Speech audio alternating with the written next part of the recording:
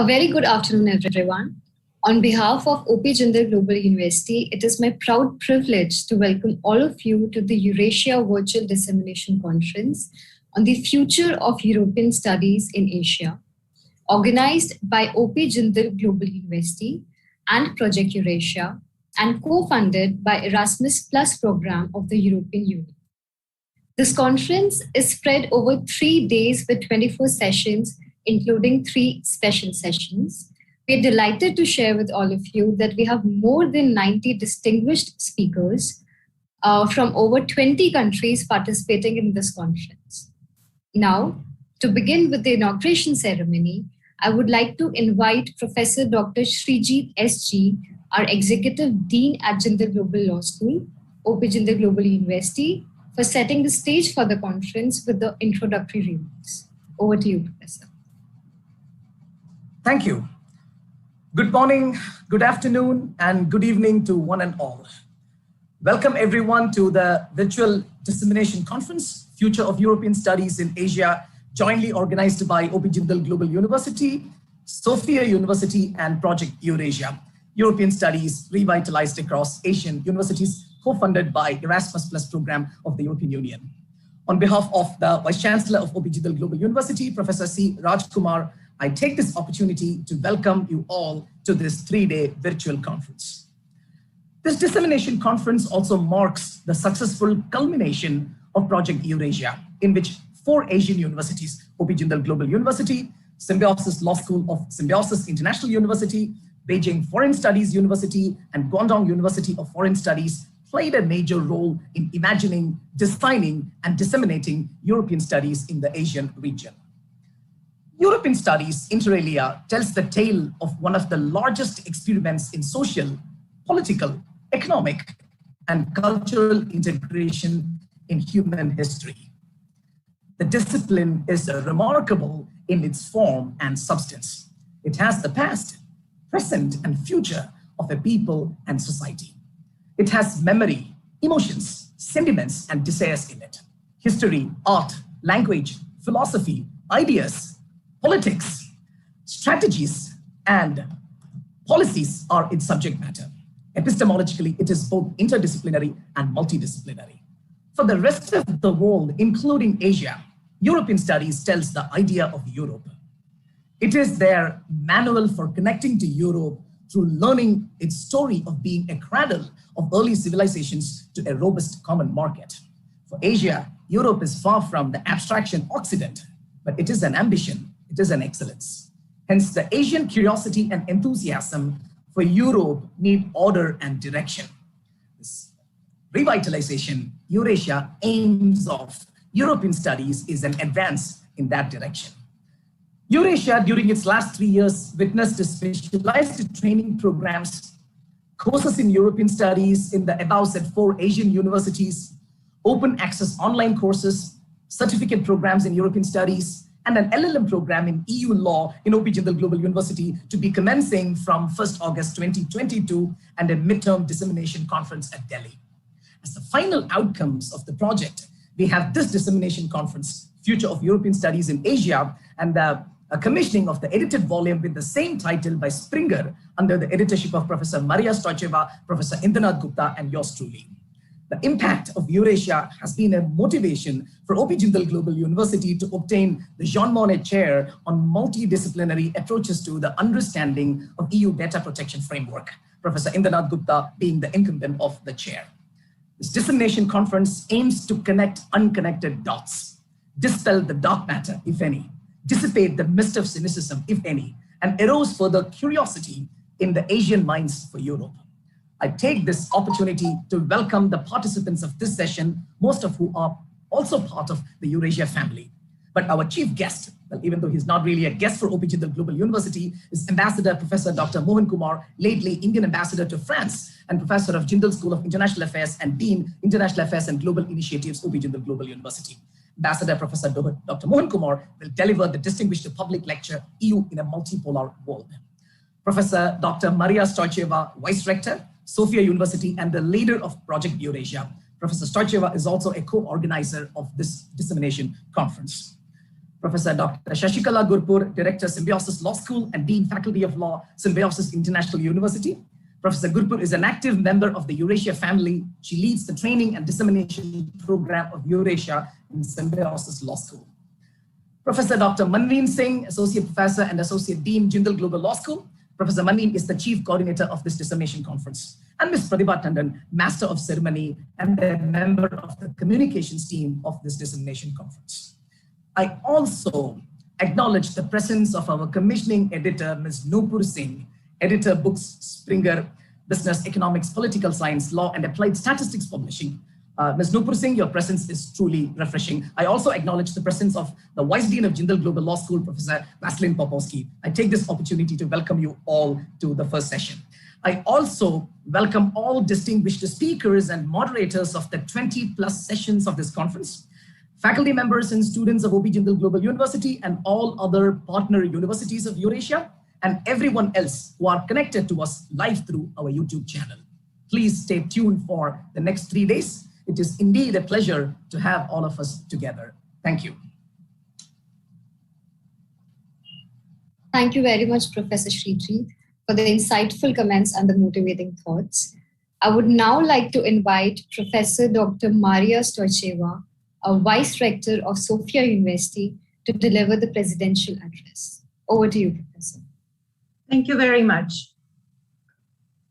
Dear Professor Srijit, dear Professor Shashikala Gurpur, dear Professor Manveen Singh, and also dear distinguished public lecturer, Professor Mohan Kumar. I'm really honored to be given the opportunity to address the participants of this conference, which marks a successful stage of the implementation of our EURASIA project, funded by the Erasmus Plus program, Key Action, Capacity Building in the field of higher education. It is held in a time when not only globalization and technological development are radically changing the landscape of higher education, but also the pandemic has radically intervened in our plans for development, in our expectations and vision for development of higher education. It is not, however, our expectation that this will shadow the demand for higher education, which is expected to grow radically from the current probably 150+ million students worldwide to more than 450 million by 2030, with China and India showing the highest increase in recent years. And these are exactly partners in our project. The thirst for knowledge and social mobility in emerging economies will place higher education within the reach of hundreds of millions of citizens around the world. Education, and in particular higher education, are at the heart of the Europe Strategy 2030 and of Europe's ambition to become a smart, digital, sustainable, green, and inclusive economy. It plays a crucial role in individual and societal advancement, and with its impact on innovation and research, it provides the highly skilled human capital that knowledge-based economies of the future need to generate growth and prosperity for all. Cooperation at EU level and in a wider European framework has already facilitated the development of a high level of comparability, compatibility, and exchange among the higher education institutions and systems of what we call European higher education area. The Bologna process, the programs like Erasmus Plus, Erasmus Mundus, and Marie Curie, and transparency tools like the European Credit Transfer and Accumulation System and the European Qualification Frameworks have helped European national higher education systems to achieve a significant degree of inter-European internationalization. The recent European Commission initiative of European Universities Alliances further consolidates the European higher education area and opens opportunities for wider cooperation, not just within the EU space, but beyond. So internationalization becomes the heart of this whole project. Because in a world that is more interconnected, more competitive, and probably less stable, like-minded countries, institutions, and people like us tend to look out for each other and join forces. And I would like now to quote Professor Raj Kumar, the founding Vice Chancellor of Jindal Global Law School, India, in a recent article he published when he said, universities are unique social organizations. They are not corporations, nor are they just think tanks, research organizations, media organizations, NGOs, government agencies, or civil society organizations. Universities perform roles that may reflect some intentions and goals of these other entities, but they are sui generis and uniquely situated in a larger context of society. And I think this is exactly what happens in our project. And we think that effective strategies for the future development of higher education and for international cooperation include development of international curricula, strategic partnerships, finding new ways of delivering content, and ensuring complementarity with broader national policies for external cooperation, international development, trade, employment, regional development, and of course, research and innovation. And that is exactly our project, I would say, with great pride. Eurasia is part of Erasmus Plus Key Action 2. It is an important element in supporting the strategic priorities of the European Union, but also of the national strategies. It aims at strengthening the academic ties between higher education institutions in the program countries, as we sometimes call them. And I would like to mention again the participants and contributors to this project from the European Union, Bulgaria, Poland, France, Italy, and the UK, and 2 partner countries, India and China. The expanding EU foreign relations have prompted many non-European states to take interest in European studies. And actually, this is the focus of our project. We would like, as a result of our project, to further support creating research centers for European studies in collaborative perspective, introduce also postgraduate, graduate, certificate courses in European studies, and set up visiting scholars programs and scholarship for students willing to engage with this perspective. And I would like to quote something from the concept note for this conference. While European studies have already gained a disciplinary status, the epistemic interest around the disciplines has largely been limited to Europe. With this project, we extend the borders of what we consider the disciplinary borders of European studies. And the Dissemination Conference provides an opportunity to reimagine the disciplinary foundation of European studies and the utility of the discipline to Asian universities. The format of the conference, innovative and creative on its own, engages in discussions relevant actors from Europe to work with identified beneficiaries in India. And I would like to say that as the project has completed its first stage, because these 3 years we consider only as the first stage of our cooperation. And I very much like that expression. It is high time that we take stock of the outcomes. And I think the envisage in the forthcoming publication by Springer with the same title, Future of European Studies in Asia, is a confirmation of this attitude. And I'm very happy, again, on my behalf, to welcome among us our chief editor of the volume. So I would like to wish to these diversified and interesting discussions really success and intellectual satisfaction. Thank you very much. Thank you so much, Professor Stoicheva, for the illuminating and thought-provoking comments. Now, I would like to invite Professor Dr. Shashikala Gurpur, Director at Symbiosis Law School, Pune, Symbiosis International University, to deliver the special address. Over to you, Professor.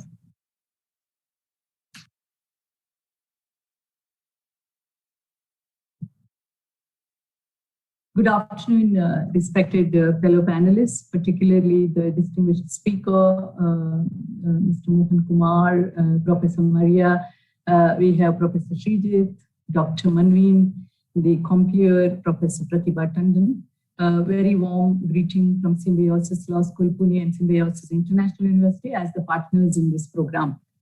I have 10 minutes given to me to share with you what significance does this revitalizing European studies in Asia mean to me. I would begin with 2 glories in which we consider the contribution of this program to be significant. One is in the month of February, we were identified as the most coveted institution in internationalization, competing with technology schools, management schools, and many others by FICCI, the industrial think tank in India, policy think tank. Now, I would say that 50% of the content that we presented on how we braved COVID was numerically supported by the kind of input that we derived from this project. So for me, this one glory, along with another glory, the other glory is about the recent India Today ranking in India, where our law school was placed as the topmost private law school in the country, where I was quoted, among many other things that I said, they particularly focused on 28 courses in European legal studies. Now, what I am going to say is not about bragging, it's about what kind of reception it had. Somebody called me, at least 4 calls came to me where they asked, are these courses available to outsiders?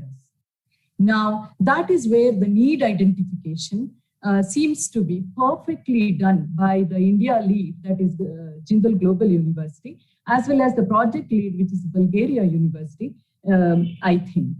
Therefore, I'm here to express my gratitude and appreciation for that kind of a vision, and also for translating that vision into reality in terms of this substantive, quantifiable outcome that the media picked on, that our glorious track was able to build on.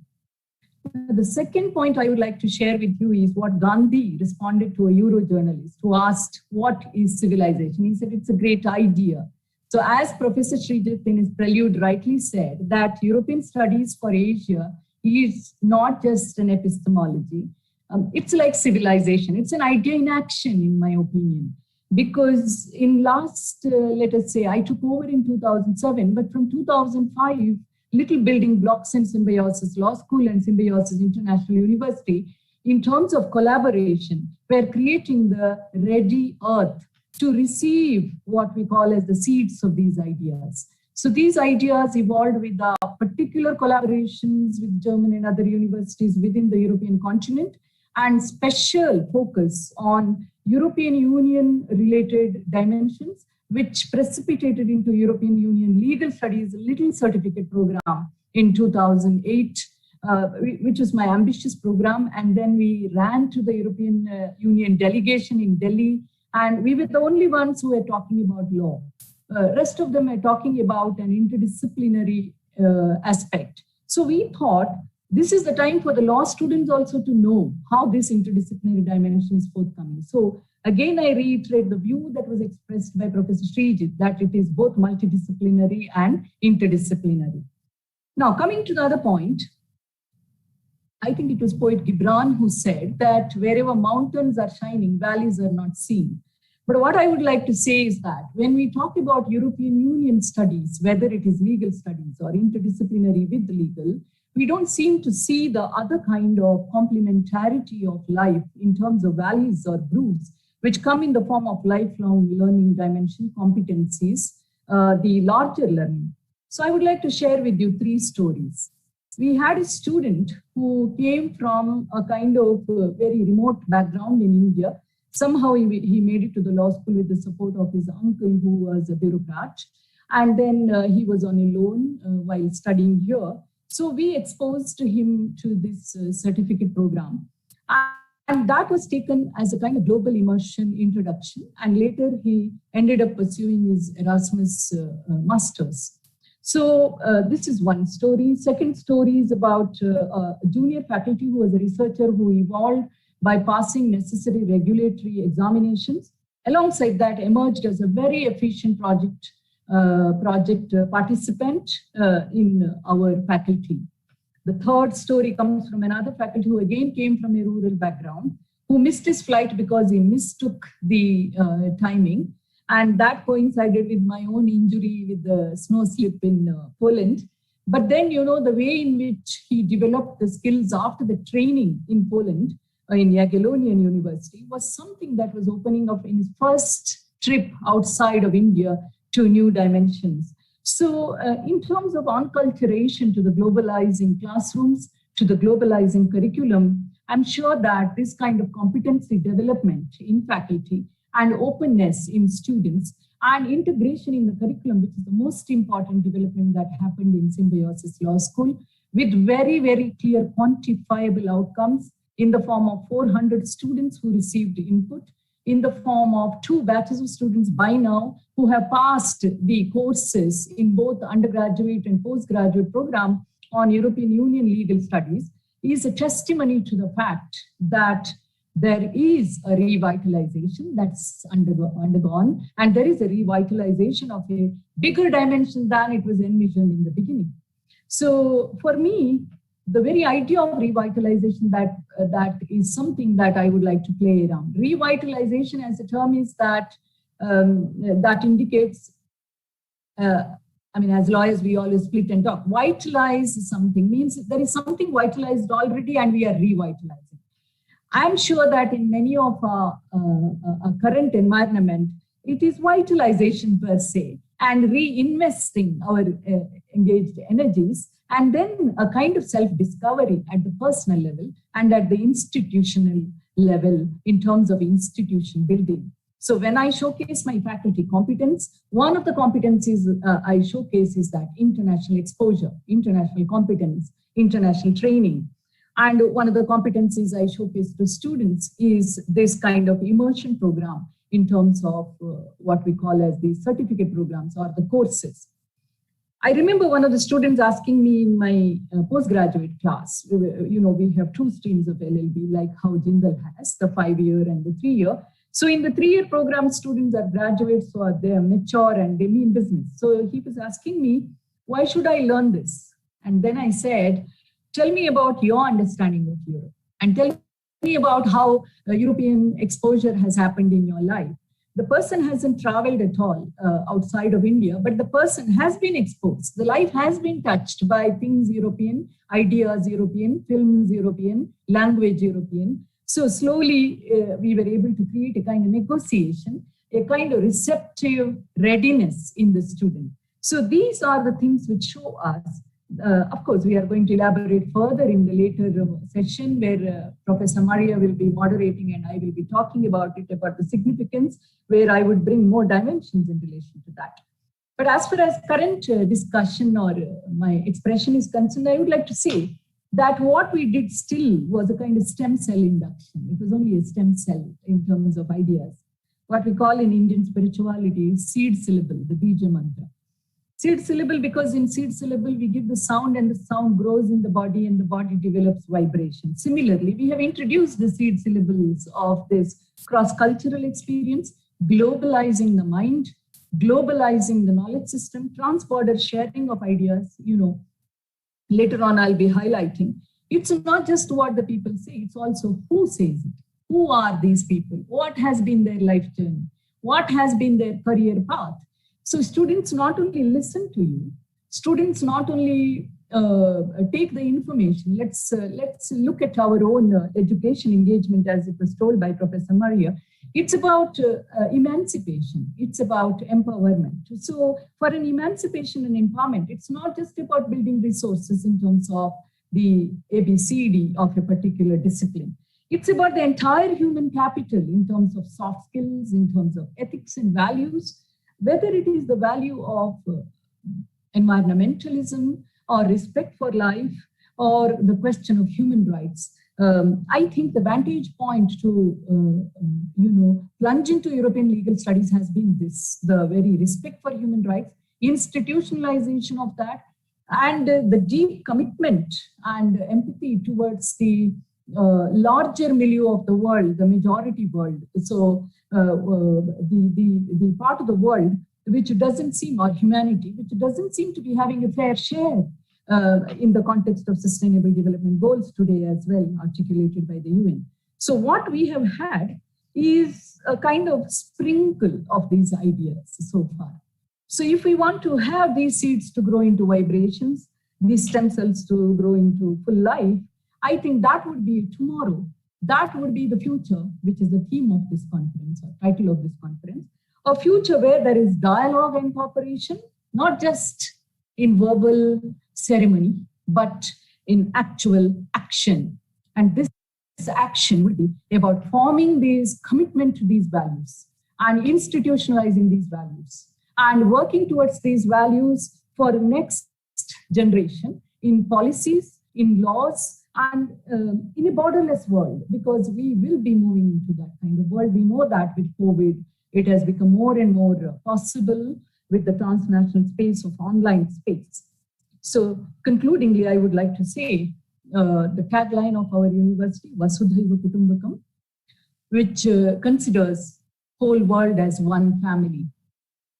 So I'm sure that the diversity that we respect in terms of language, culture, the border crossing that we do in diluting our minds and actions and understanding of law's border in terms of zoning into others and losing that sense of me and the other, the postmodernist evolution, I'm sure would be strengthened by European Union studies. And that is where I would once again reiterate, it's not only revitalization, it is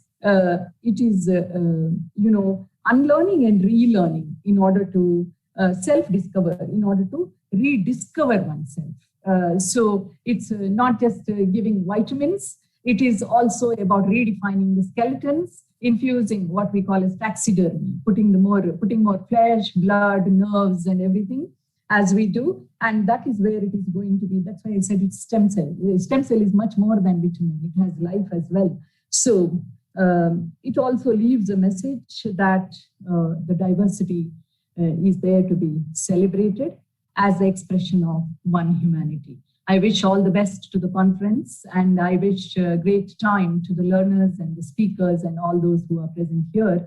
And particularly, I would like to thank my brother institution and brother leader, Dr. Rajkumar and Jindal Global University, and Srijit in particular for being so accommodative despite the pressure on the time. All the best.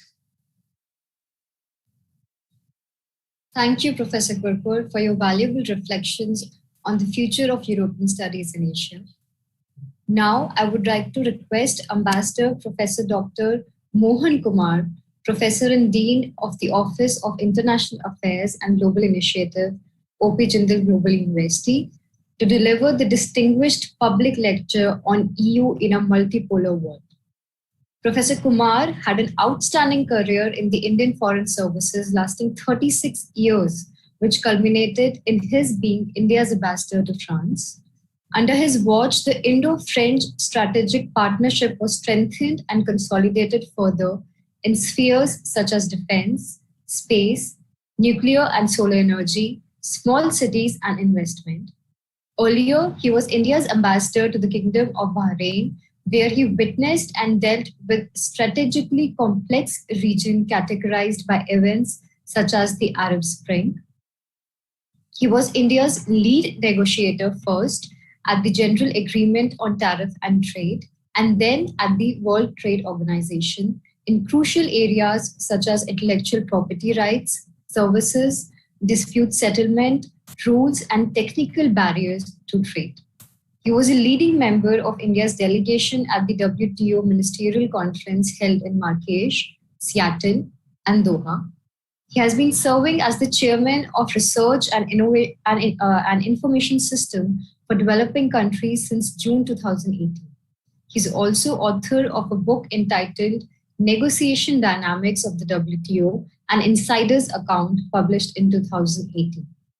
His specialization includes diplomatic practice and foreign policy, strategic partnership with India's neighbors, multilateral negotiations, especially trade negotiations, climate change, and globalization. We at Jindal Global University are delighted and indeed very fortunate to have him. Over to you, Professor Kumar.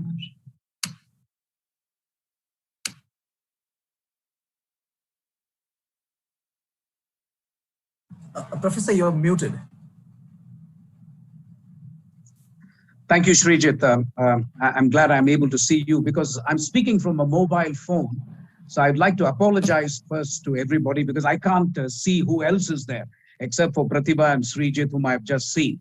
But I hope you can hear me and see me. That's the important thing because my laptop is packed for some reason. But anyway, I thought I should do a broad brush lecture on this subject because we will be speaking to the issue of EU and education in the EU, education in European studies and so on later on in a panel.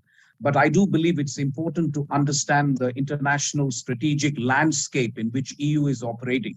And EU's ties with Asia will determine where exactly the architecture is going to be really constructed, crafted, and how successful it is, and so on. I'll begin by saying that there is broad convergence between EU and India, at least in one significant respect, and that is that both claim to want a multipolar world. And there is an old saying in negotiations, be careful what you wish, you may get it. And that is what EU and India have got. Both of us have been wanting a multipolar world for a long time. And lo and behold, a very messy multipolar world is upon us. And the question now is, especially for the European Union, how to navigate this messy multipolar world. From India's perspective and from Asia's perspective, perhaps with the exception of China, and I'll come to it because it would be wrong to say Asia and then China. I think you will have to treat China as a case apart and treat the rest of Asia as one basket, if you like. But I think we want Europe to be an independent pole in this multipolar world. And I dare say they are not there yet. That is a problem for India and many countries in Asia. We would like European Union to be as strong a pole as United States and China. That is in the abiding long-term interest of countries like India. Now, how can EU become as strong a pole as United States and China? I believe there will have to be an accumulation of comprehensive national power in the case of EU.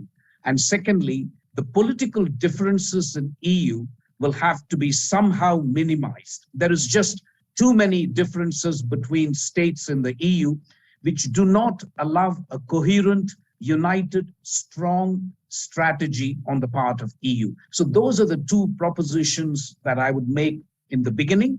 I believe because the comprehensive national power is not up to scratch, and because there are deep political differences, EU continues to be what I call a strategic power. It's not a strategic power yet, in my view. It's a strategic. And it's my wish that EU becomes a proper strategic player. And so that is the first proposition that I'd like to make. The second proposition that I'd like to make is, for EU, Indo-Pacific is the area of the future, because that is where 60% of the population lies. 60% of GDP is in the Indo-Pacific. Second important export destination for EU is the Indo-Pacific.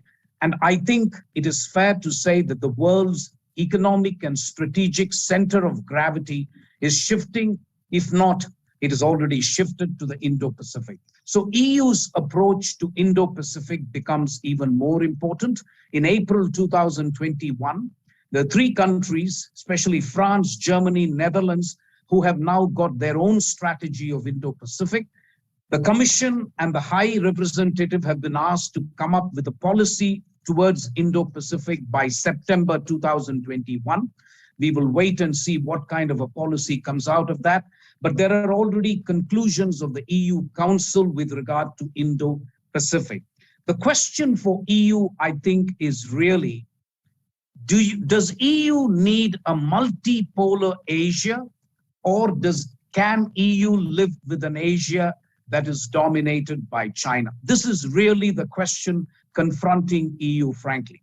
And EU will have to make up its mind as to how much of a balancing act it can do with regard to China, because I understand that the EU has important ties with China, and they need to tread very carefully when it comes to ties with China. But really, when it comes to Indo-Pacific and Asia, the existential question is, can EU afford an Asia dominated by China, and can they live with it? Or does EU strive for a multipolar Asia? If the latter is correct, and if the EU can somehow craft a multipolar Asia or help enable a multipolar Asia, then the EU will have to have far deeper ties with Japan, India, South Korea, Australia, New Zealand, the rest of it. So that is where we are when it comes to EU's ties with Asia. And it is my view anyway, that among the EU countries, now that Britain has left EU, France is really the only resident power in the Indo-Pacific. So the question is, what other European countries can do to enable EU to become this important force in Indo-Pacific? So let's look at some of the areas where I think the EU can help a multipolar Asia or an Indo-Pacific based on a rules-based order, which is open, inclusive, and free. The first thing that I think EU should be doing in Asia, in my view, is on public health, pandemic-related issues, where I think there can be enormous cooperation between EU and India to make sure that the public health infrastructure in some of these Asian countries, especially India, can be strengthened. One of the things the pandemic has shown up is the rickety infrastructure on health that is prevalent in countries like India, but also in other countries of Asia, not Japan, not Korea, but other countries of Asia. This is where I believe EU has an important role to play, because this is not going to be the last pandemic, and we are going to have other issues. So investment in health infrastructure is something on which EU should be working a lot, especially in Asia. The second important area where I personally think the EU is a real leader is climate change. And it's clear to me that when you look at the Indo-Pacific and you look at the countries which occupy the littoral states, the others, climate change is a real problem. There are two areas of the world where climate change affects people adversely in millions. One is South Asia, the other is Sub-Saharan Africa. And to me, it is clear that the EU needs to really invest in green technology in South Asia, enabling South Asia to make this transition, the green transition. And this is something on which The EU already has a climate partnership with India, but I think the EU can do much more. I do believe that when it comes to areas like this, the EU should be careful when it is introducing things like the carbon border tax adjustment, because those measures, if not properly thought out, could actually end up hurting countries like India, could actually prevent countries like India from making this green transition. So I would request EU to think very carefully about the climate change policy with regard to South Asia. The third area where I think the EU could really make a difference is offer an alternative to the Belt Road Initiative offered by China. The EU is actually been a tremendous investor in infrastructure. If you look at the metros, if you look at the roads, if you look at waste treatment, there is tremendous EU investment in countries like India, but all over Asia. What the EU really needs to do is come up with a model which can offer a viable alternative to the Belt Road Initiative of China. These can be based on sustainable development, can be based on transparency, can be based on financial viability. All of this does not happen in the case of the BRI. I do believe the EU has an enormous responsibility in this regard to be able to offer an alternative to BRI, the Belt Road Initiative, when it comes to South Asia and countries of Asia.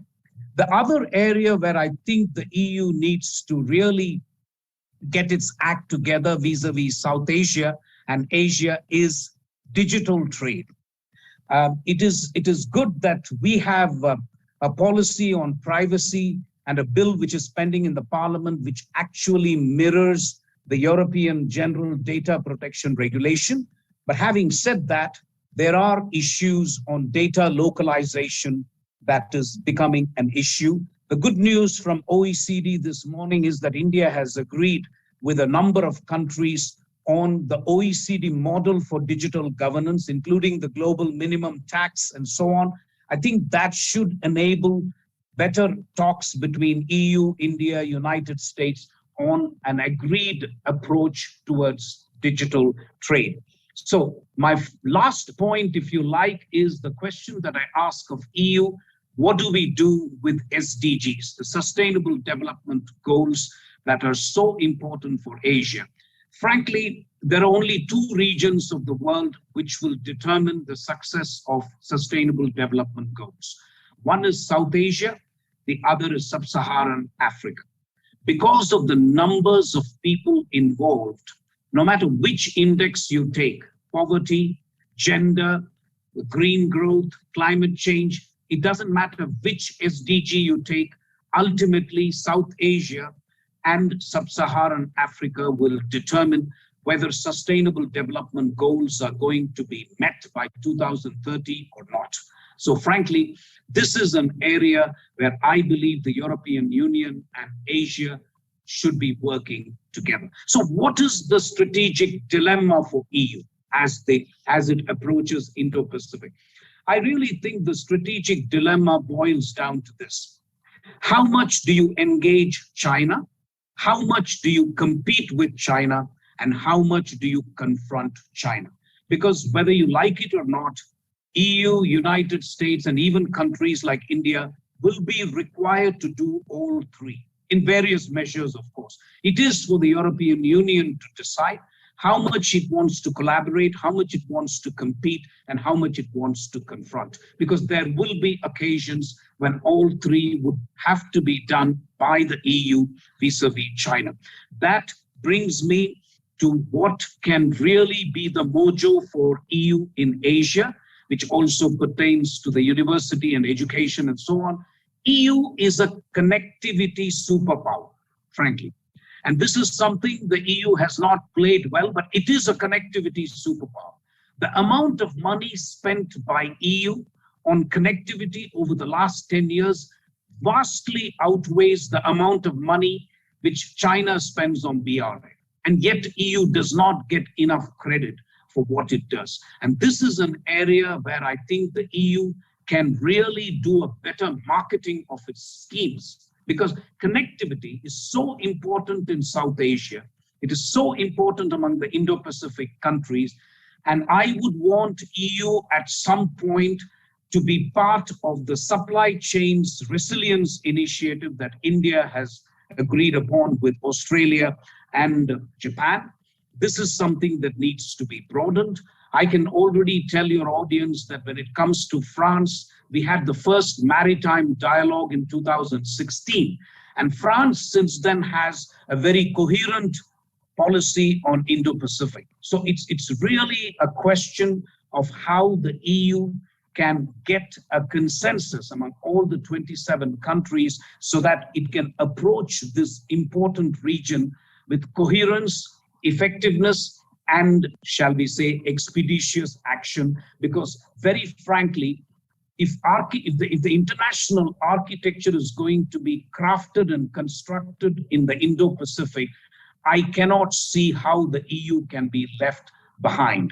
The EU is already an important player, but what we want EU to become is an extremely important pole in a future multipolar world, so that that really meets the objective of India and the EU to have a stable multipolar world. In terms of connectivity, there is talk of digital connectivity, there is talk of energy connectivity, there is talk of transport connectivity. For want of time, I will not get into those, but I think human connectivity to me is important. And there, I think the university system of education and the tie-ups that we can have with European universities is extremely important. A couple of ideas, if you allow me, Srijit. One, I really do believe that Europe must take a leaf out of Canada, Australia, and other countries which get a lot of Indian students, Asian students. And one of the primary reasons for that is to allow the students who are studying in Europe to stay on for 2 or 3 years more after they finish their education so that they get European experience.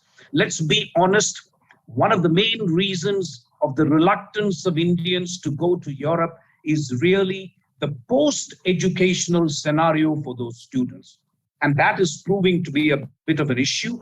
I would request the EU to look pragmatically at this issue of immigration post-education. It is not as if in today's world, these students who go and study in France or Germany are just going to be in Europe forever. What they are looking for is some practical work experience post-education so that they can then get valuable exposure which they can use either by coming back to their country or going elsewhere. The UK does a better job of it. The United States, Canada probably do the best job. But Europe, I think when it comes to receiving students of education, think once these students finish a course, the job is over. That's not the way it works. The language issue is a less important issue because even in a country like France, where the French, as you know, are very attached to their language, in spite of it, Sciences Po and other institutions have started welcoming students and have allowed them to study in English. So that's less of a problem as far as I'm concerned. But the reason why I think more and more Indian students do not choose Europe is primarily because of this fear, this maybe misperception that post-education, I may not have much of an opportunity for work experience. This needs to be settled. On the other hand, it is also true that Indians are naturally obsessed with English-speaking countries. So we focus on US, we focus on UK. We do not focus enough on the continental part of Europe. I'm leaving aside the UK, but continental Europe deserves our attention when it comes to Jindal, when it comes to India. I think we need to develop regional expertise among professors, among students, the faculty, so that continental Europe gets the attention it deserves. I would like to conclude here, Srijit. Thank you very much for the opportunity, but I do believe to some extent things will sort itself out once the EU gets its Indo-Pacific policy mix correct. Because at the end of the day, We do want EU to succeed and be an independent pole, and I believe the other things will fall into place once the EU gets its act together in this regard. Thank you for your attention. Thank you very much, Professor Kumar, for your indispensable and discerning insights on EU in a multipolar world. I would now like to invite Professor Dr. Manveen Singh, Associate Professor and Associate Dean at Jindal Global Law School, OP Jindal Global University, to deliver the vote of thanks. Over to you, Professor. Thank you, Pratibha. On behalf of the Vice Chancellor of OP Jindal Global University, I would like to take this opportunity to thank Professor Dr. Mohan Kumar for accepting our request to deliver the distinguished public lecture at such a short notice. Thank you so much, sir. I would also like to thank Professor Dr. Maria Stoicheva for her presidential address and for her immense support with Project EURASIA and the organization of this conference. My sincere thanks to Professor Dr. Shashikala Gurpur for her august presence and for delivering the special address today.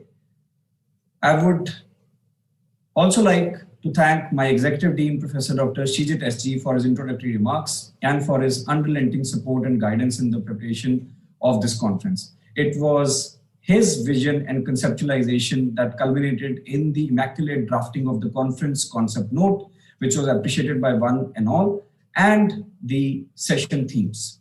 Last but not the least, I would like to thank Professor Dr. Galina Sokolova and the communications team for the conference, Ms. Akriti Tripathi, Ms. Ishita Kumar, Ms. Shamvi Shivani, Ms. Monica Mulchandani, and of course, Ms. Pratibha Tandon, for the seamless communication with all the speakers and for their tireless efforts in putting together the 24 sessions of this conference.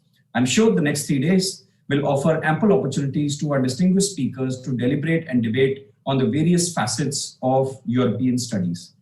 Thank you so much. Over to you, Pratibha. Thank you, Professor Singh. With this, we conclude the inauguration ceremony of the conference.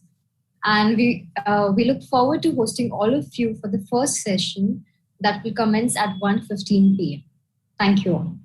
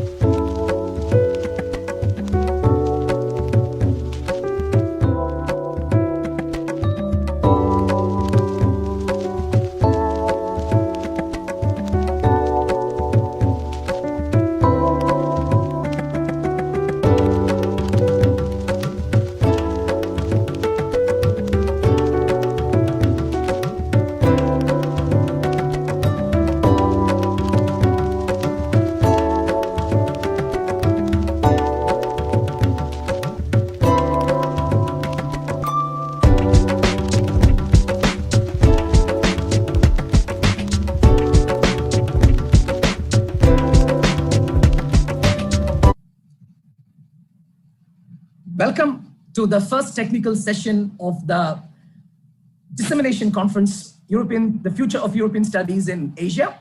The first technical session is named the Epistemology and Philosophy of European Studies. Myself, Srijit SG, Executive Dean of Jindal Global Law School.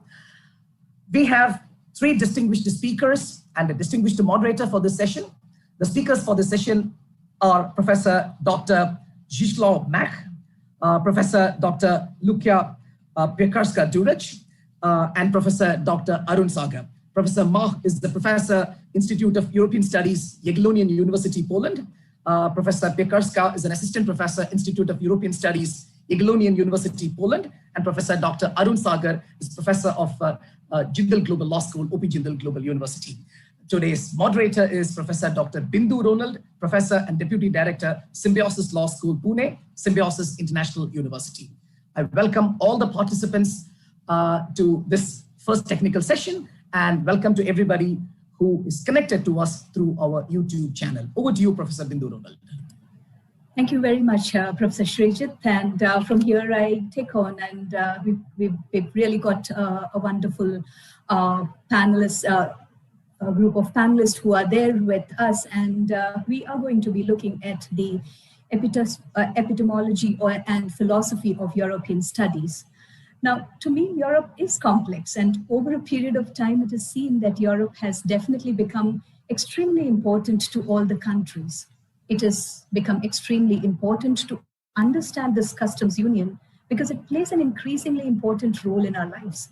And if one wants to understand Europe and European Union, it is also required to understand it from more than one perspective.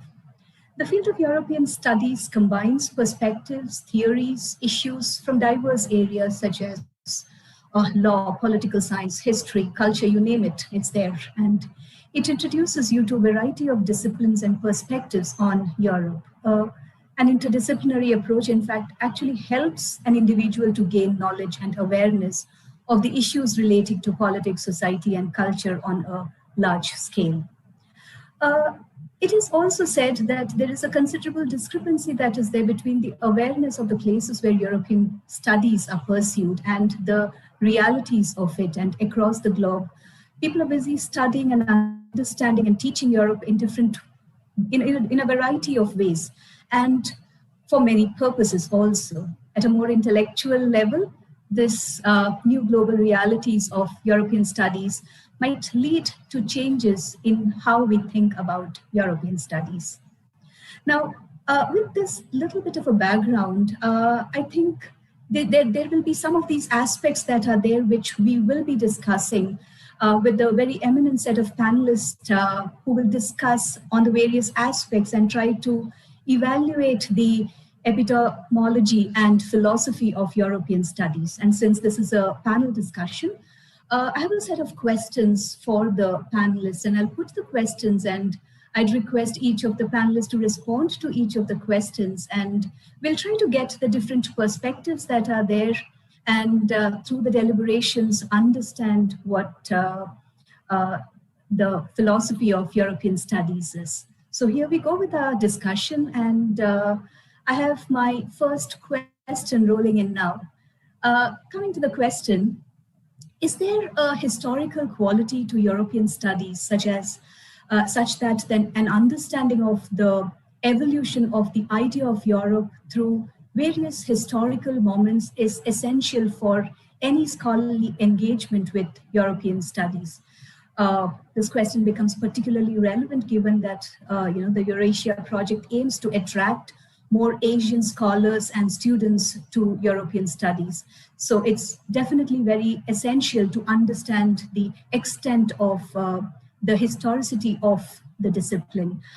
May I request Professor Mack to respond to the question as to whether there is this historical quality to European studies such that an understanding of the evolution of the ideas of Europe through various historical moments is essential for any scholarly engagement with European studies. To you, Professor Mack. Well, thank you. Well, just to respond immediately to what you said, I would ask, well, I would say yes. I would say the historical perspective is essential And I think this is generally appreciated, although, of course, we also know that many students would prefer to be asked to be more focused on the present situation, law and institutions, because they believe that this prepares them better for their professional activities. But in my opinion, at least, we must see European culture, European civilization, European identity as a long process in the long duration of time. It is not possible to understand Europe. And basically, when I'm asked what European studies is about, I say European studies is about understanding Europe. So everything that helps us to understand Europe is welcome and it should be integrated. So obviously historical perspective is essential because society and culture and civilization and everything else that we are doing is a process. So it must be seen in the dynamic perspective. And also, as it just happens, as we all know, what is fundamental for European identity is ideas, is perspectives, approaches, including, of course, the relations between Europe, however it is defined, across boundaries, relations between Europe and what we call the wider world.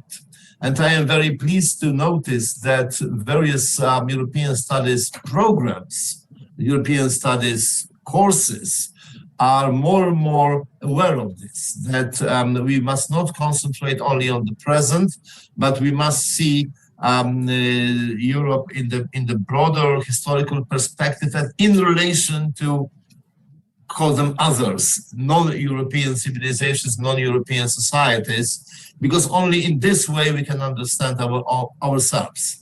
That's how I would briefly respond. Of course, I would be prepared to develop, but I want to leave for other panelists. Thank you very much, Professor Mack. And after hearing a European perspective, which definitely thrusts upon the fact that it is important to look at the historical perspective, may I request Professor Sagar to respond to the question, please. Thank you. So I think the broad answer to the question is necessarily yes. As Professor Mark has explained, of course, to understand Europe or to understand any particular subject area, one would need a broader historical, contextual, political understanding. But perhaps in some specific contexts, one could get by with answering no to the question. So, for example, I study law, and lawyers have a tendency to be very narrow-minded in their approach. So sometimes we just look at a legal analysis and we forget about everything else. So it's possible that in some very specific, area of law, I'm just looking at the present. I'm just looking at recent developments which, have perhaps no antecedent. There may be some developments in European law which are entirely new. So it is possible, I would say, to have a narrow approach. It would depend very much on the discipline, and it would depend very much on the subject matter. But if one is interested in, understanding law in context, if one is interested in understanding law and politics, how the two are inseparable, then, of course, yes, a historical understanding would be necessary, I would say.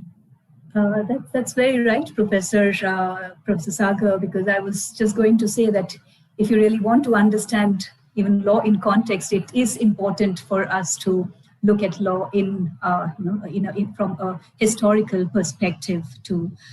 Professor Duraj, can I have your views on the same question?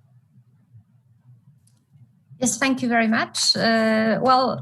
Just to relate to your initial remarks, as you said, Europe is very complex, and therefore whether the main point of European studies would be to understand Europe. Obviously, one could say that the history of the discipline, such as European studies, is the history of the idea, is a history of idea of studying and of researching the idea of Europe and what it is and what Europe is. And then the next question would be how we teach it. So on one hand, obviously, it has to be multi and interdisciplinary research-based curriculum and program all the time.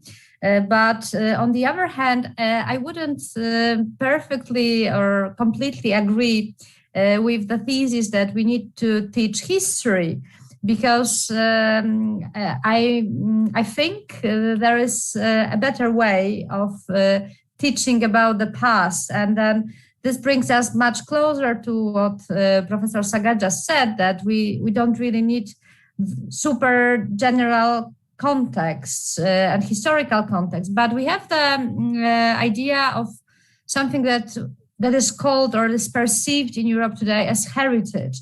And heritage includes some elements of history and of the past, but it also relates to the construction of collective identity and of social memory that Professor Mark just mentioned. So our idea would be that I would say there's a faith and there's a very deep belief that we should actually base all European studies on the issue and on the concept of collective identity.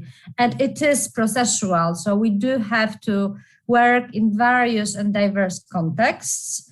But on the other hand, I would not really focus on teaching mere history, but much more, again, as it was already said, I would base on teaching and on focusing on the civilizational process and the dynamics of collective identity formation rather than this, because this is what lawyers need, this is what everyone actually needs in order to understand the very broad and very complex idea of Europe.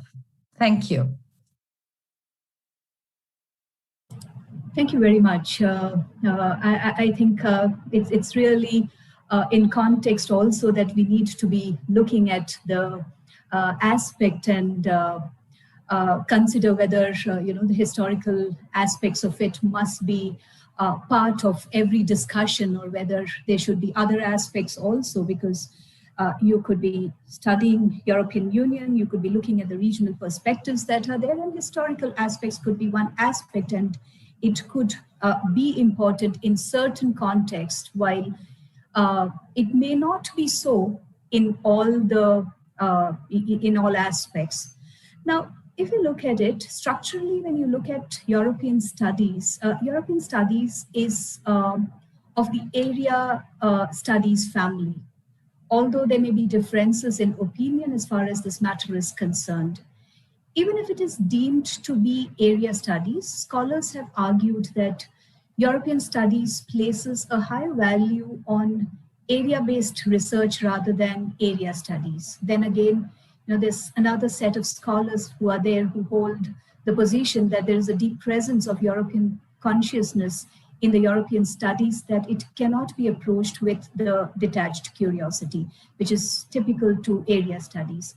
Now, considering both positions valid, the efforts, however, seems to be to situate European studies as an advanced form of area studies. For the future European studies in Asia, which of these positions should be upheld? Or is there an altogether different relationship that is there between European studies and area studies? May I request Professor Dhiraj to respond to this? Okay, thank you for your question. Well, I wouldn't say that European studies are area studies as a rule, because they are not only driven by research that comes from the field research, but the main, probably one of the main concepts and one of the main ideas, and also definitely the biggest challenge of European studies is the question of managing diversity. So what we are looking at would be the different aspects and different contexts of the European integration and the dynamics between particularity of different sites, like such as states, nations, countries, and so on, and the concept of collective identity. Therefore, In area studies, what we deal with is obviously always a particularity to some extent, but there's a very strong axis for, as you use this word, Professor Ronald, the axis that curiosity is driven by particular places and specific approaches to these places, right?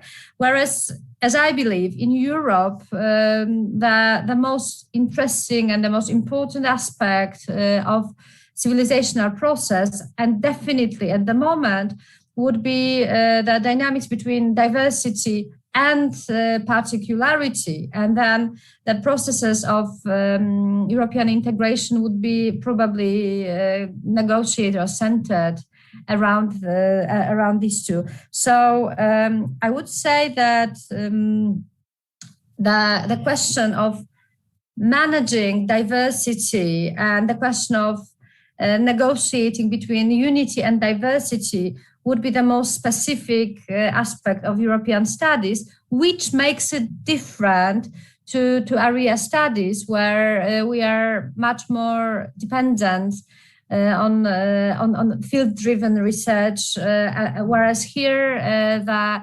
complexity and interdisciplinarity of the discipline would result in a much wider context, and would result also in establishing a different interpretive context. And what we are talking about here also is that we're not really dealing with either history or case studies, but we are also dealing with this self-reflectivity of Europe that Europe's very fond of, that self-reflection about what Europe is, what it's not, what its borders are, and so on, will be also a part of the topic. So I would say this makes it really particular and different to other area studies. However, the question of identity and of the creation of collective identity would remain central too. Thank you.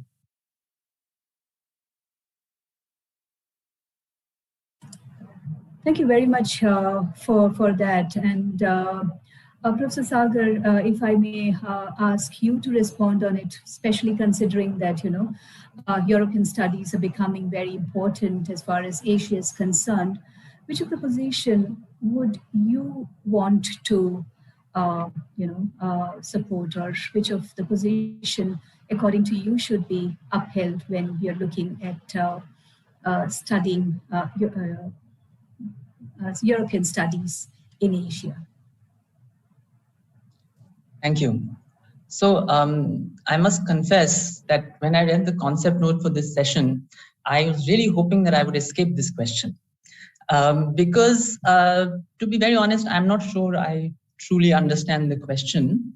And I think I can answer it, my reaction to it, at a very superficial level, which is that whether we define the field of European studies as being something similar to area studies, or as having some features in common with area studies, which of course it does, and having some differences with area studies, which also of course it does. This is a question of labeling. And it's not a question of labeling any particular field of study. Rather, it's not a question of labeling any particular research or any particular discipline. It's a question of labeling an entire field. And I think that, again, this is perhaps a very silly and superficial answer. I think that the question of the broad label and the similarity between area studies and European studies is perhaps not something that will concern an individual scholar or any particular individual body of research. So I suppose, I'm not a scholar of European studies, I'm a student of European studies, but I can picture perhaps someday, I'm doing some research which could perhaps be classified under European studies, perhaps connected to EU laws, so of course it would be classified under European studies.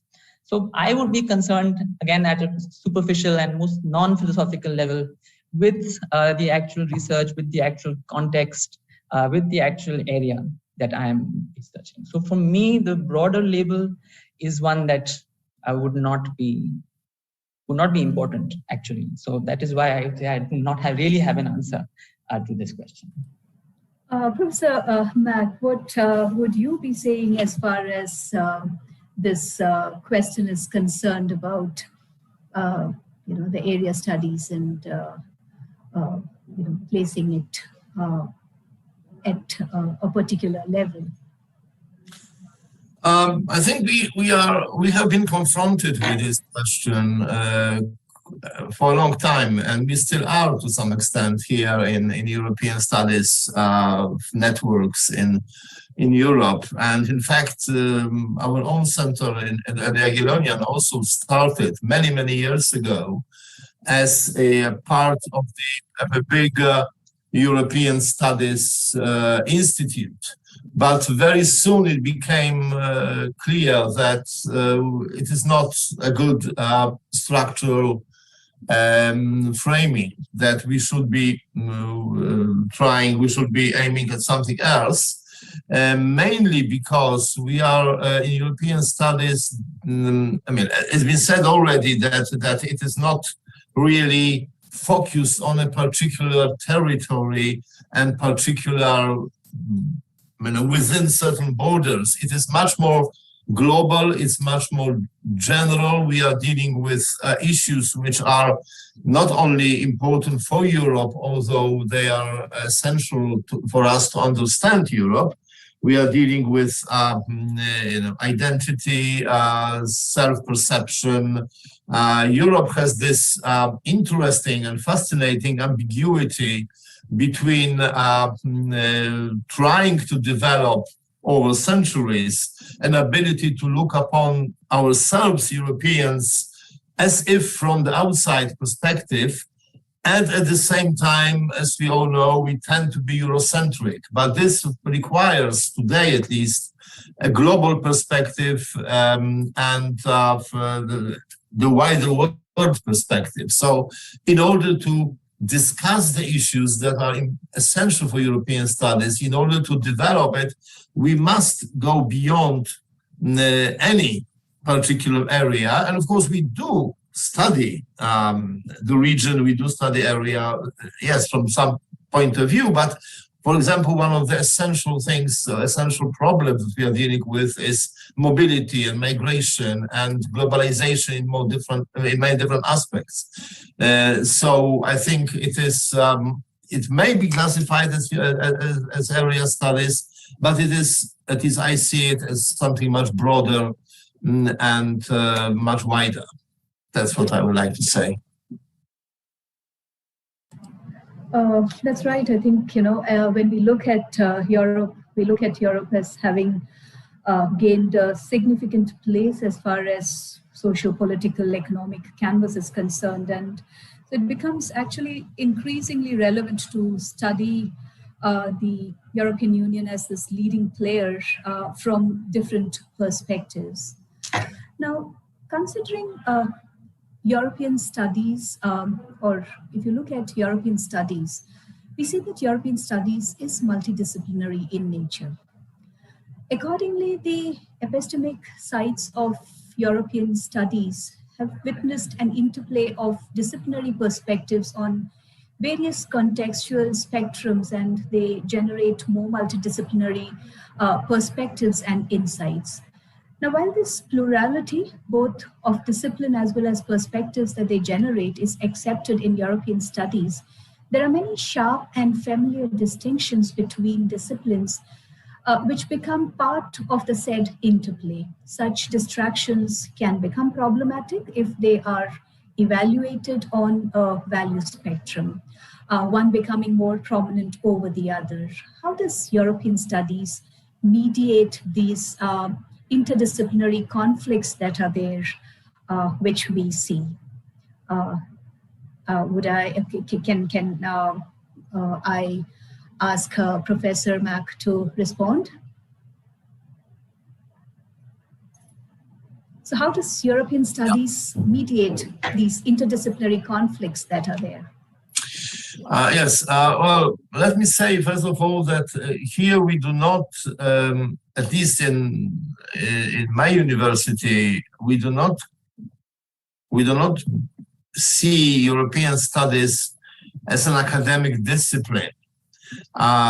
it is interdisciplinary field of research and field of education. Interdisciplinary field, which has also, if I may just have, add this remark, it also has the situation has some, I would say, bureaucratic implications even, because although we give a BA and MA in European studies, we do not give academic degrees such as doctoral degrees in European studies, because our doctoral, we do teach on doctoral level, but our PhD students, they defend their thesis in more traditional disciplines like sociology, law, economics, history, or whatever it is, politics, of course.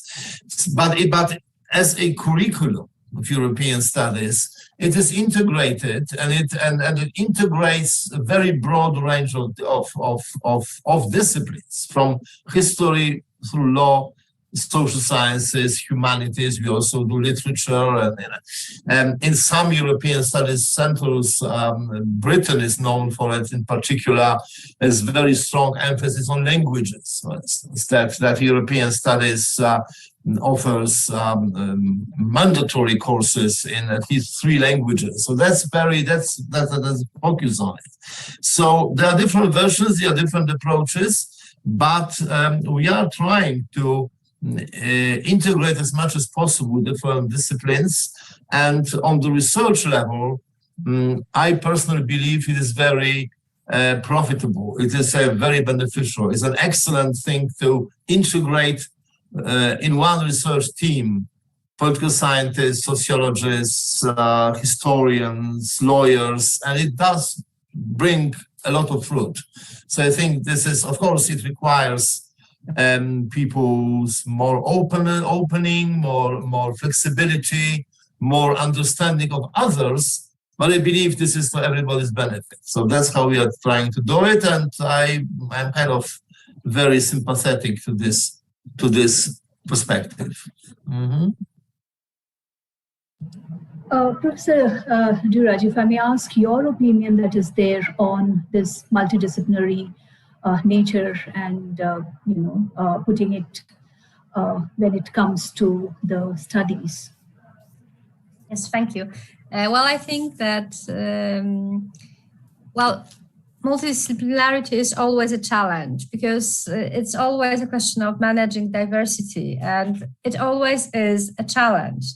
But we don't have any other option. This is, we have to face the situation where we're dealing with very complex issues. So it would make no sense, and definitely it would be far from beneficial if we escaped multidisciplinarity. So said that, I have to say that obviously the encounters of different disciplines always result in problems with different understandings of the field and of the specific cases.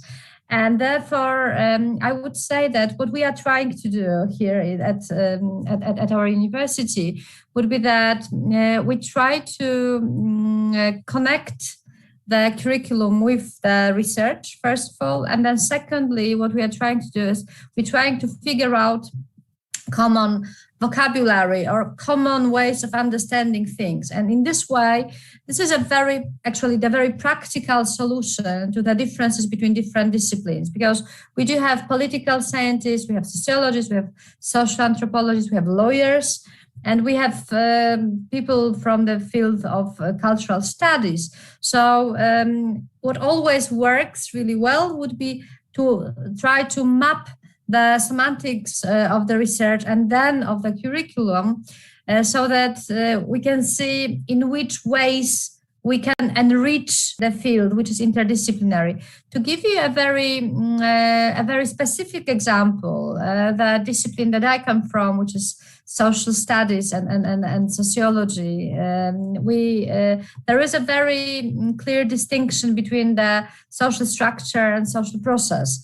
And this is something that we can bring, that could be our input into the field of European studies, because that gives us a very good and a very, I'd say, inclusive perspective that would allow the representatives of other disciplines to enrich the discussions and the debates. So I would say interdisciplinarity is a great option, but it does demand a lot of coordination and management, also in terms of bringing together different attitudes and different perspectives. Thank you. Thank you. I think you put a very well point when you said that managing diversity is a challenge. And when we look at European studies, it definitely combines different perspectives that are there from different areas. And an interdisciplinary approach actually helps an individual gain knowledge and awareness as far as the related issues, maybe politics, society, culture, all of it are concerned. It definitely gives a wider perspective to a person who's studying this this particular subject. Professor Sagar, would you want to comment on this point?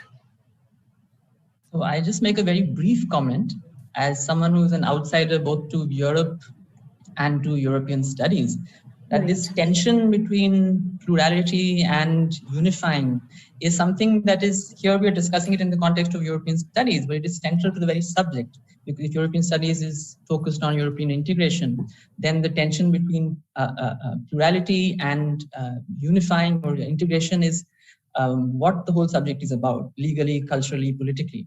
And so it seems to me that there is an echo of this in both the content of the subject and in the way, and at a second order level almost, that we want to organize our study of the subject.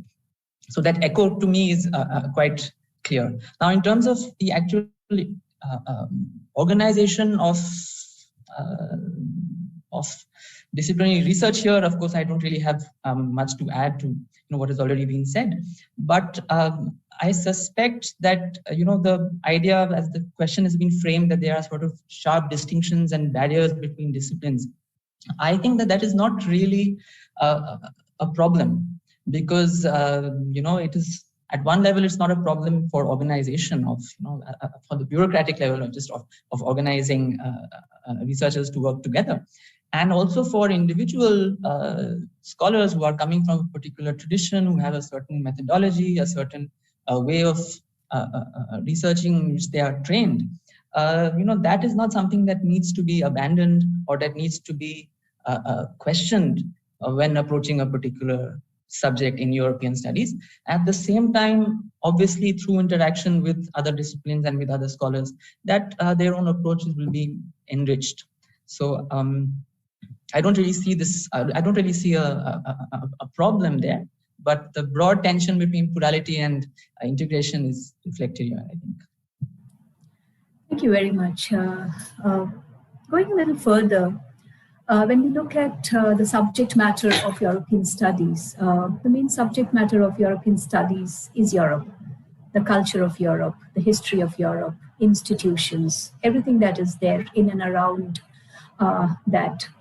While an impressive amount of knowledge has been accumulated as far as these areas are concerned, one gets a sense of a certain inwardness in the discipline due to the Eurocentrism of European studies. This inwardness is perpetuated by the reluctance within the discipline to engage with matters outside Europe. This is not to say that there is no comparative perspective within the discipline, but the global regimes and institutions and their importance for an impact on European states do not generally find a place of honor in European studies. Is this due to the fact that European studies is primarily a tool for European integration, and that things antithetical to integration do not attract interest?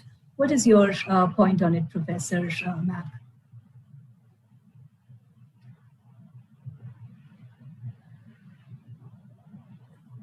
You want me to say to answer first? Okay. Yes, please. No, I lost.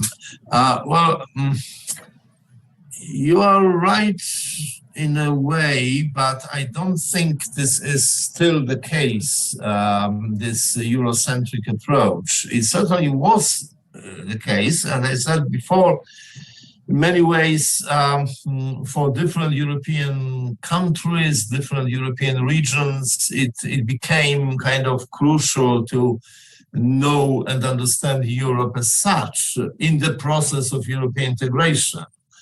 The very simple example of this approach was what I said before, that in the UK, for instance, a lot of emphasis was on languages, even if English language was the lingua franca, but the British people realized that in order to understand Europe, they would have to teach other European languages. So this is, you're right in this sense, that this is about the European studies is an instrument of European integration, and of course, it is also on the professional level, this is the way to train European bureaucrats, European specialists, whom we need thousands. So this is, of course, for students essential. I mean, all students dream of working in the European Commission and stuff like that. However, in recent years, this has changed. And this has changed because of globalization, and this has changed because of our awareness of, I mean, we in Europe have realized that in order to understand ourselves, we must see upon ourselves from the broader global, international, interregional perspective. So it is not enough to focus on Europe in order to understand Europe. We must understand ourselves in the global, in the wider world. And my favorite field of studies is identity construction. So I believe that you can only understand identity in relation with others. So we would not understand Europe. And in fact, we have never been able to understand Europe if we looked at Europe alone. We had to look at borders, we had to look at others, we had to look at what we call international, interregional, global relations. So I think this makes European studies much more open, much more interesting to our partners outside Europe. And we are looking for issues such as diversity management, such as migration, such as identity, such as integration, not only of Europe, but integration of all diversity as an issue with which we are all concerned. Thank you. Professor Mack, I just was going to ask you this, that, you know, how do you look at it when you're teaching this in Asia? Does it make a difference, or how do you see that? Well, I can, again, me, yes? Yeah, no. Shall I respond to it? Yes, please. I mean, I had an excellent example of the benefits from this kind of outsider's perspective. You know, some years ago, we in Europe had this problem of financial crisis and problems with Greece, which was often accused of wasting European money, and and there was a lot of conflicts and so on. And we were very critical about ourselves at that time because we believed that we did not pass the exam of solidarity and integration. And then I had an opportunity to have a seminar at the University of Singapore as a very good European center, and they did a seminar. And then the response which I got was such that, look, I mean, you've done wonderfully. You've done a great thing, they said, because as seen from the outsider's perspective, the very fact that we, after all, even if nobody was happy about it, but we made an effort to help those weaker economies, including Greece at that time, and then we were trying, and then there was the concept of solidarity, and it was like in the family. You know, the family member is perhaps misbehaving. We can see it this way, but we don't get rid of this family member. We help this family. We're not happy about it that we have to do it, but we are doing it because they are integrated mechanism working. So, and I became aware that these things look differently when they are seen from the outside, when they are seen from the more neutral, more global, broader, wider perspective, especially if, as in this Singaporean case, there are excellent specialists who understood and knew what was to be known about it. So that was my experience, and I think was very revealing to me. Thank you. Taking it a little ahead, when we speak about the relevance of European studies for other global regions, which aspect of its epistemology would be of utility to them? Is it the lessons in integrity that becomes instructive? If so, how can the cultural and political context in which the European integration takes place be adapted to suit other regions? Or is it that non-European regions learn the identity forming process from Europe, as cultural identity is always formed in relation to an other? If that is the case, European studies is dialectical, is a dialectical opportunity. May I request either Professor Sagar or Professor Dhiraj to comment on this.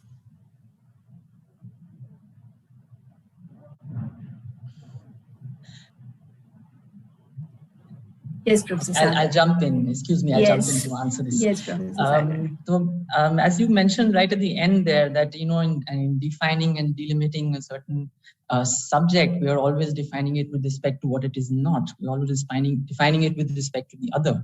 And so when it comes to Europe as the subject of European studies, while again at any individual level, at any particular scholarly research, it may not be necessary, but since we are talking here about the philosophy of European studies, it's not possible to have European studies without knowing what Europe is, and it's not possible to know what Europe is unless we are defining it in terms of what it is not. Whether it's in geographical terms, we know the difficulties there. In terms of identity, we know the difficulties there. In terms of law, we know, of course, it can't be reduced to that. And so we are always defining it. We're always, like any identity, is being defined with respect to an other. Now, on the point about relevance, so again, there are sort of multiple ways of answering that question. Now, in the way the question was framed, in terms of comparative lessons, then yes, of course, that is the benefit of any kind of comparative approach, that one tries to learn something about a certain area, a certain jurisdiction through studying another. And then, depending on the methodology one is either trying to develop general concepts that could apply, across the board with certain kind of models, or one is trying to illuminate the study of one area with another. So both approaches are, possible. But I'd also like to mention that, independent of what one can learn outside Europe from Europe, the very fact of positing Europe as an object of study from a global South perspective is important. So this has come up in my classroom conversations with some students, and they've said that why is it that in so many European universities we have departments of South Asian studies, and we have schools on Oriental and African studies and so on, and why is it that there are so few in India, for example, or in other countries of the global South? And the EURASIA project is something that is changing that. And the answer to that is, of course, a historical political understanding of the post-colonial situation. And so the very fact of studying Europe, of studying the field of European studies, of studying Europe, is in itself not a knowledge production with the subject being a non-European subject. So that is in itself an important statement, an important development for academia, especially in the global South. And it's not limited to specific lessons that one could learn from Europe. I agree. And Professor Dhiraj, would I have your comments on this? Thank you. So again, I think if you ask in a very direct way, what is the use of studying Europe for, let's say, the global South or other cultures outside Europe?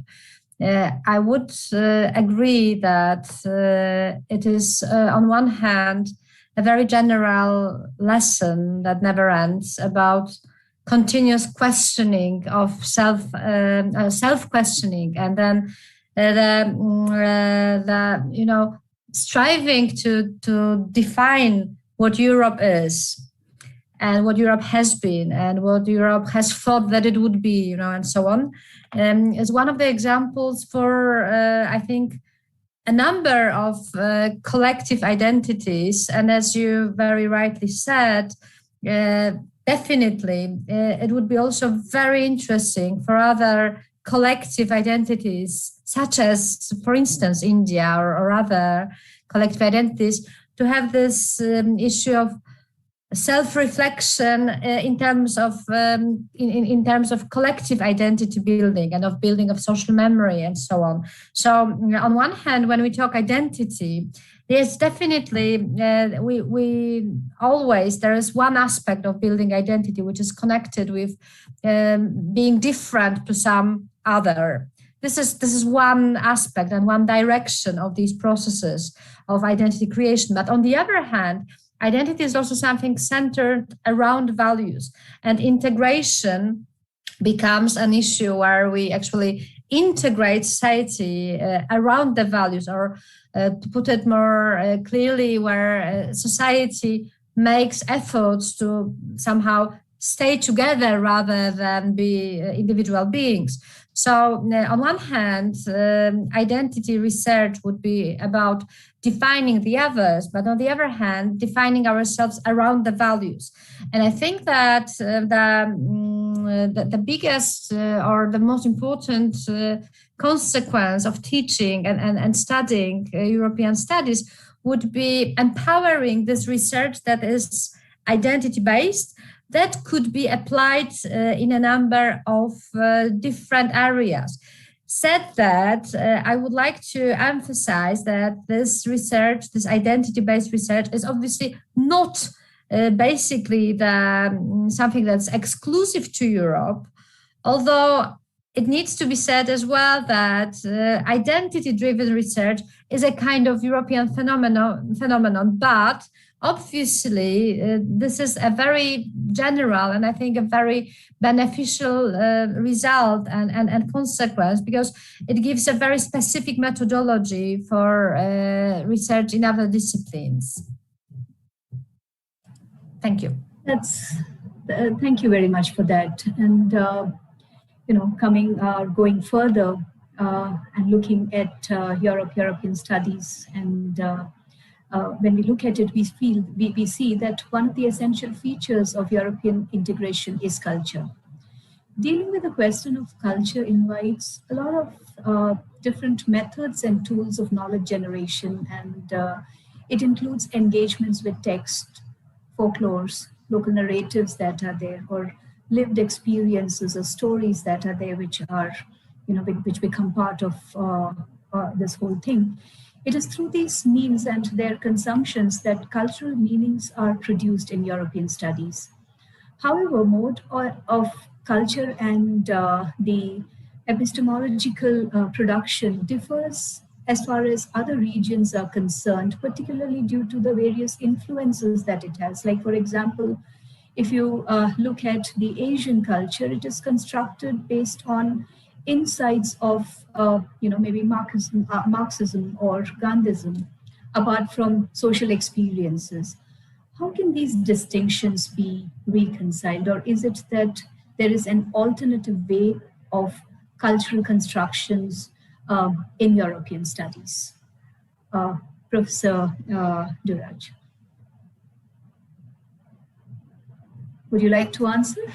Yeah, just maybe a quick comment. Thank you for asking that question, for raising this issue, because again, following up what I just tried to say is that very often we believe that it's much more important to understand the cultural patterns, and in a way it's more important to teach students to look for the meanings and to deconstruct the meanings. Yeah. So, and these are very difficult, and these difficult, I would say, competences, difficult abilities to be taught.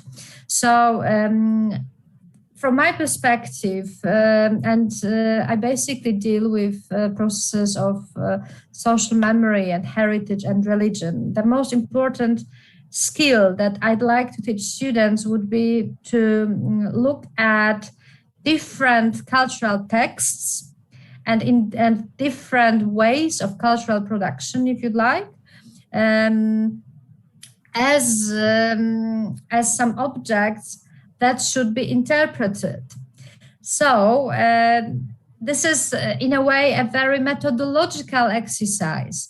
So it's not easy, again, but I think that learning about the modes of cultural production should be always related to identity construction and all these processes that are related to identity creation as well. But finally, the biggest or the most important skill that students would learn would be interpretive analysis that's based or that's directed at understanding, which means that it needs to be complex, it needs to be rooted in proper methodology, it needs to be conceptualized and so on. So I would agree very much that we do have to include different, let's call them cultural texts into the curriculum. But the most essential thing would be to teach students and to support them with the methods of powerful and meaningful analysis of various cultural phenomena.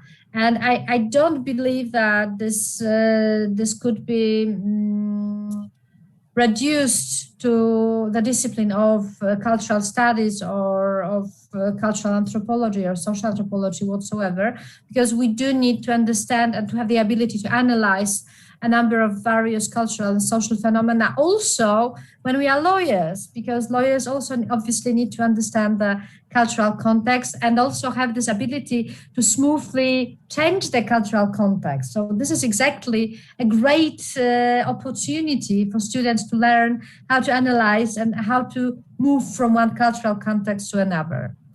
Thank you. Right. Although I would have loved to hear the views from Professor Sagar and Professor Mack, since we are running out of time and we also need to look at some of the questions that are there that have come, instead of asking for reflections from Professor Mack and Professor Sagar, I'll just go on to take the questions that are there which have come from our audience.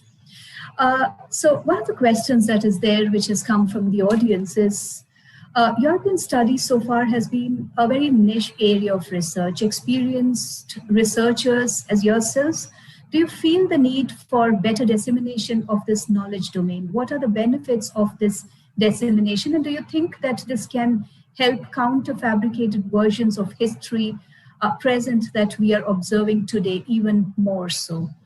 Can we have a quick comment on this this question? If you want me to repeat the question, European studies so far has been a very niche area of research. Experienced researchers as yourself, do you feel the need for better dissemination of this knowledge domain? What are the benefits of this dissemination? And do you think that this can help counter fabricated versions of history or present what we are observing today even more so?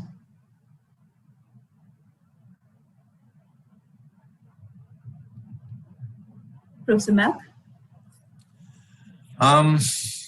But I think definitely it is important to disseminate whatever we have achieved in European studies.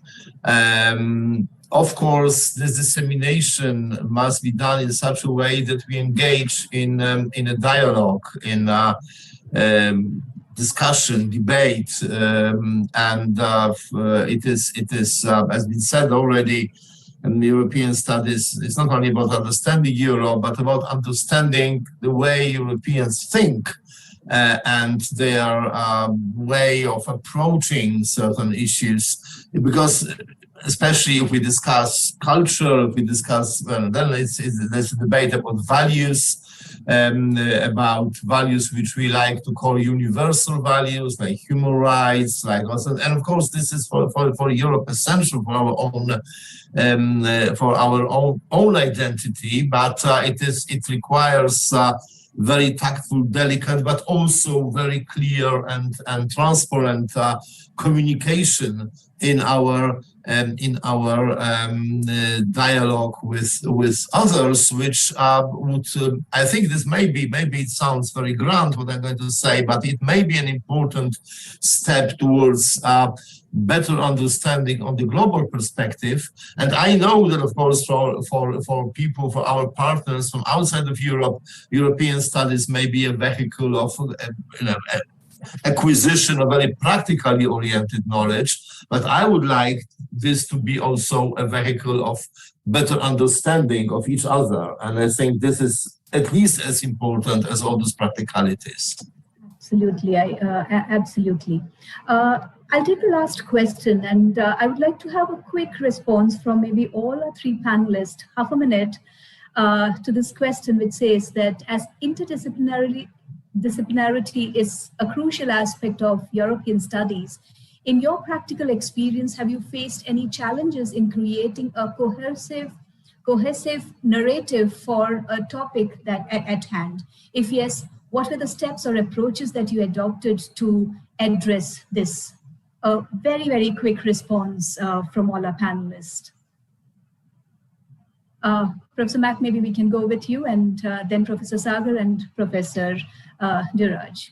Well, very quickly then, yes, I'm aware of it, and I have my own experience with trying to integrate. I think the most difficult part is different methodologies and different, I would say, epistemological approaches, different disciplines, especially between more humanistic approach, which is more about interpretation, and more, I would say, positivistic approach, which is characteristic for some, at least, let's say, political scientists, quantitative versus qualitative methodology. It is possible to integrate this, but it's not easy. Because it's not only about the techniques of gathering data, but it's about how to approach this material. So sometimes it's a problem, but I think it's worth trying to overcome it. Thank you. Thank you very much. Professor Sagar, what would you say about it? So as I said earlier, I'm not really a scholar of European studies. I'm a student.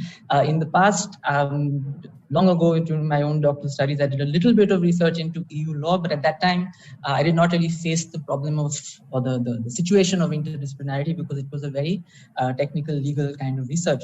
Now my thinking, my studying is a little bit more perhaps open to other disciplines or more informed by other disciplines.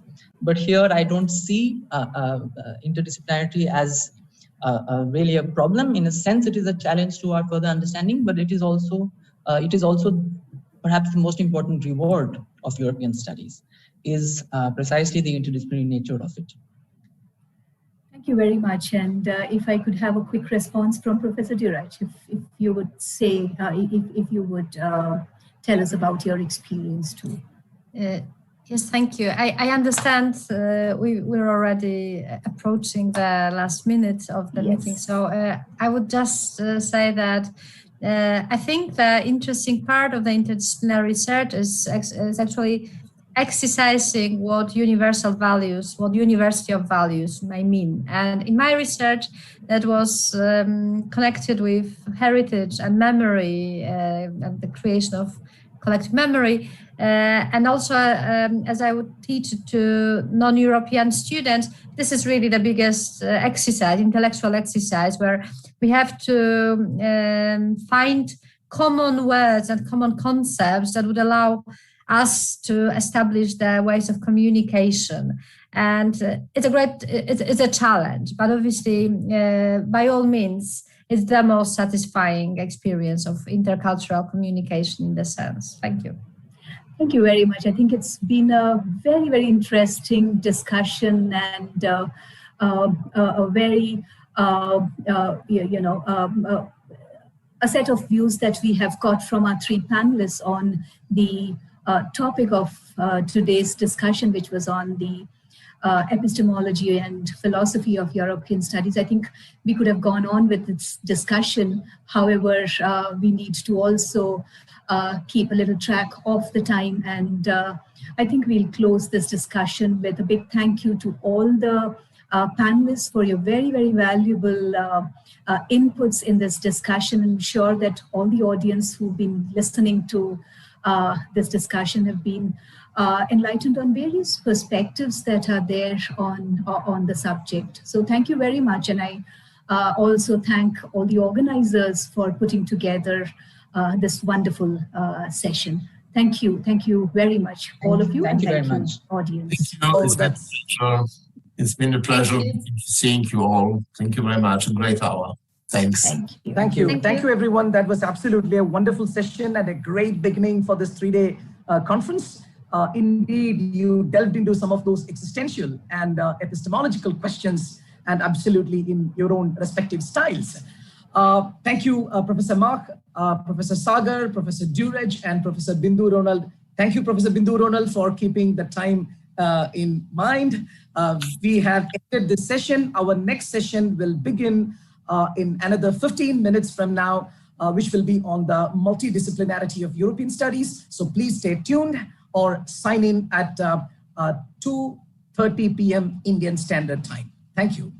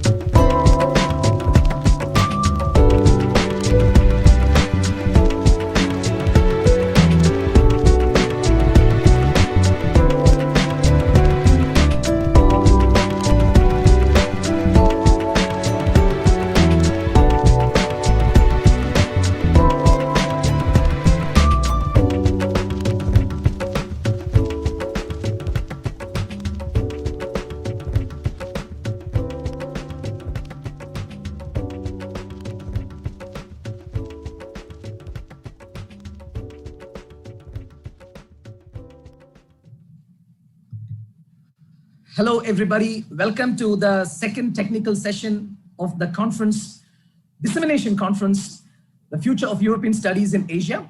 Our second technical session is going to be on multidisciplinarity of European studies.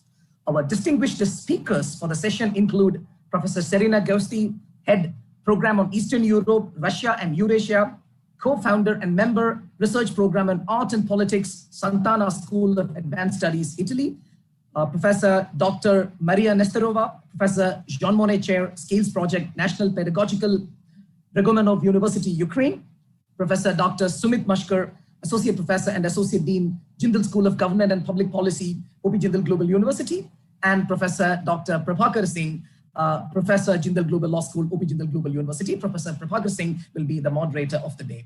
Over to you, Professor Prabhakar Singh. Thank you, Professor Srijit. Welcome all our panelists. Our session, as announced by Dr. Srijit, is on multidisciplinarity of European studies. Please allow me to introduce in a few sentences what we intend to talk about in this session. Multidisciplinarity, as we know, is an ubiquitous term in academia these days.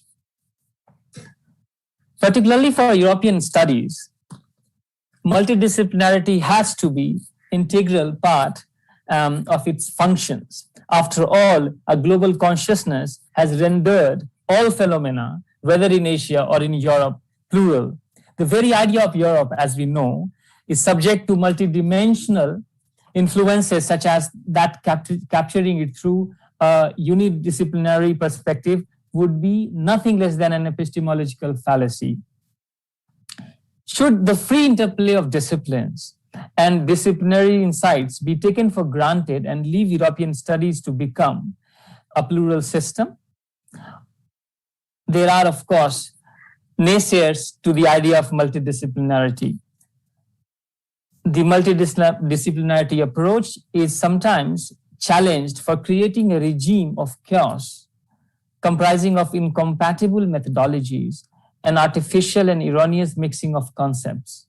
In their critique of multidisciplinarity, Jerry Jacobs and Scott Fickel state that epistemic barriers involve incompatible styles of thought, research traditions, techniques, and language that are difficult to translate across disciplinary domains. Disciplinary structures reinforce their inefficiencies through specialized journals, conferences, and departments that route communication inward. Administrative barriers reinforce this intellectual balkanization, so to speak. The natural response to this view is that the multidisciplinary approach of European studies sidesteps the diplomacy between disciplines and provides a fertile ground for non-European scholars, such as those in India, to contribute to academic thought in unprecedented ways. Such a context renders the following questions pertinent. We have a set of questions that we have shared. How can the internal conflicts of the practices of multidisciplinarity within European studies be reconciled? Does multidisciplinarity allow for an effective interaction between the various disciplines, or does it suffer from shortcomings which its critics have pointed at? Does European studies allow for the development of a larger repertoire of skills and methodologies training? These are some of the many considerations that will become part of the panel that we have on the multidisciplinarity of European studies. So we would like to start our session with comments from Professor Maria.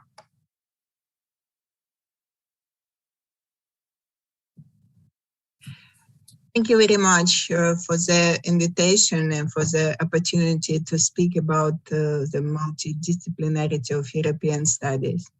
Because first of all, I'm a philosopher of science, and my PhD thesis was about synergetics as a scientific program, as a scientific paradigm, which helps to explain many complex processes and complex systems in various parts of our life.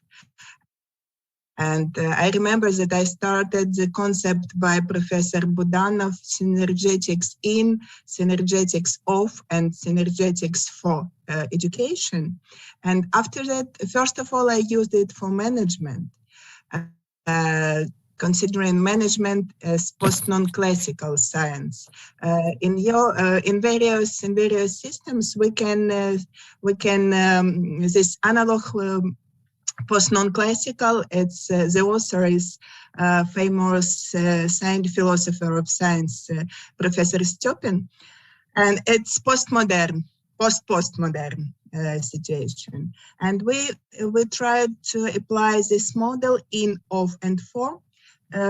Starting from synergetics for education. After that, I transfer this metaphor of this sort of methodology to management. And in my postdoctoral thesis is cognitivistics, speaking about cognitivistics as complex, nonlinear conglomerate of science of cognitive research. I used this model, this model in, of, and for, considering cognitive research. And it was very interesting and easy for me thinking about European studies and trying to investigate this European studies as a complex system of scientific knowledge and conglomerate of concepts, ideas, various fragmented, augmented knowledge. I use this methodology, this approach, not methodology, this approach, because European studies, from my personal opinion, it could be not, first of all, it's not easy. It's a complex, non-linear drawing, changing,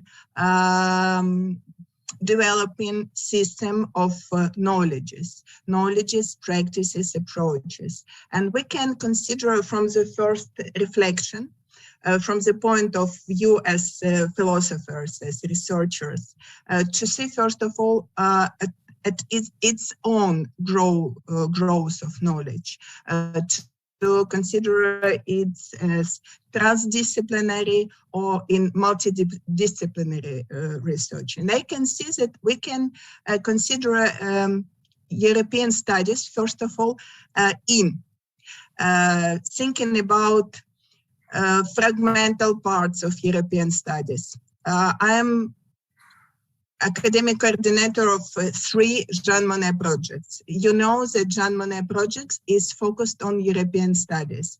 And I can notice that European studies could be transferred and could get knowledges from various, from almost every kind, every part of sciences and our social practices, from our social reality.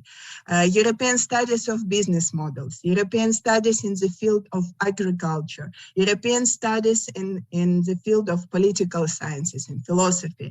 My first module sketches was about social cohesion in education and governance, European studies.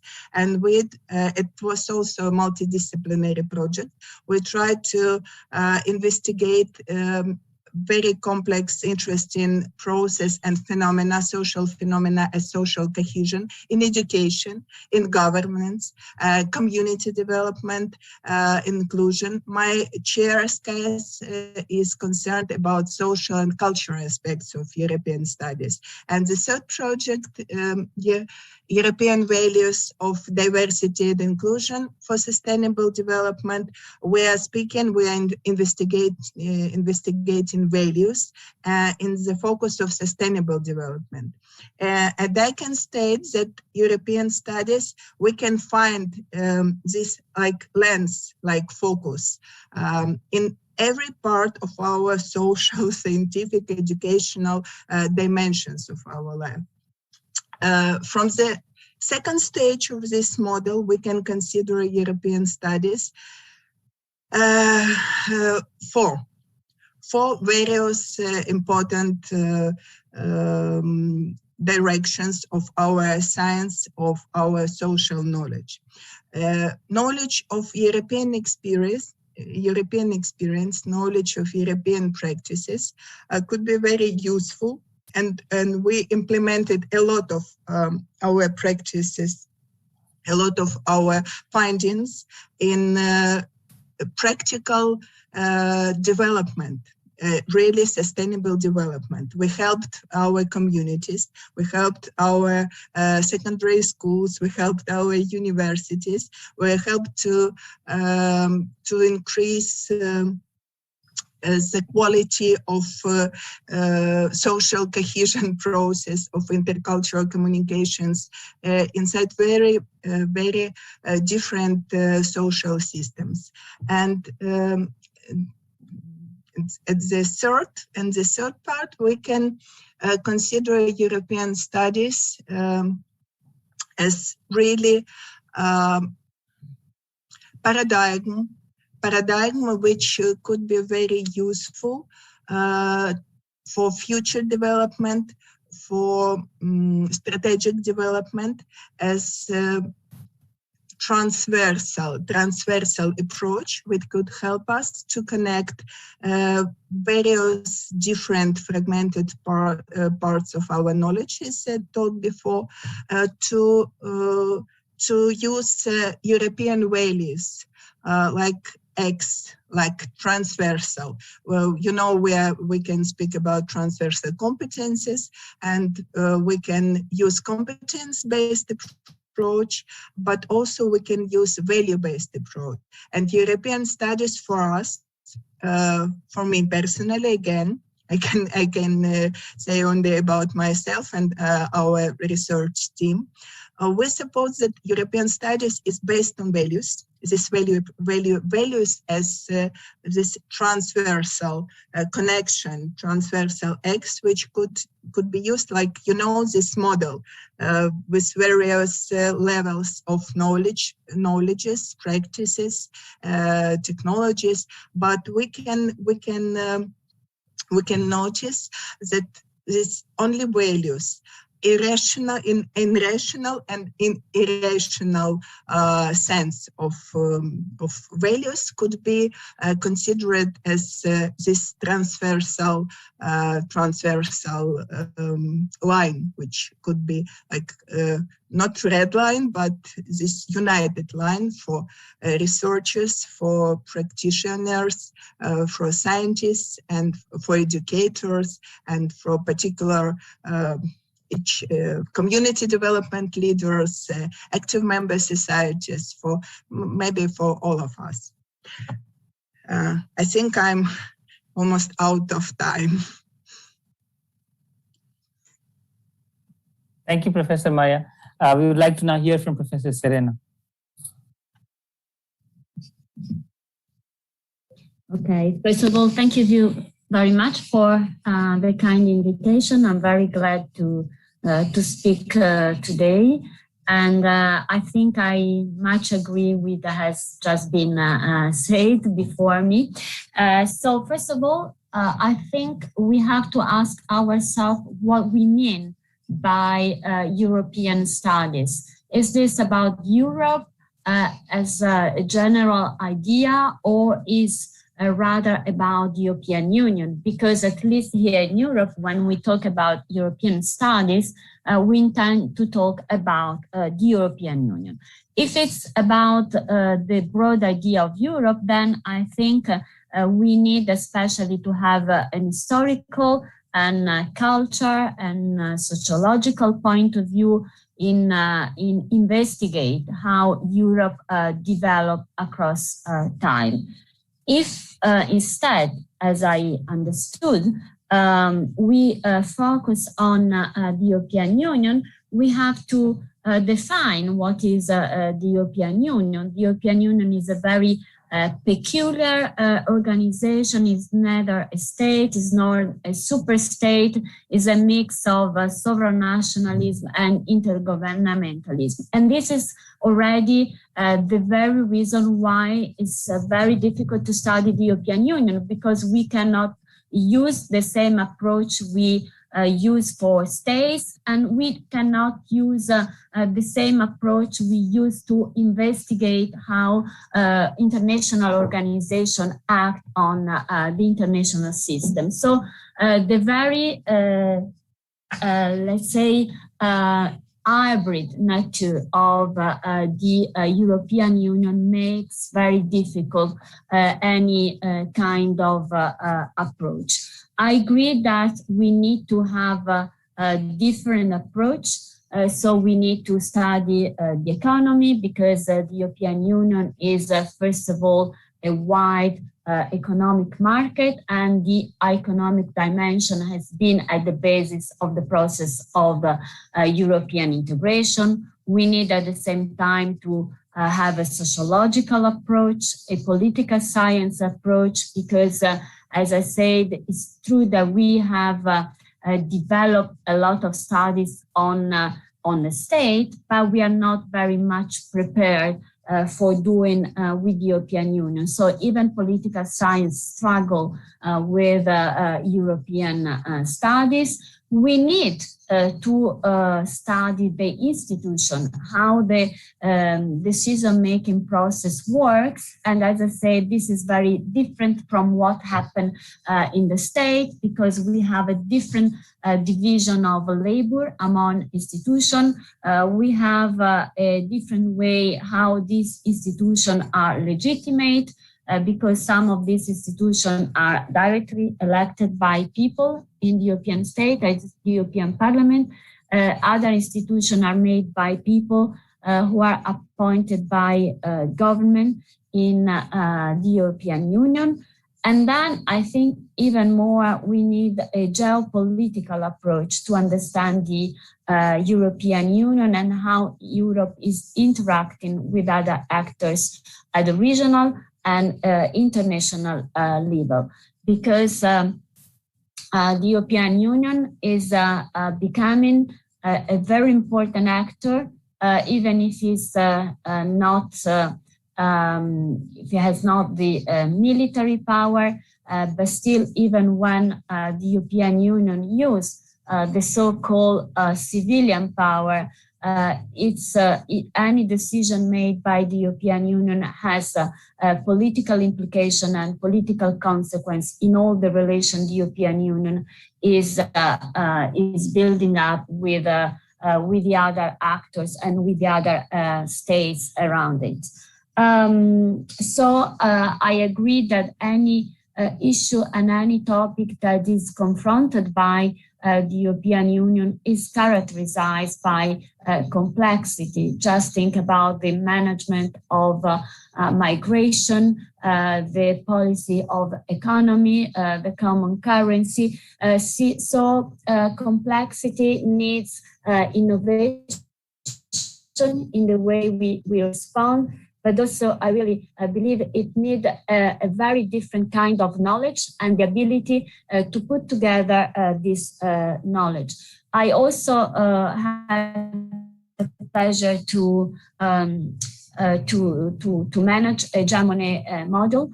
So I have some financing by the European Union, and the project was about disinformation in the European Union and outside the European Union. And for tackling this very current and very complex issue, we need to put together a lawyer, political scientists, journalists, practitioner.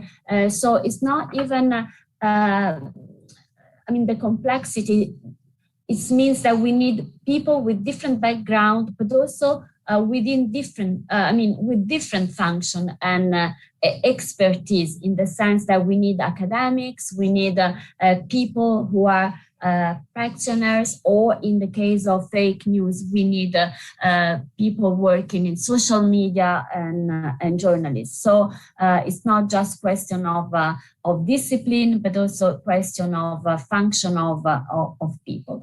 And then I think already Maria was saying, when we deal with the European studies, we should ask ourselves, why are we interested in European studies? What is the aim? What is the scope? First of all, I think if we reason in a European perspective, then it's very much important to study what is going on within the European Union, because we want to improve the policies, we want to improve the system, how the institution works, and that's also the reason why we have been many treaties changing the competencies of the European Union, but also the role and the weight of institutions. So European studies are, for us, for those inside the European Union, very much important to improve the whole system, because this is a very ongoing political system. We are not in a federation, so even competencies are, let's say, subject to change every moment, I would say. Not only, also member states have changed over time. So we had a gradual, sometimes a very consistent enlargement of the European Union. That means that the member are growing, and so are growing the interests, are growing the needs, are growing the subject we want to deal with. So for us, it's very much important to improve all this machine. Another reason why it's important, because as I say, this is another state, so the legitimacy of all the system needs to have the approval of the citizen, and to have the approval of the citizens means that we have to explain to the citizen what the government are doing, because I believe that at the end of the day, the European Union is a very elitarian guided political system, and our problem is to involve more people. That's the reason also now we have a conference on the future of Europe that is aimed to involve more people in the member states. So we need to have a support by people. Why we see, and I mean, probably it's all right, because the unions make a mistake. It's not just good in itself. We have some criticism. We have the so-called Euroscepticism.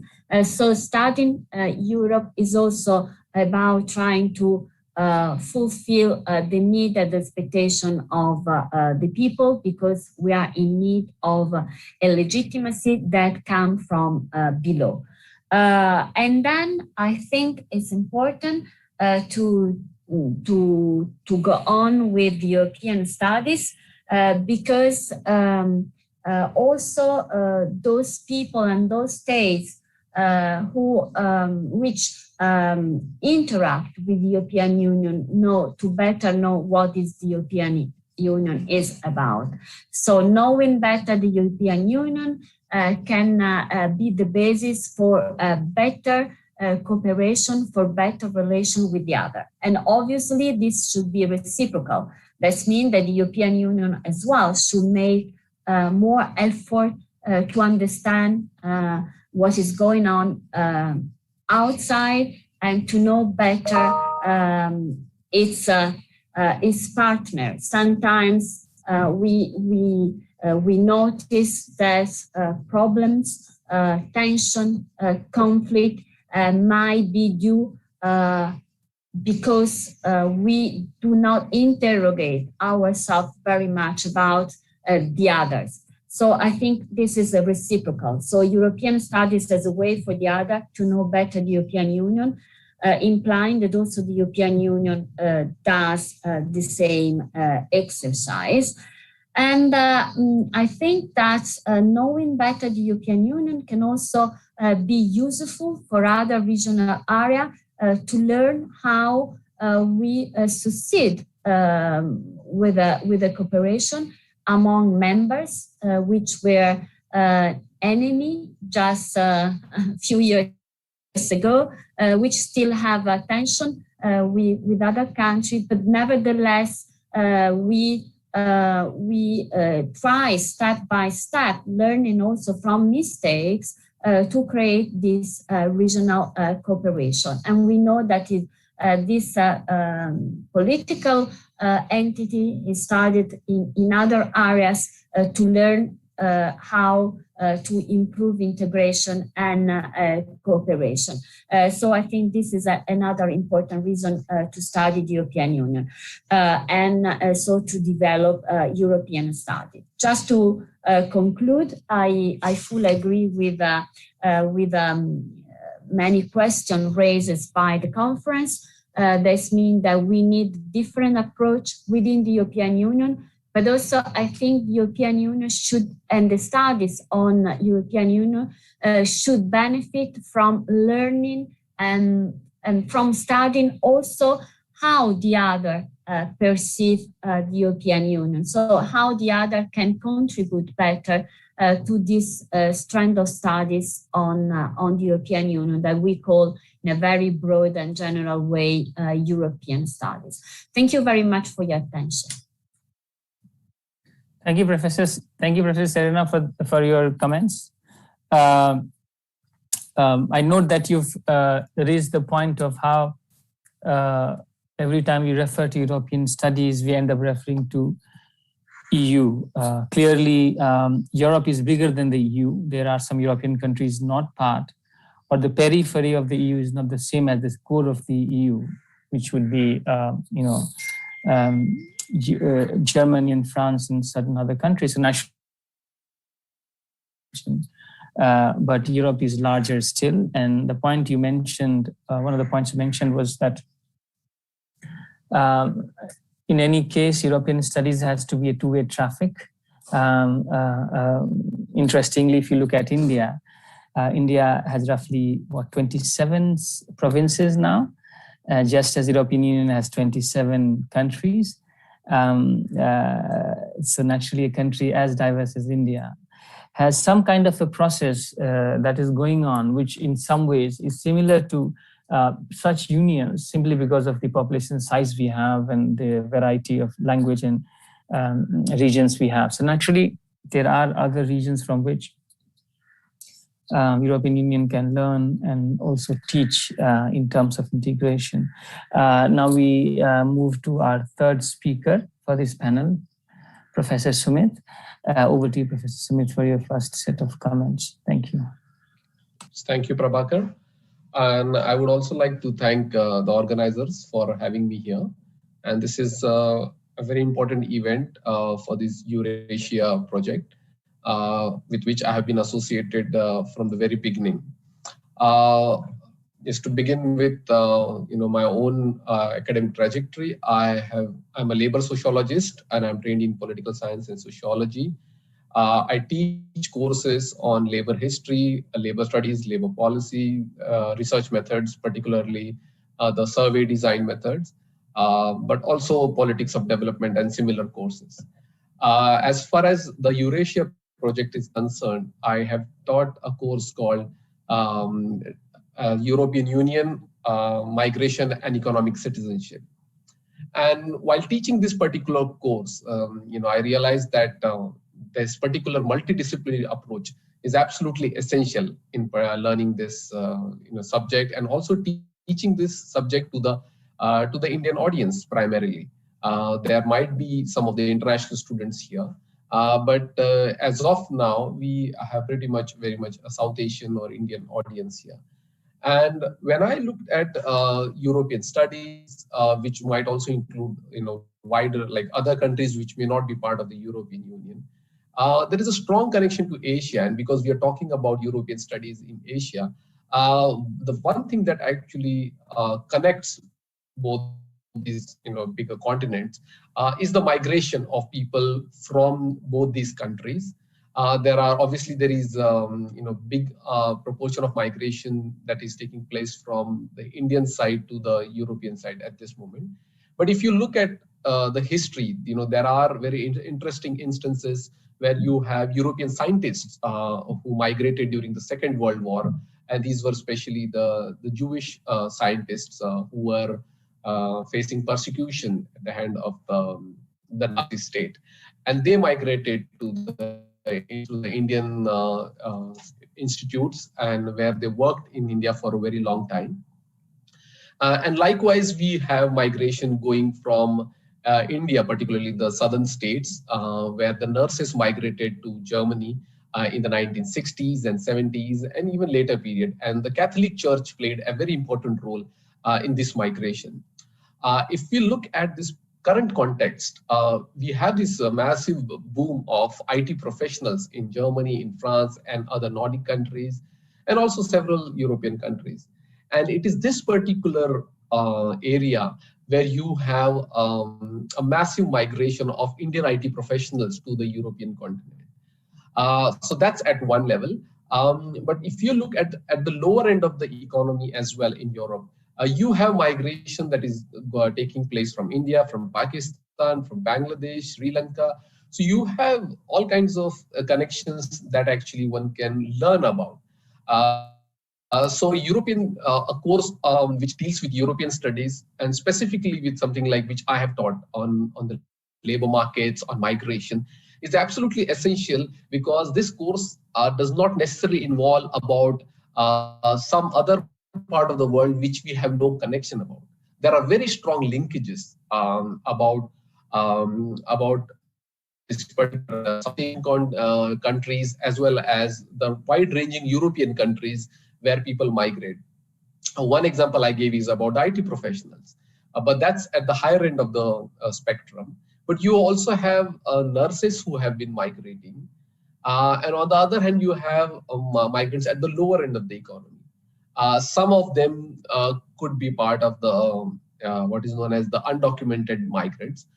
So you have wide-ranging issues that are coming up. The moment we look at this one particular issue of migration itself, that opens up wide-ranging disciplines to study this particular phenomena.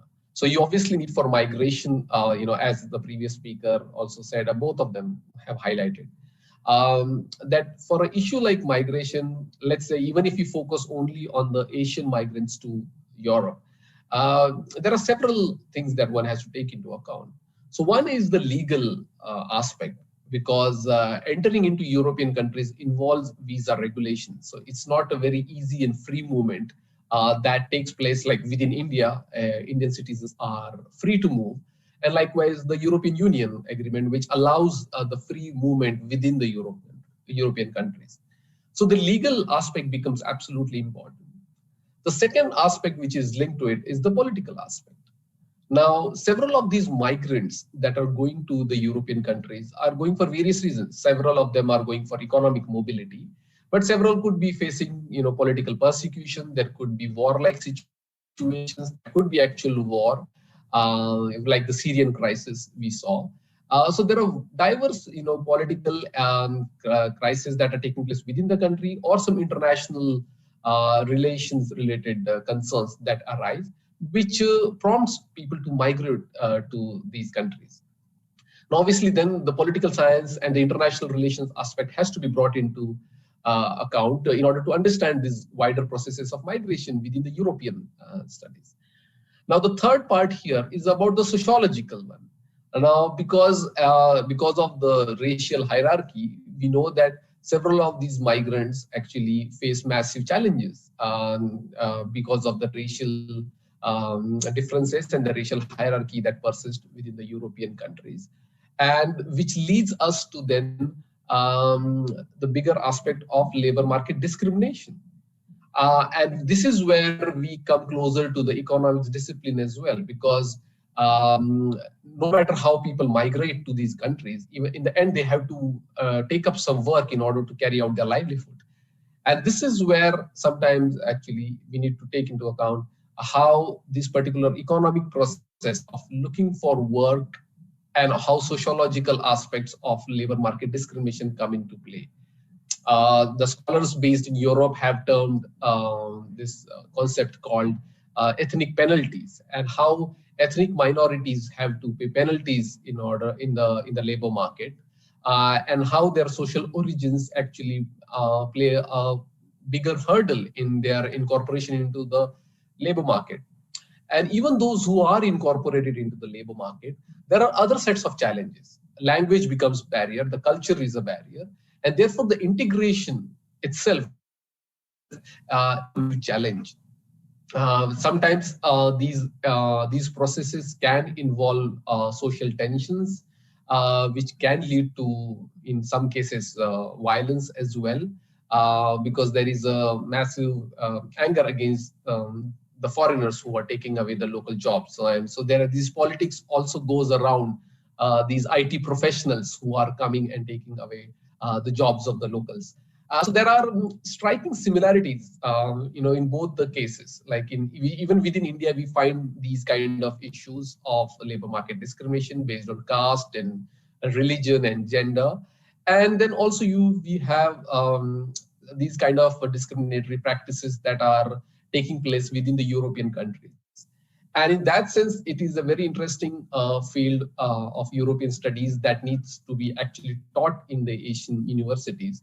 Whereby we have this flow of people going from this part of the country to the Europe, but also historically speaking, migrants from European countries have also come to South Asia. The proportion is obviously much lesser, but nonetheless, it's important to take these processes also into account. And in order to study these processes, it is absolutely essential to bring in different disciplines together. As I said, we need legal expertise, we need political science, understanding of the political situation just within the country, but also international relations. We need sociology to understand the social structures within Europe and how these structures play an important role in terms of influencing the labor market decisions. We also need, obviously, the economic discipline to understand how these labor market integration takes place and what kind of employment opportunities are available and where exactly these things are going. And the last point here is also about, let's say, the cinema. And this is something that was absolutely fascinating for me when I taught this course, where one session was devoted specially to the cinema, that how the migration actually reflects quite a bit in the various kind of cinemas that are produced in Europe itself. And I think this is something, this particular topic, and I'm sure there are several other topics where different disciplines could be brought in to teach one particular subject. And in my case, because my expertise lies primarily in the field of labor and migration, I thought this particular course that I taught brought about different kind of experiences within the European system, and that actually could benefit, obviously, from both sides, to the European students if they are interested in this subject, but also to the students in Asia, whereby the students here learn about European countries, not merely as something development that are happening in distance past or some other country which is absolutely unrelated, but there are processes that connect, and migration is one of the very important processes that connects Asia to Europe. I think on that note, I'll stop, and I think this is where I think I agree with both the speakers in terms of the multidisciplinarity that is absolutely essential for the European studies in Asia. Thank you very much, Sumit, for your primary remarks. Now, a common theme, common thread among all the three panelists is multidisciplinary and interdisciplinary. In the set of questions you have received, one of the questions is whether multidisciplinarity is the same or not as interdisciplinarity. So can I request Professor Maria to shed some light on your idea of comparing multidisciplinarity with interdisciplinarity within your subdiscipline, within your field of research and teaching? Oh, it's not a very good question for me, because I will transfer to transdisciplinarity, and interesting discussion as philosopher of science between these differences between interdisciplinarities and multidisciplinarities. But speaking about a set of very interesting and deep questions, about this formal disciplines and interdisciplinarities from, I'm awfully sorry, excuse me, a lot of work in process. Thank you. Excuse me again. So forgive me, please. No, so we can... Yes. You know, it's almost the same when we are speaking about intercultural studies or psychological studies or cognitive studies, because you can take some very interesting not only cases but approaches and technologies from various disciplines, and otherwise you can transfer this interesting knowledge, for instance, about empathy or values into the exactly strict normal disciplines like math. For me, it was a very interesting experience. It was sort of insight when I've heard the report at one of international conference about education in Poland. English speaker, she's Scottish, and Andrea English. Her surname was English. It's interesting surname. She explained us about empathy in teaching math. Empathy. Or we can speak now in value-based approach, or this EU values approach, or inclusion approach in teaching math or physics or other normal disciplines, not European studies, and it's very difficult. It's very difficult to split off and to separate European studies in this in the field of European studies. What is this, multidisciplinary or interdisciplinary? When we are speaking about, for instance, law and psychology, or cognitive sciences, or behavioral sciences, when we are speaking about economics, can we take off, for example, cognitive approach or behavioral approach from economics? No. At the stage of post-non-classical, well, not post-non-classical, modern science and model social development, we cannot avoid holistic approach, this synthetic approach. For me personally, it doesn't really matter what's the correct name, interdisciplinary or multidisciplinary or transdisciplinary. We can to take in mind this holistic, this strategic approach concerning trying to discuss the problem, to reflect the problem from this very important holistic focus. Sure. Serena told us about knowledge, the new knowledge, but I prefer to say about new way of thinking. This holistic strategic thinking, which includes critical thinking, effective thinking, this approach. And maybe it's my personal feature of my personality. I'm transdisciplinary, or multidisciplinary, or interdisciplinary by myself. I'm physicist for my first diploma, lawyer at the second diploma, psychologist at the third diploma. My PhD was about management. I'm management consultant. My doctoral thesis about cognitive research, as I told you, I'm cognitologist. So it's where I prefer this theory of complexity and this holistic approach. Now we are involved in an interesting project based on the work by Professor Meren, the founder of this theory of complexity. And his new project is Homeland Earth, when we are speaking, as Erwin Laszlo, about new way of thinking and trying to disseminate this new way of thinking, this value-based approach to different part of not our researches, but our everyday practice at the different levels, governmental, citizen level, social level, and really it's like complexity, where we are living in complexity, unpredictability, complexity, and when you are living in complexity, it's at the same moment it's interdisciplinary, multidisciplinary, and transdisciplinary process. Thank you, Professor Maria. So we have received a question from audience about what can the international community learn from EU's environmental jurisprudence, particularly given the increasing climate litigation cases across the world? This is a specific question for, this is a question we received from our audience, and this is open to answering from any of you three. Thank you.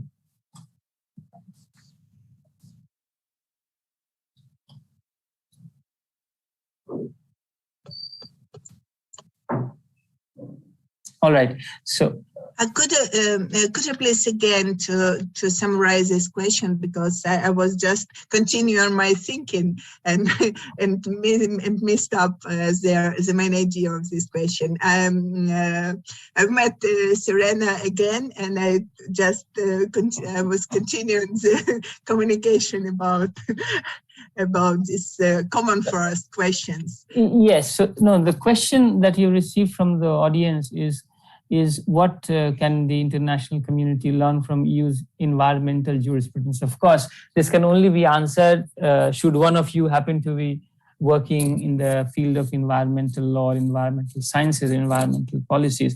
If that is not the case, we can pass the question. So I would take the same question to Professor Serena on whether you make a distinction or not between interdisciplinary or multidisciplinary. Okay, thank you again. I'm very agree with Professor Maria. I just want to make probably a distinction when we talk about multidisciplinary. It means that we take the perspective of different discipline, where in interdisciplinary, we try to have a sort of contamination in the sense that you look at how different discipline look at the European study or a specific issue within European studies, and then you try to learn from one discipline to another one, till the point where you have a sort of multidisciplinary approach that I understand, and I think probably Maria would agree, as a sort of contamination in terms of also of approach, but also in terms of methodology. Because each discipline tends to develop its own methodology, but one way to be innovative and to be able to confront complexity could be also to try to use a different approach, different methodology, which have been developed within other disciplines. So we really need a contamination. And I think that for having a contamination, it's also important to have a debate among people having a different background, having a different discipline expertise. And when I think about debate, I think about the possibility to share position, share ideas, and to come up with what Maria called a holistic approach that, in my view, can come out just after a critical thinking deriving from debate, deriving from discussing together different issues. In a way, you can also probably see multidisciplinary, interdisciplinary, and transdisciplinary as a sort of timing path. First, you have a sort of approach that gather different discipline. Then you try to contaminate, to find a point of agreement with different discipline. But then the step further is to use all discipline or methodologies or approach to build up a sort of holistic framework that is able to understand complexity and remind that once you have this framework, you have to be able to follow the change in reality, in politics. So we have to be able to have a framework that is also able to change according to the reality that is changed. So nothing is forever, but the challenge here is really to adjust to what is going on. And I fully agree with what Maria was stressing, that studies just not mean focus on high politics or on institution, but then you have to really look at the different level, which might be local, regional level, but also the focus should be on people and on individual, on community. So this approach should be also able to talk to these different levels and to put all together. So again, this is about complexity. This is about to have an open mind and also critical mind, because critics helps to improve the situation, improve the answer we are able to offer to individuals, people, and community. Thank you. So listening to Professor Serena, I came out with words such as contamination, critical, complex. Well, of course, as we often say, post-Foucault, that the job of the academia is to problematize. What seems not to be a problem has to be problematized. For instance, in gender studies, we look at how for thousands of years, men have thought in a particular way and they've imposed their system on everyone. And therefore, there's no perspective of the female. And therefore, once we problematize the way we look at the system as made by men, white men or men around the world, we then begin to sort of look at, then certain other possibilities are revealed. So problematizing is a way to actually then study same concept from different disciplines.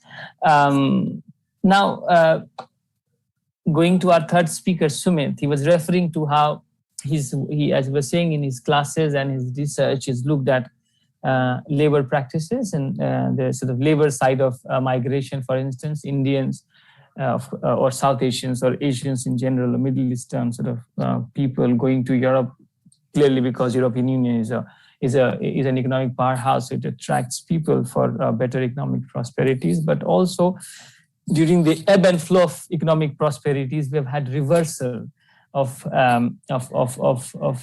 migrants, Europeans coming to this part of the world for better economic prospects. I mean, it's funny that we are studying migration in this way because borders did not exist only 50, 60 years ago. Borders, for many of us, is a 19th century phenomenon. So naturally, a lot of people moved. And of course, so, South Asia or beyond South Asia, East Asia and Europe, people have always moved. One of the most interesting examples of movement that I find from India to Europe is that of the people now called Romas, mostly in Hungary and Bulgaria. For instance, these were Indians who moved thousands of years ago from this part of the world, from India through Turkey to Europe. And while we are very aware of the persecution of Jews by the Nazi Germany, we study less of the persecution of the Romas by the Nazis on the same grounds of racism and racial purity and things like that. Even today, what we see is that when the Romas are moving from Hungary and Romania to England, now the Indians are moving to areas which are primarily South Asian. Now, South Asians are opposing their movement because they have come there before the Romas. So in a very funny way, as I see, Indians who have moved to Europe 1,000 years ago are now being pushed away by Indians who have moved to England few decades ago, right? It produces its own sociology, its own economics, so and also what has happened with Brexit and labor relations, regeneration of labor relations because of Brexit and things like that. In all this, my only contention as the moderator is that all the disciplines, whether it be labor studies or specifics, in philosophy or, in other disciplines, they all produce their epistemologies, their knowledges. And as someone who is trying to understand a discipline, as Professor Maria said, holistically, would try to look at as many disciplines as possible within our human limits, of course, because we can't probably really do a 360 with disciplines. We have our limitations, and we try to be as comprehensive as possible. So can we have the last word from Professor Sumit about responding to what has been said in relation to what he does in less than, let's say, 2 minutes? Okay, thank you, Prabhakar. I think as far as this debate about interdisciplinary or multidisciplinary, I think that can go on for long. I mean, if one has to go strictly by the definitional of interdisciplinary, then it involves strictly like one or two disciplines, a using of these two disciplines to study a particular phenomena maybe. But multidisciplinary strictly can also look at the same issues, but from their own disciplines within that exact limit. And we don't have to mix them in some way. So a legal scholar can also purely look at the particular issue of migration of Asian migrants or South Asian migrants, strictly from the legal aspect of what exactly legality is involved. Likewise, sociologist, economist, and a person who is interested in psychology as well, that how these kind of processes have a deeper impact on the psychology of the migrants, but also on the receiving population. So it's a two-way process. And I think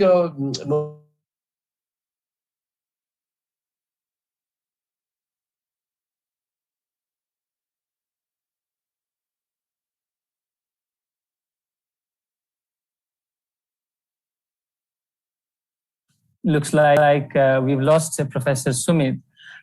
So with this, we'd like to hand over we'd like to re-welcome Professor Srijit for the last round of conversation. Thank you. Either of them, but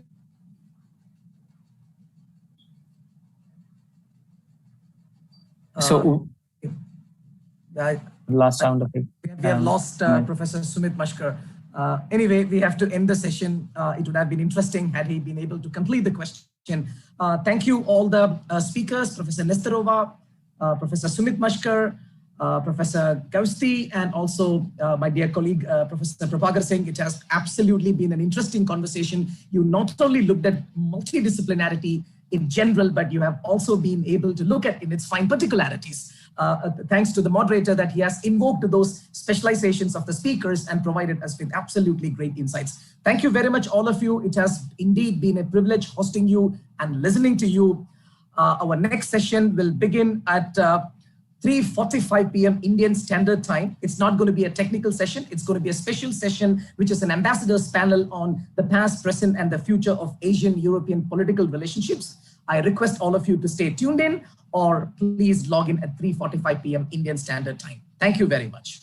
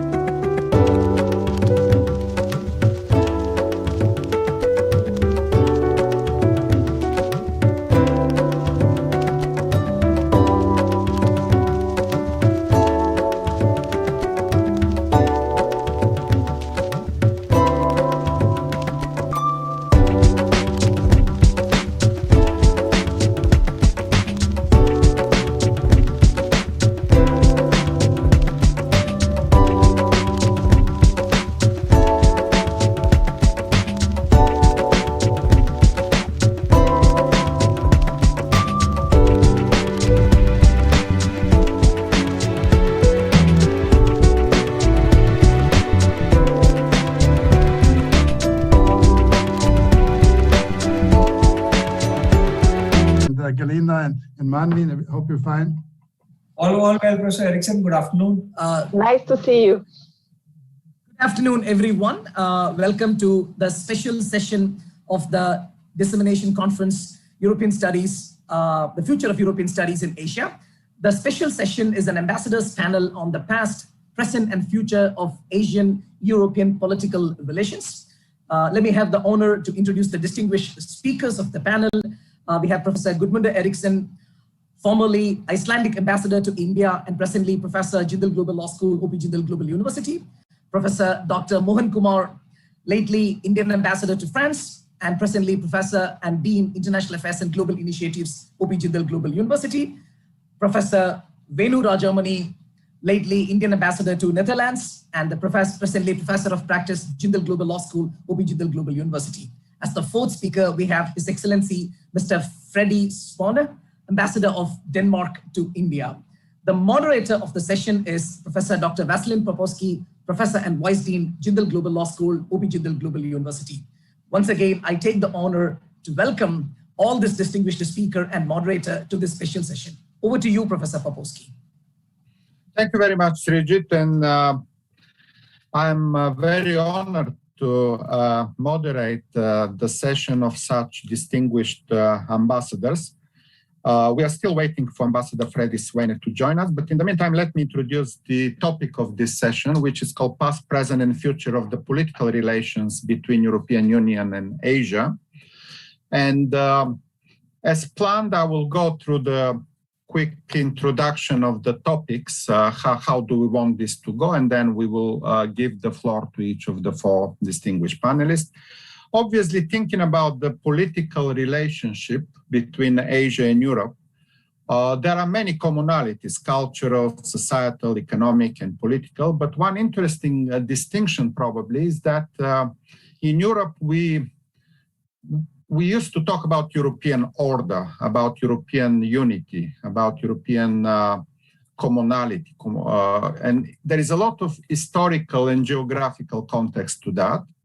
Whereas in Asia, we can think of not so much Asian order and Asian unity, rather than of composition of states which are economically and politically very ambitious. So you can think there are many civilizations in Asia, the Chinese, the Arabic, the Indian civilization, even within India, we may talk of several civilizations. So the first kind of topic we are going to discuss is how that difference, on one hand, having European order, European unity, versus in contrast to the multipolarity and the diversity of Asia affect the political relationships. And then we are moving to talk more about the process of decolonization and subsequent nation building and economic development in the last 70 years. The history of South Asia has been really defined and shaped by emergence of nation states. And similarly, the historical, the past, the public perceptions in Europe during the colonization, the Asian continent was very much seen as Oriental. And still, does this still exist in the public mind? We have an idea of Europe, but not so much idea of Asia. So those absence of discourses of idea of Asia, whether that also affect the relationship between European Union and Asia. And after that, again, kind of follow-up question will be maybe exactly because of the diversity in the Asian continents, European Union and Europe generally regards its relationship to Asia prioritizing the trade and investment part rather than areas such as security, migration, human rights, which are probably higher in the priority of the European Union. And then we are going to move to another question about security and whether the geopolitical challenges, the rise of China, the willingness of big powers to take more unilateral action rather than multilateral actions, a tendency we experienced lately in the last 5-6 years, somehow the rise of populism, nationalism, how that also affect the European-Asian relationship. And we will end up with a discussion on ASEAN and the development of the European Union approach to ASEAN as a regional integration process, which somehow reminds, but not really much, very concisely exactly the European Union integration model. And more specifically, the higher education and scientific cooperation, the so-called Bologna process, the idea of harmonizing the higher education in Europe, and whether ASEAN as an identity, which has a strong also regional integration processes involved, whether does ASEAN follow or maybe create its own model different from the Bologna model of educational cooperation. So saying that, I would like exactly to start with first round of views of our distinguished panelists to tell us exactly how the difference of Asia and Europe, historical, civilizational, political, integration now is affecting the European Union-Europe relationship. And I wonder whether we start, we have 2 Indian former ambassadors and 2 European ambassadors. So let's start with Venu Rajamoni, somebody who recently switched from ambassadorial to professorial position. We have heard a lot from Mohan Kumar this morning, so maybe Venu can start with his vision on all those topics today. Please, go ahead, Venu. Thank you so much, Professor Popovsky, and it's truly a delight to join such wonderful panelists, very esteemed diplomats and scholars, professors in this discussion. Let me start off by slightly challenging the first assumption that you put forward. And it also in a way links to the topic of our panel, which is past, present and future of Asia and Europe relations. First of all, if we look at the past, in many ways, it is a dismal past. It is a past which was defined by colonialism. And in that sense, the present is a far better improvement from that past. And as we look into the future, truly, I think what a conference like this seeks to achieve is how much further can we take this relationship into the future? How can we build the foundations for a future? So here, what I would like to say is actually it is in India and in Delhi that the seeds of an Asian consciousness was first laid by Pandit Jawaharlal Nehru in 1947 and 1949, when he organized 2 Asian Relations Conference, predominantly bringing the then colonized countries together to stand up, to discuss and to debate and to talk about decolonization, talk about the United Nations, the role that they can play and how the world can be transformed and changed. From there on in 1955, we went on to the Afro-Asian Conference in Bandung. It was a much wider platform which went beyond Asia, but much of what was known as Asia was part of it then, and including the giants Asia, India and China. And then that then went on into the non-aligned movement. So to some extent, the platform and the forum where most Asian countries used to come together was starting from the Asian Relations Conference and ending up in the non-aligned movement was the non-aligned movement. But unfortunately, today with the end of the Cold War, as we then knew it, the salience of the non-aligned movement has been significantly reduced and Asian countries are much more divided in their approaches and their perspectives towards world affairs. Within Asia, it is truly ASEAN, the ASEAN regional integration process and the ASEAN-Europe discussions, the ASEM process, which brings both countries of Asia together and countries of Asia and Europe together. We also have interesting institutions, which in my personal view has been relatively underutilized, like the Asian Development Bank, where both large number of Asian countries come together, Europe comes together, but also US and other major contributors to Asian development, also the US in a big way. So all these institutions, in a way, provide the kernels for a larger regional thinking.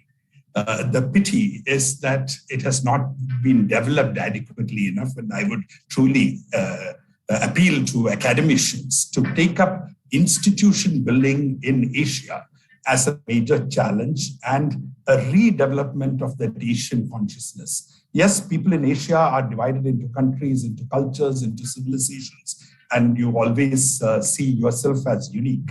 But yet, if you ask people whether they consider themselves Asian or do they see themselves as having an Asian consciousness as different from a European or a African or a Latin American and an American consciousness, you will find people would say yes. So I think it exists in its essence. It has been, the decolonization days was when it was at its peak, when countries of Asia easily rallied together. With the reduction in salience of the non-aligned movement, it has come down, but it must be picked up, it can be picked up, and I think academic discussions can play a very big role in this regard.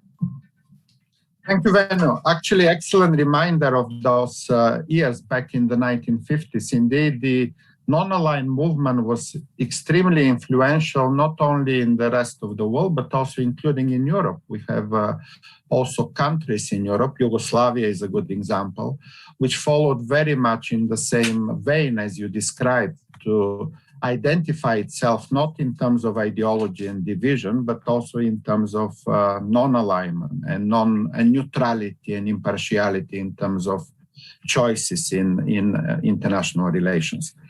Okay, let me ask Professor Gudmundur Eriksson to also answer the question about European identity and Asian identity, and how does it affect the political relationship between the two continents. Thank you. Thank you, and I think as we follow up on Professor Venu, to me the main concern in a discussion like this is to identify what is Asia, what is Europe. In a sense, this conference is devoted to the European Union, which of course is not all of Europe. And Iceland is an example of a country which is not part of Europe, though we are very much linked to that. But one factor I think that I'd like to introduce is the foreign relations aspect of the EU. You mentioned yourself that, of course, they mostly have been historically involved with economic matters. But now we have a foreign policy in the EU, and that is the European countries have a foreign policy, which of course is even the trends that were being developed are truncated with the departure of the UK. So that is also a factor which I think we should build in here. And my question to those of you who are familiar with that part of the European Union, that is not the economic part, is what is the trend there? Do you see the European Union as an organ becoming more involved in political affairs? That's the basis of our discussion today. I remember once when the foreign minister of Finland visited India, it must be about 10 years ago. He's quite a good friend of mine from earlier times. And I asked him kind of in a public meeting whether he had consulted with Brussels before he arrived in Delhi. And he was a little bit nonplussed, but that is the question. Technically, they should not be dealing individually with countries of Asia or other foreign countries. What is the trend there? Those of you who have been following that can perhaps give us some information on that. That's a very important part of our subject. I would say, again, coming back to my original thought about what is Europe, what is Asia. Professor Venu has identified that, but I think we should make it clear that not all of Europe, even all of the European Union, past and present members, were in colonialism business. So I'm wondering whether it's fair really to think of Europe as a colonial region. Many of us, well, I won't go into Iceland's history. It's just too small of a population to generalize from. But I don't think that we're necessarily bound by that type of thinking. And if we come to the present day, which is as important as the past, you mentioned, Veselin, that we have different trends. You spoke in the concept note, we heard about universal values, but we see changes even in Europe. In many respects, some tendencies in Europe are starting to mirror tendencies in Asia, which you might say is a good thing. We're getting closer together, but not necessarily on the right along the right lines. But these are my general thoughts. But again, I would endorse what Professor Vano said: institution building, some kind of a model there. And frankly, in particular in the education business, I would certainly welcome much more cooperation between students and professors. Let's, maybe we can give up for the time being on political relations, but certainly those relations can be enhanced. And before finishing, I think we missed in the public sector, in the public session, that you should identify yourself also as a former diplomat, Veselin. I think that's a part of your training. Me do that. Thank you, Gudmundur. And I will do it with anecdote, exactly to exemplify what you just said, Gudmundur. When I was a diplomat back in early 90s in London, my country, Bulgaria, was also an applicant for the European Union at the time. And often I will go to the Foreign Commonwealth Office and present and not only in the European Union, but also in NATO. And I will be very kind of enthusiastic and say, Bulgaria did very well. We removed the communists. We now have a democratic elections. We have a newly elected president and government. We are willing to cooperate with the European Union. And I remember how the British diplomat in the Foreign Office said, oh, obviously, you will be a member of the European Union one day, but that's when Britain will no longer be a member. And now, see, 25 years later, it's exactly what happened. Bulgaria is a member of the European Union, but Britain is no longer. Some diplomats predicted this back 25 years ago. Quite in an interesting way, actually reflected also the position of many Bulgarians in Britain at the time. They were trying to get a British passport and British citizenship. Now it's exactly the opposite. The British citizens, after the Brexit, they are trying to marry Bulgarians and get a Bulgarian passport. So life is changing over time. And you are very correct, Gudmundur, that we cannot say Europe is diverse as well. As you said, there are parts of Europe that were colonial powers. There are empires back 120 years ago. But today, Europe, in 21st century, not only Europe, but every continent in the world is quite diverse. And that kind of back to our main question here, the political relations are much more complicated than they used to be. When we study in university, international relations, European security, international security. When I go back, in other words, to my first classes in the University of Exeter about European security and international security, and I read back those manuals and reading lists, they are not relevant anymore. The life has changed so dramatically. The security threats are so different. The geopolitics of today is very, very different.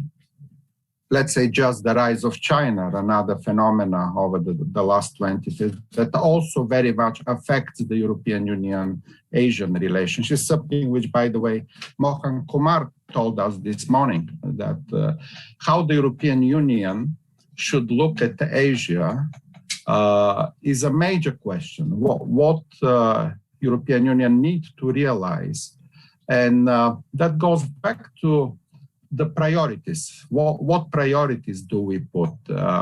Somehow, probably exactly because of the colonial past, Europeans develop kind of an arrogance and being like wanting to be a bit paternalistic, teaching the rest of the world of the European order, of the idea of Europe, of the European civilization, of the institutions and all of that. But European Union is no longer a priority for countries such as China and India. It becomes too small.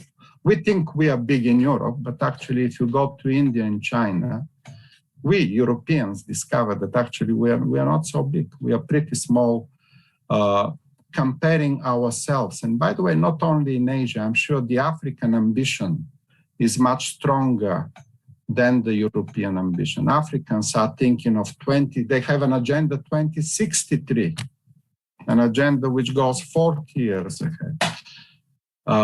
Again, my memory goes to the president of Liberia, former President Ellen Sirleaf, who once said that if your dreams do not scare you, they're not big enough. So the African dreams, the African future is also something to be very, very much taken seriously.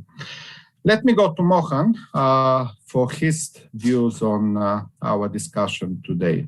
Follow up from Gudmundur and Venue. What do you, Mohan, want to add to that? So thank you, Veselin.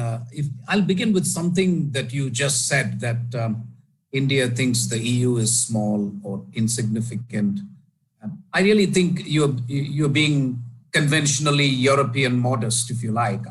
I do believe India desperately wants EU to be an independent whole. I mentioned it in my morning speech, and I will develop a little bit. There is a vested interest. We love the Europeans. We want Europe to succeed, but there is also a vested interest, and it is a geopolitical interest. So I'm going to just speak for 4 or 5 minutes with a series of provocative propositions. I'm looking at Professor Maria, but I'm also looking at Gudmundur and Veselin. Venu knows my views already, probably. So I'll begin with the first proposition. If the EU genuinely believes it wants a multipolar world, it has to ensure a multipolar Asia first. You cannot have a multipolar world without a multipolar Asia. An Asia that is Sino-centric, dominated by China, will not help your ultimate strategic goal of a multipolar world. So that's the first.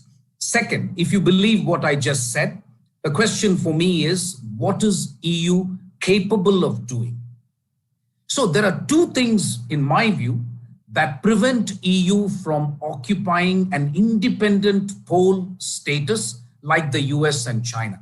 By the way, I am assuming that EU also, like India, will be horrified if there is a G2 system of government, which is United States and China decide everything, and India and Europe will go. I mean, by the way, as ambassador in Paris, I was witness to that.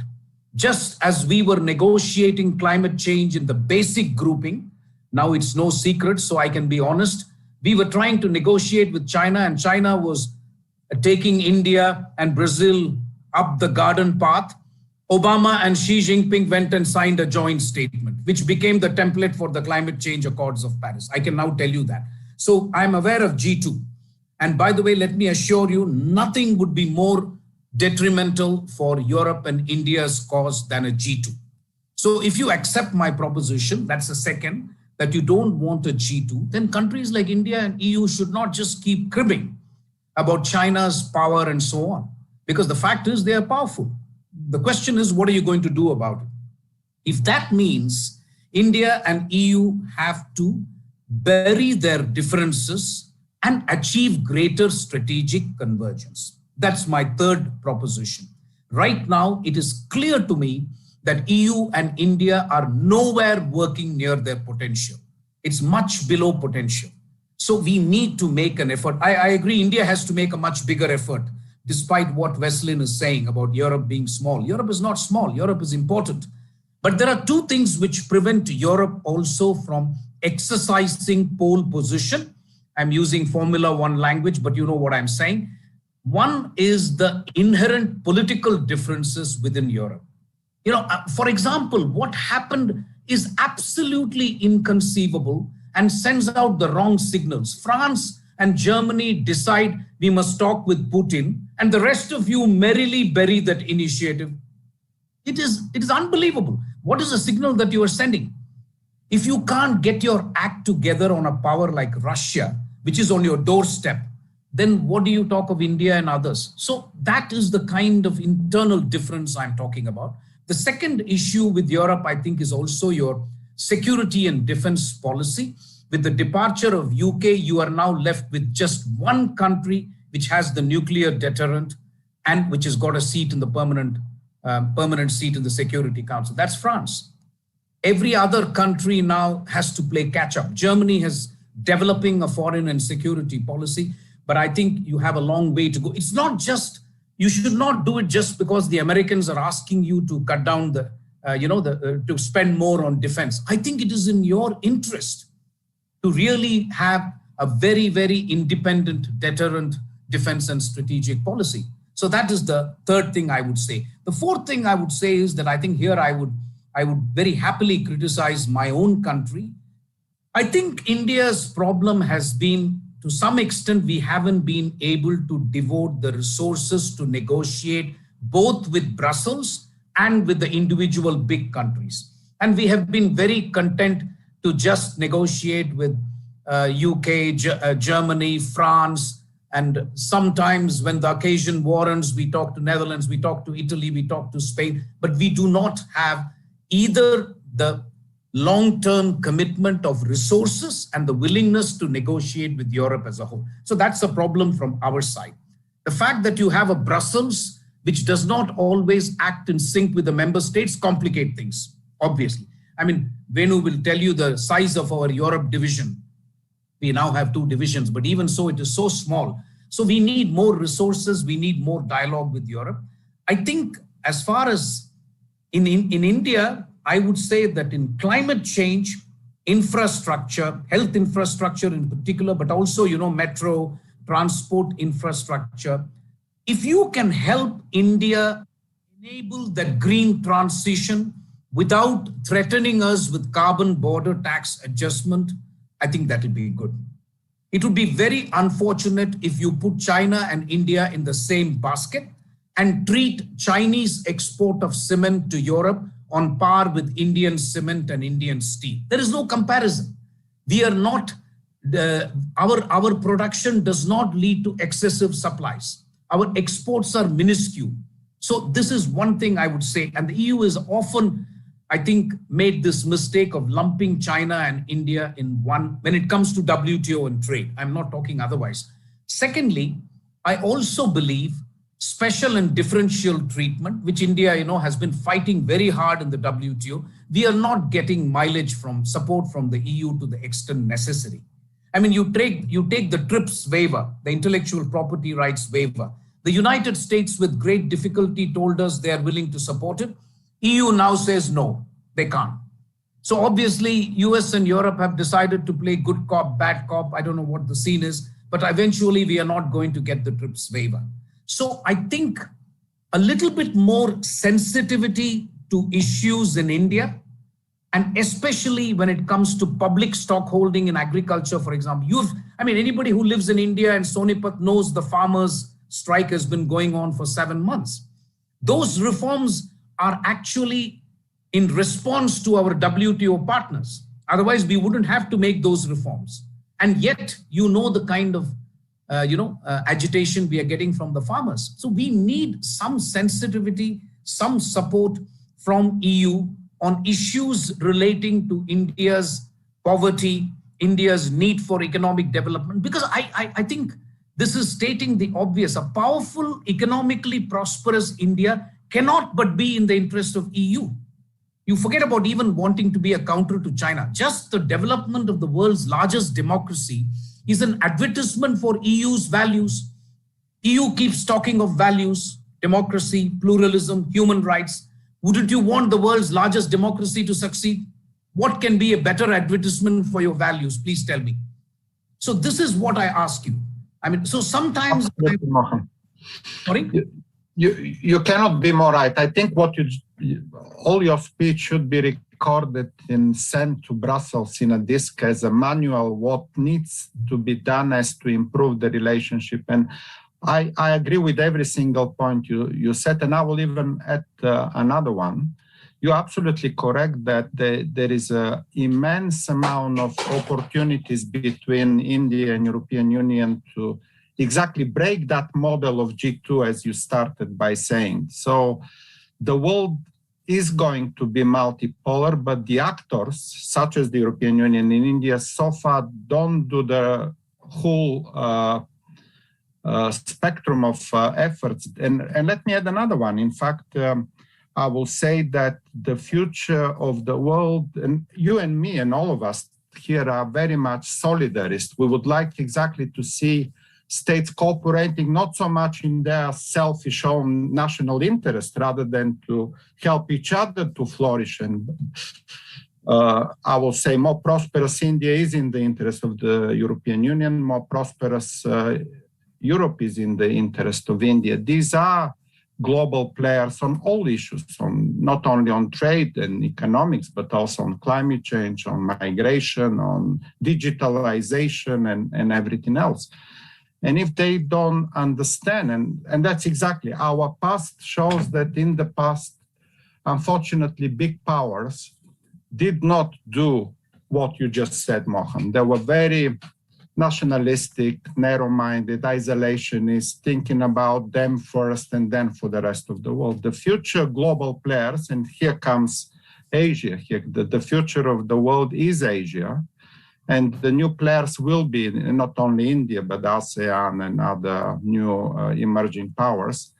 They need to be, I would say, different global actors from what Britain, France, America, Europe, and everybody was in the past. There is a new world which the new global powers need to address in a different lenses from what the former powers did in the past. Thank you so much. If I can just butt in here and just make a small point adding on to what was said, which is that Asia, not just India, but the people of Asia and the people of the world also want Europe to remain a bastion of liberal values. Having seen the dark days in the US under President Trump, it truly is that Europe is the only force, the only institution, the only collective grouping which can stand up and sort of strongly argue for values. And Europe itself is now, indeed, there are fault lines within, there are challenges, different countries are pulling in different directions. But I would say as a citizen of Asia, not just for India, Europe must stand up, and Europe is needed with a larger presence in the world and a larger presence in Asia. Absolutely, Vaina. Yes, good mother, please. I was thinking when you were speaking earlier, and just following exactly on what Professor Venu was saying, and then Mohan after that, from the learning from history, you said something about being narrow-minded, Veselin. And I kind of heard that as saying Nehru-minded. And I think we could learn a lot from the history with the way Nehru was initially. But you remember what happened when Nehru was rather burned by he was criticized.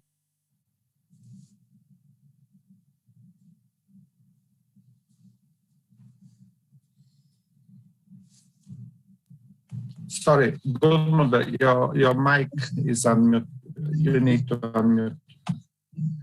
As Professor Venu spoke about his original engagement with the world, he rather got burned in two very important historical moments and retrenched, I would have to say. But let's say it's certainly Nehru-minded in the 50s or even during the independence movement. That's what we need more of.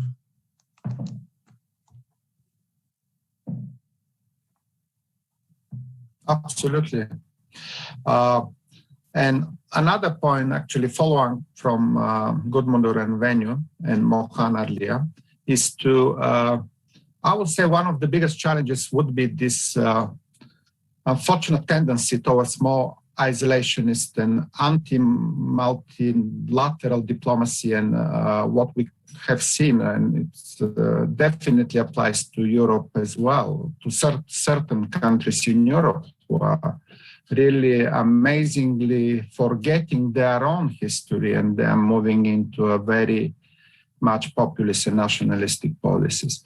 So Europe, you're right, Venu, Europe could be reminder of how liberalism and values and human rights and rule of law, institution building and everything, justice and everything else has developed from the traditions of the past and big philosophers, Jean-Jacques Rousseau and all the others. But Europe needs also to learn from the changing paradigms, let's put it this way, in the world.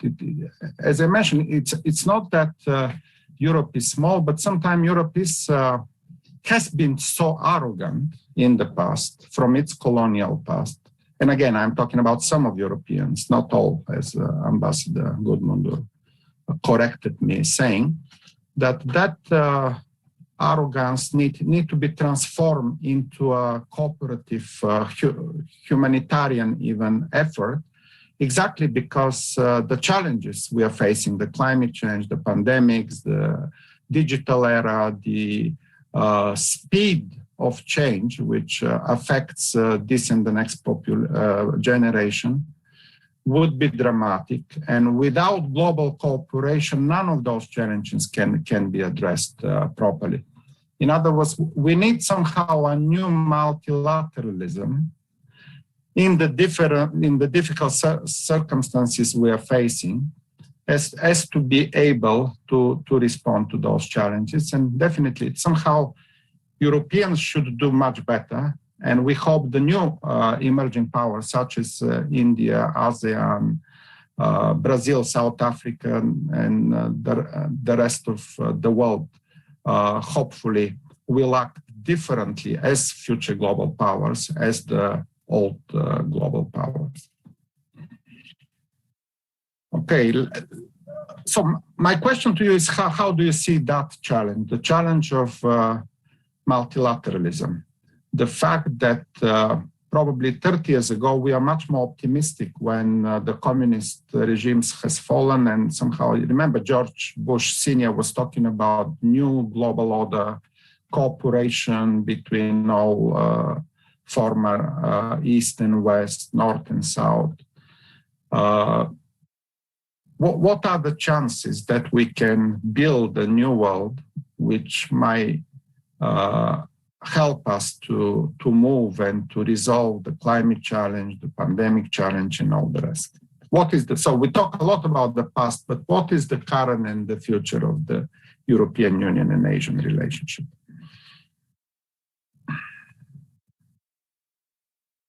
Mohan, yes, please. Tell us how do you see the future of global challenges and what the new players, including India, including ASEAN, can do for the climate change, the pandemics, and all those remaining challenges. You want me to respond, Veselin? Yes? Okay.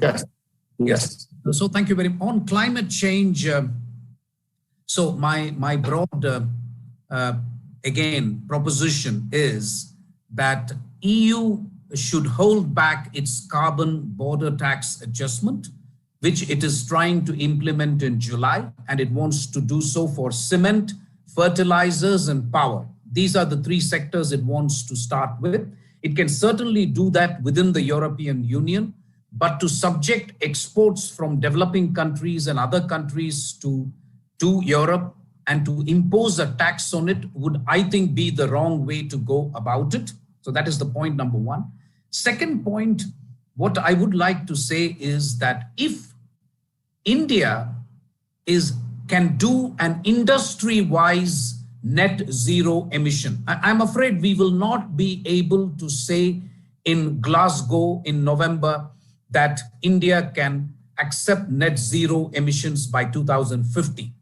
And you have to understand in Europe that in Europe, having done all that you have done, you are still struggling to get net zero by 2050.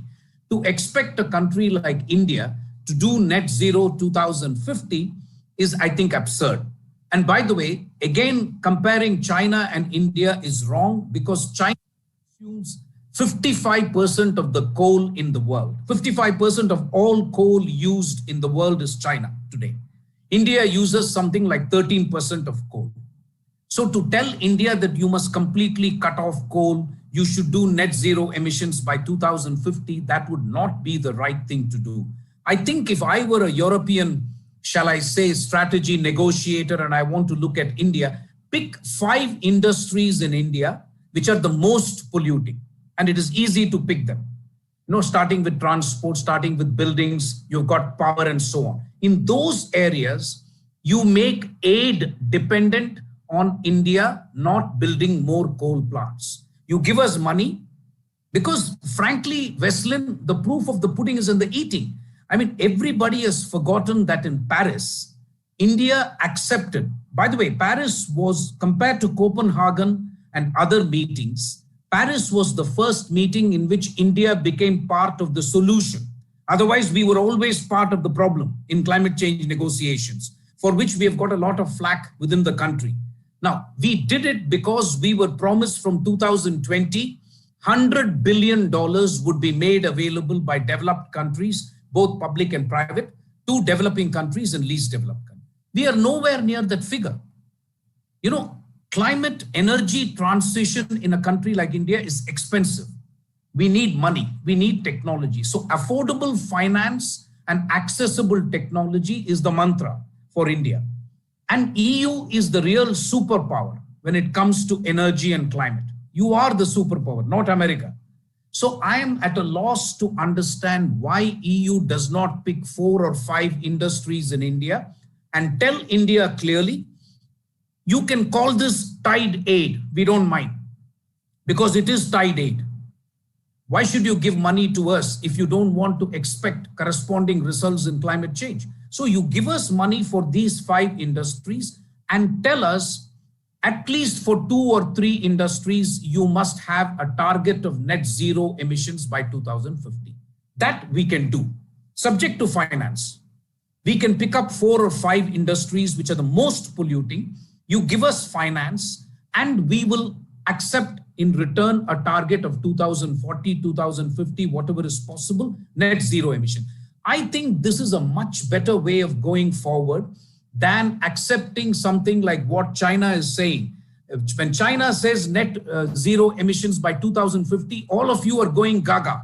Whereas last 3 years, they have built more coal-fired plants than the entire world put together. That doesn't make any sense. So I would say, if you want to treat India fairly on climate change, I think there is an excellent opportunity.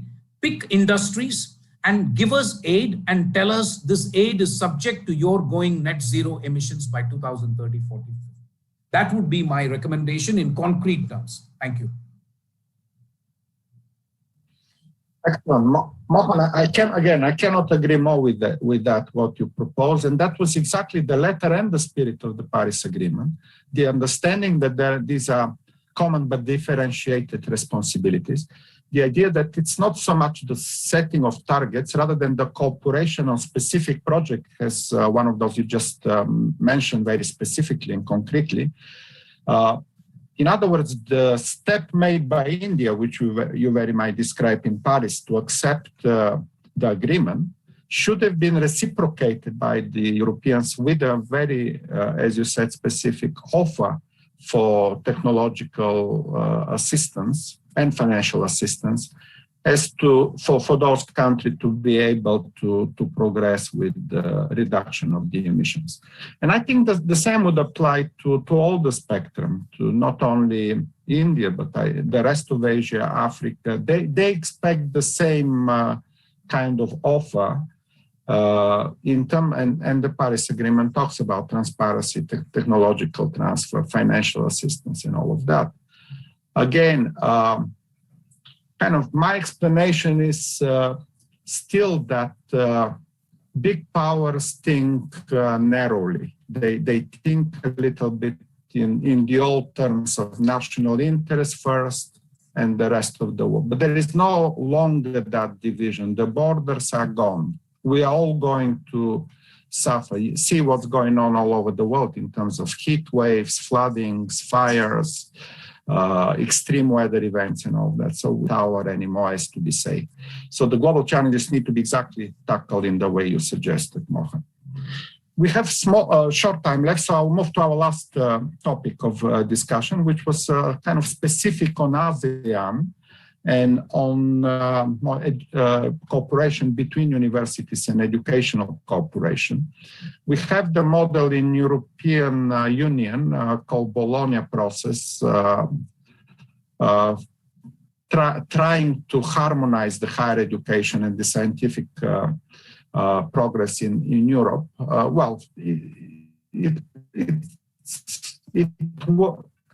As everything else in life, some of it went very successfully, some of those efforts were not successful.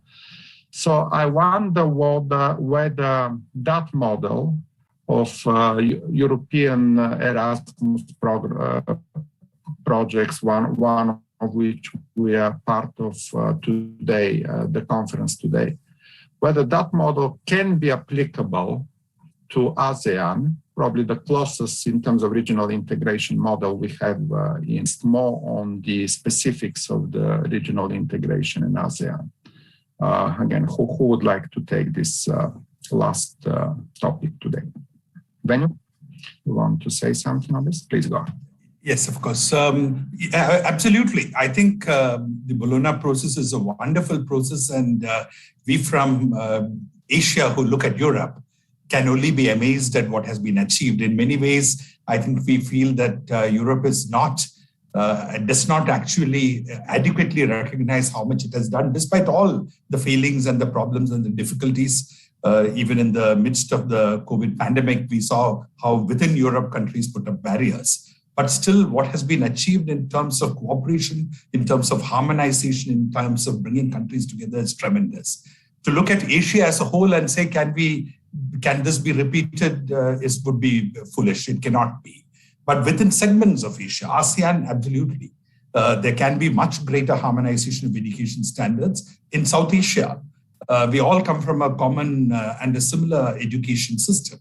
While Pakistan or the SARC within the SARC framework, Pakistan and its reluctance to be part of a larger whole sometimes causes problems. Almost all other SARC countries would be very happy to try and work towards a greater harmonization of education patterns, education standards, procedures. So similarly, the Gulf countries could all very easily standardize, and most of their education system is now being built on a Western model.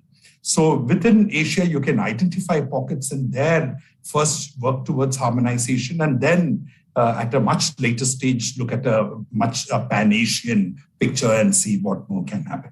But in the least, I think the benefits that Bologna process has brought to Europe needs to be much disseminated in a much greater manner across Asia. And let me contribute to this also. I think the Erasmus program. Thank you, Venu. I certainly endorse that, and I would say the Erasmus program, I think, has been one of the most successful educational efforts of all time. We can compare it to the Fulbright program in the post-war period, and within Europe, I think that I would like to see that expanded as much as possible. Maybe Bologna is a bit ambitious as far as coordinating, but whereas Erasmus is a kind of a two-way street. But I don't know how to describe it. It's multilateral two-way street. It goes both ways. I would like to see much more. Now we are understanding how expensive it is for non-Europeans to study in Europe. And we must make efforts to make education in Europe possible for Asians, and to say nothing of the other direction. We know from our experience in India what it can mean to us to have European students in our midst.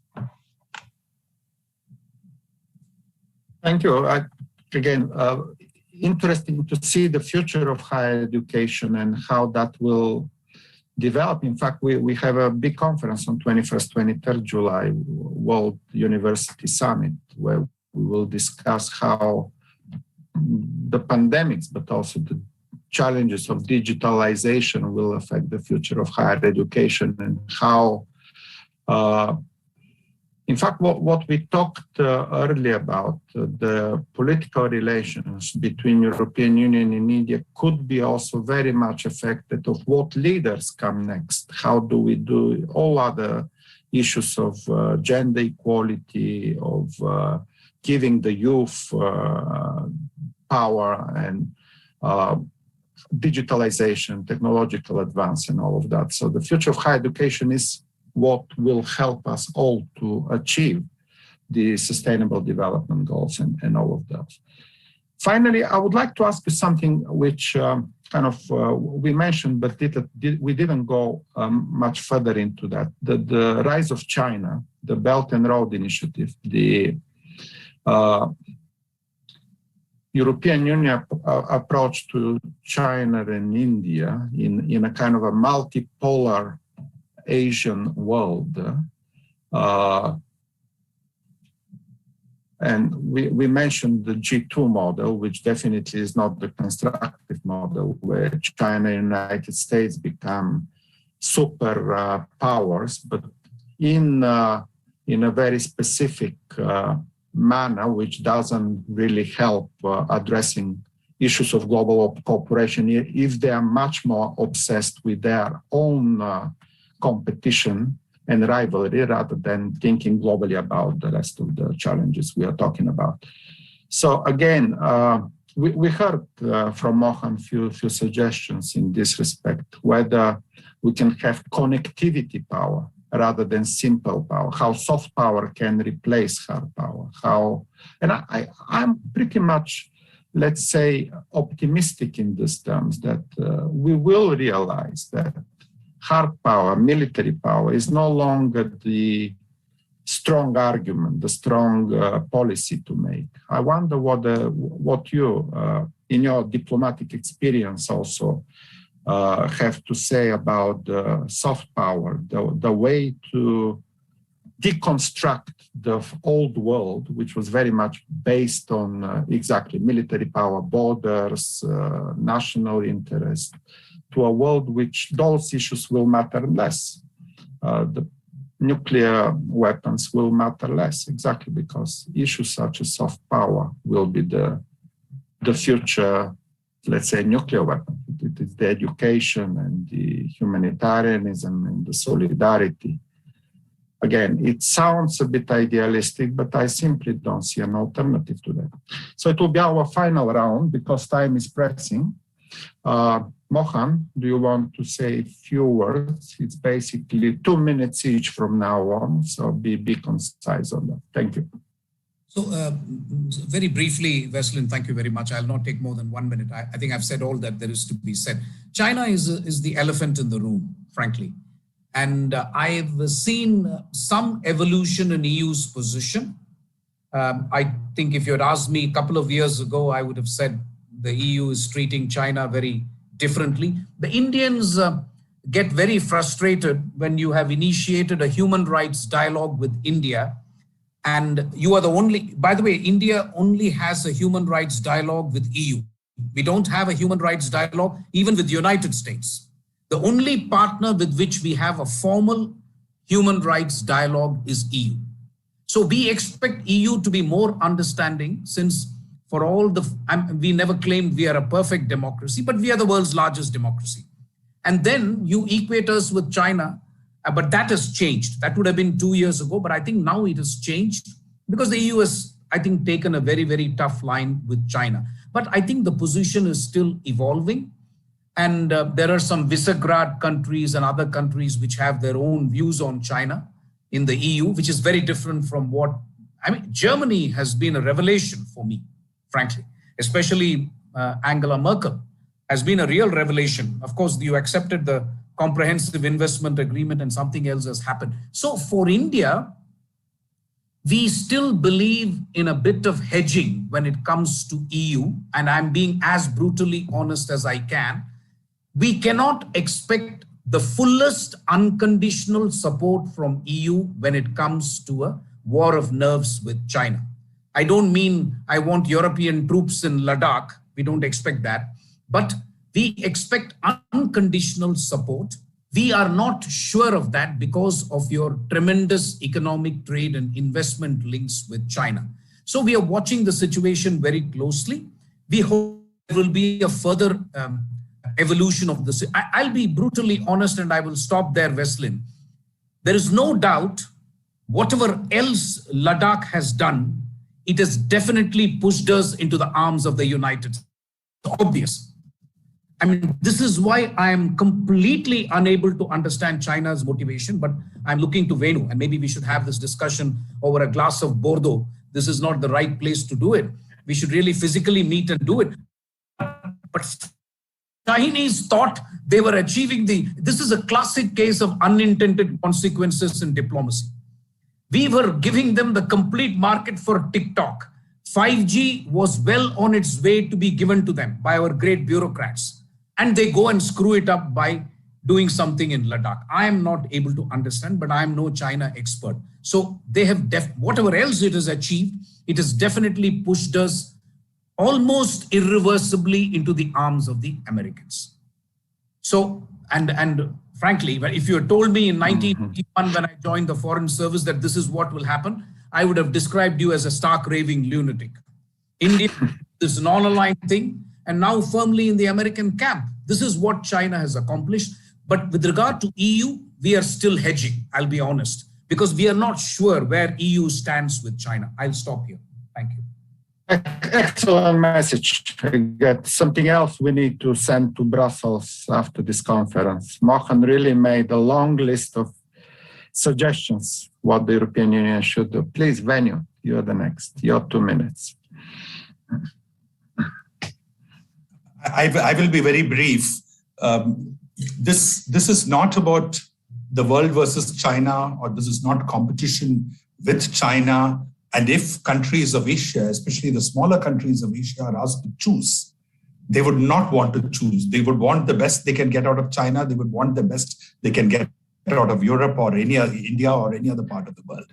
So that is why I think one goes back to the theme which Mohan had articulated earlier, with which I completely agree, which is that Asia needs Europe to stand up much more. Asia needs Europe to make its presence felt much more, to get involved much more, to focus on connectivity. It may not be able to compete with BRI, but please, you already are there, publicize what you're doing, and please get engaged even more.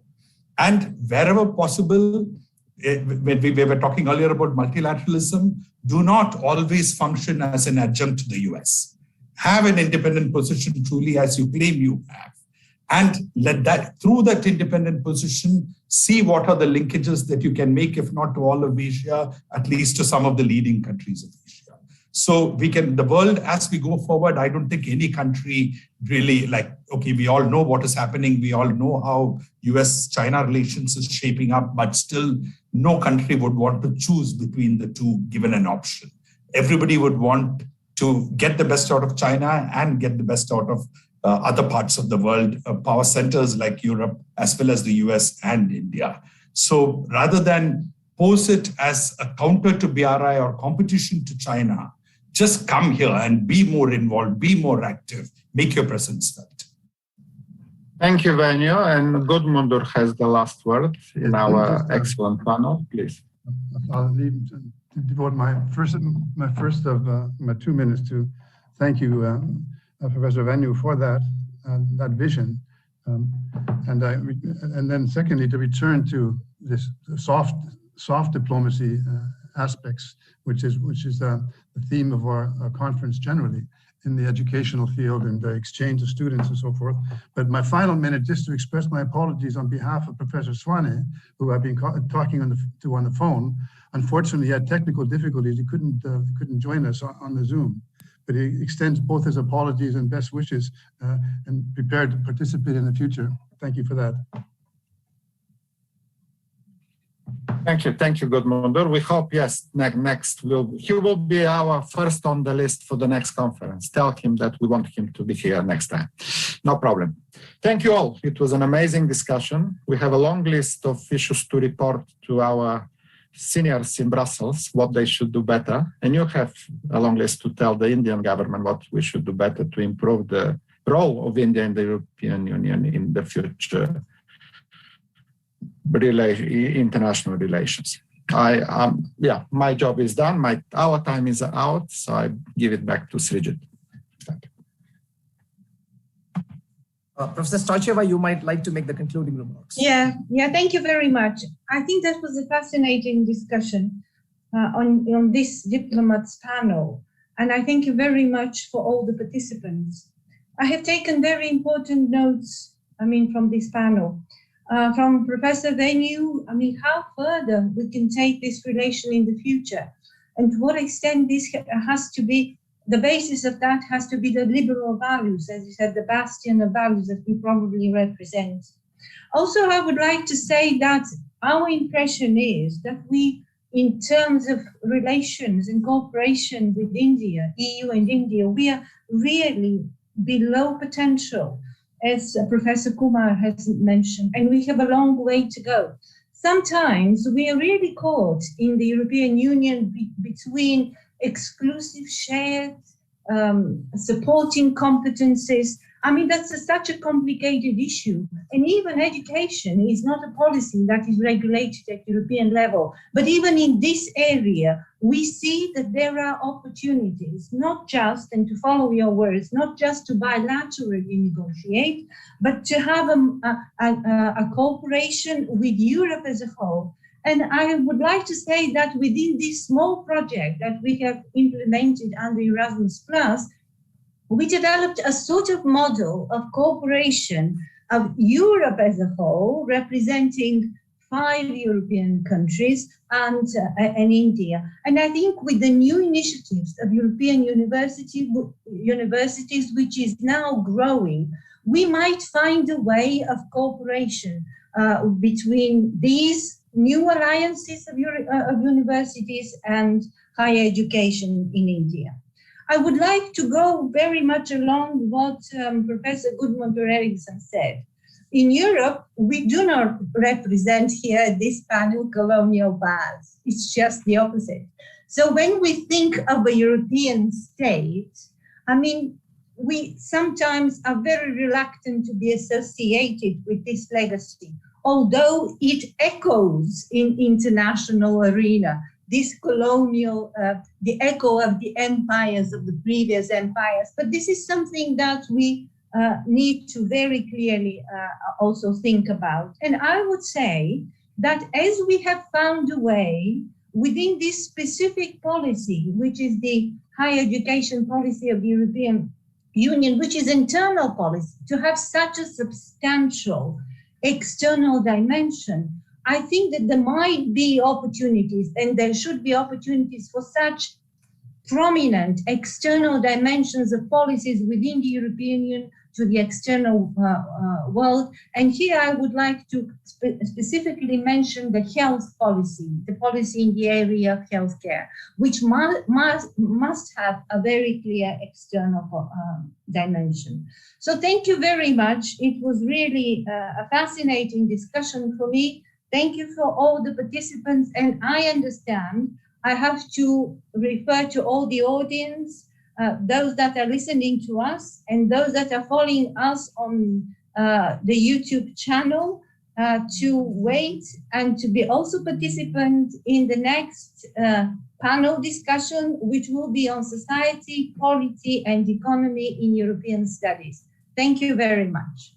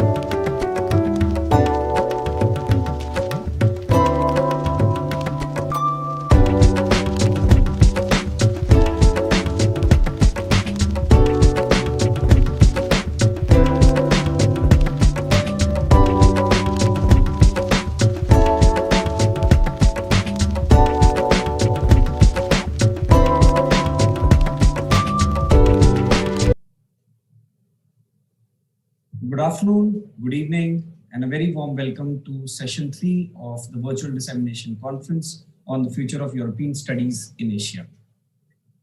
The title of this session is Society, Polity, and Economy in European Studies, and I have with me today 4 distinguished panelists. Professor Dr. Hongjing Zhao, Associate Professor at International Business School, Beijing Foreign Studies University, China. Professor Hanna Ojanen, Senior Research Fellow, Engaged Research Center, Tampere University, Finland. Professor Vladimir Tokar, Leading Specialist, Department of Grant Projects, Kiev National University of Trade and Economics, Ukraine. And my dear colleague, Professor Jhuma Sen, Associate Professor at Jindal Global Law School, OP Jindal Global University, India. Professor Jhuma would be the moderator for this particular session. And with that, I would call upon Professor Jhuma to take this forward. Professor Jhuma, over to you. Thank you. Thank you, Manveen, for a very delightful introduction. I will start without much ado. We know that European studies as a discipline, it's an investigation of the forces that have shaped historically Europe, and it continues to do even so today. The usage of multidisciplinary, we have seen the usage of multidisciplinary approaches is important to develop a deeper understanding of the diversity of social, cultural, political, as well as economic factors that shape Europe. And Europe also has had a very intriguing post-war trajectory, and the post-war movement towards European integration has contributed towards Europe's role as a global actor. So this is the broader pulpit, where our questions, where our discussion is, discussion will be located. We are going to look at how, in an increasingly globalized world, where the social, political, and economic developments, not just in Europe, but anywhere, are not just isolated incidents, but they also have impact on other countries, which have trade relations and other relations. For example, though the impact of Brexit on the future of economic integration is yet to unfold, it is certainly going to have an impact on global economy and the interrelationships between the United Kingdom and other countries.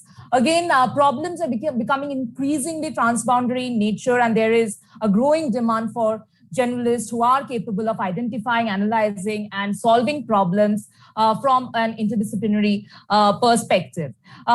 We have a very distinguished and esteemed panelist and our audience. Without taking much more time, I would actually like to ask a couple of questions so that our discussion can begin. My first question, and this is really at the panel, anyone can take it up, is that we know that EU has a highly industrialized and diversified economy, but EU has been less successful in cultivating tech clusters as compared to the United States and China. And one big hurdle that the EU faces to truly accommodate large-scale and sector-defining successes in the global digital marketplace is that it comprises national markets as opposed to a single market, owing to the differences in language and regulation. So what measures should European countries take to better accommodate the growth of tech firms, to capitalize on the next big wave of global digitalization in the coming years? So this question is really thrown at the panel. Your Professor Vladimir or Professor Hongjing or Professor Hanna, anyone can take it. Whoever wants to take it, this is really directed at the panel. Can we pass it to Professor Hanna firstly, and then I will add my point of view, if it is okay, just to make it gender equal, something like that. Okay. Professor Hanna or Professor Hongjing? Thank you. Anyone? Yeah, just very briefly as an introduction more. I think your question already contained several important parts of the answer. And it very much depends on the field. But in general terms, what what we see in Europe is, I believe, an old habit of member states, industries competing against each other. And it's rather hard to get over that and start cooperating and then eventually building something globally. That's the simple starting points, I think.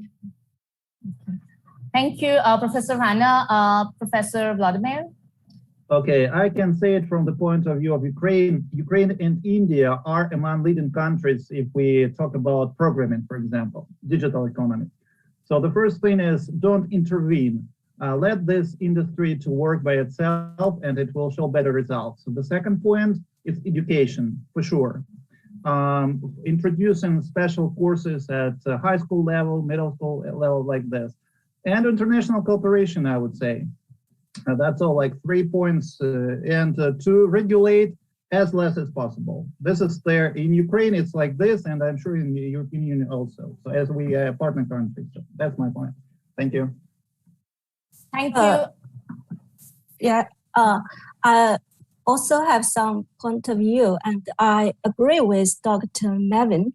Yeah, what you have said is about education. And in terms of Chinese experience, I think the market, because the size of the market is such huge, and we have such huge population, and that make a very good foundation for the digitalization economy. And I think it also apply to the India market. So I think the India market in the future has a very big potential for the economy of digitalization. And for the EU countries, because my field is about marketing, is in the economic field. So when we look at the EU markets for single country, each country, the size of market is smaller. So the European market, the common market is very, very important. Even the Brexit, but I think, all the countries, especially the Middle East, the European countries, if they still keep the policy, still make the market, especially regulation, the same as before, I think they also have a very good potential for the technological innovation and economy in for the digitalization. That's my point of view. So the market, firstly, the demand. The demand-based economy is the key for the development, especially for the culture of technological innovation. That's my point of view. Thank you, Professor Jia. That's actually quite interesting. And because your work is largely the market, I think I'll throw my next question at you, which is sort of piggybacks on this. And that is, if we look at that is to largely do with competition law and the importance of competition law in Europe. We know that it extends far beyond the domains of government policy and private economic decision making. So, it has reflected and sometimes it has helped to shape conceptions of what an European society should be or it should look like. And the process of European integration has further strengthened the significance of competition law. But European experience of competition law is not only important for Europeans. So what purpose does competition law serve in society today? And what are the social and political issues that arise due to the protection of competition in Europe? What is the role of competition policy in developing digital markets in Europe? And how significant is the role of public authorities in the application of competition law? What can those who are interested in joining the field of competition law learn from the experiences of practitioners of competition law? So maybe you could respond to this question first, and then maybe Professor Vladimir could chip in. A lot of questions. I'm sorry.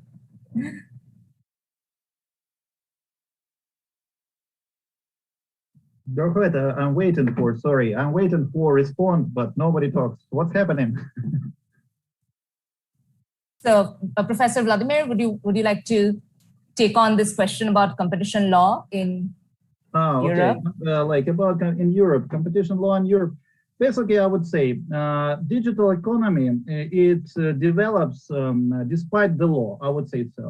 Now, this is a new sphere, I would say. So that's why, again, I'm sorry, but I will support like Adam Smith theory that less regulation leads to better results. Now, because I think European Union is too bureaucratic. That's why Britain left it. Like Brexit happened just because of this bureaucracy. Now, there are too many like red tape around everything you do. I think that it's not perfect. The competition law is not perfect for sure, and it more prevents more than helps. I would say this is my opinion. That's why the EU loses competition not only to the United States in digital economy, but for China. They lose the competition for China right now. Because as they see it, statistics prove that China moves like much faster than the EU in digital economy. Maybe I'm wrong, it's from my point of view, so what other participants would say. Okay, thank you. Thank you, Professor Vladimir. I would like to throw my next question or maybe like a handful of questions at Professor Vanan. And this is largely to sort of, this is largely to understand the context, the institutional and political context in which the European Union operates and what its relationships with other international actors are like.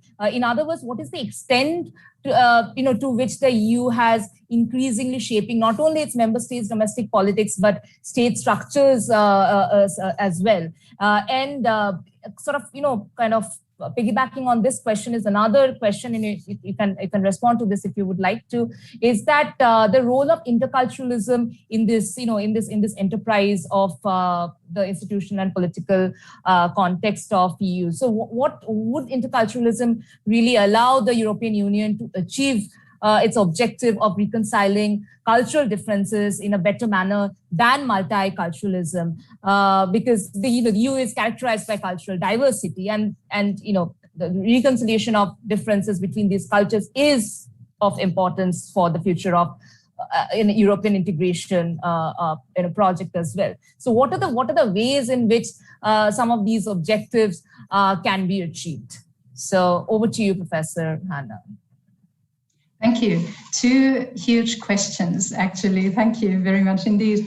I think, yes, starting from where Volodymyr left it, he was speaking in favor of less regulation, and taking it from there, one of the international roles or the positions that the European Union would like to have is that of a regulatory power, the power that sets rules and regulations for others, because that is indeed one way of leading and one way of even imposing standards to others.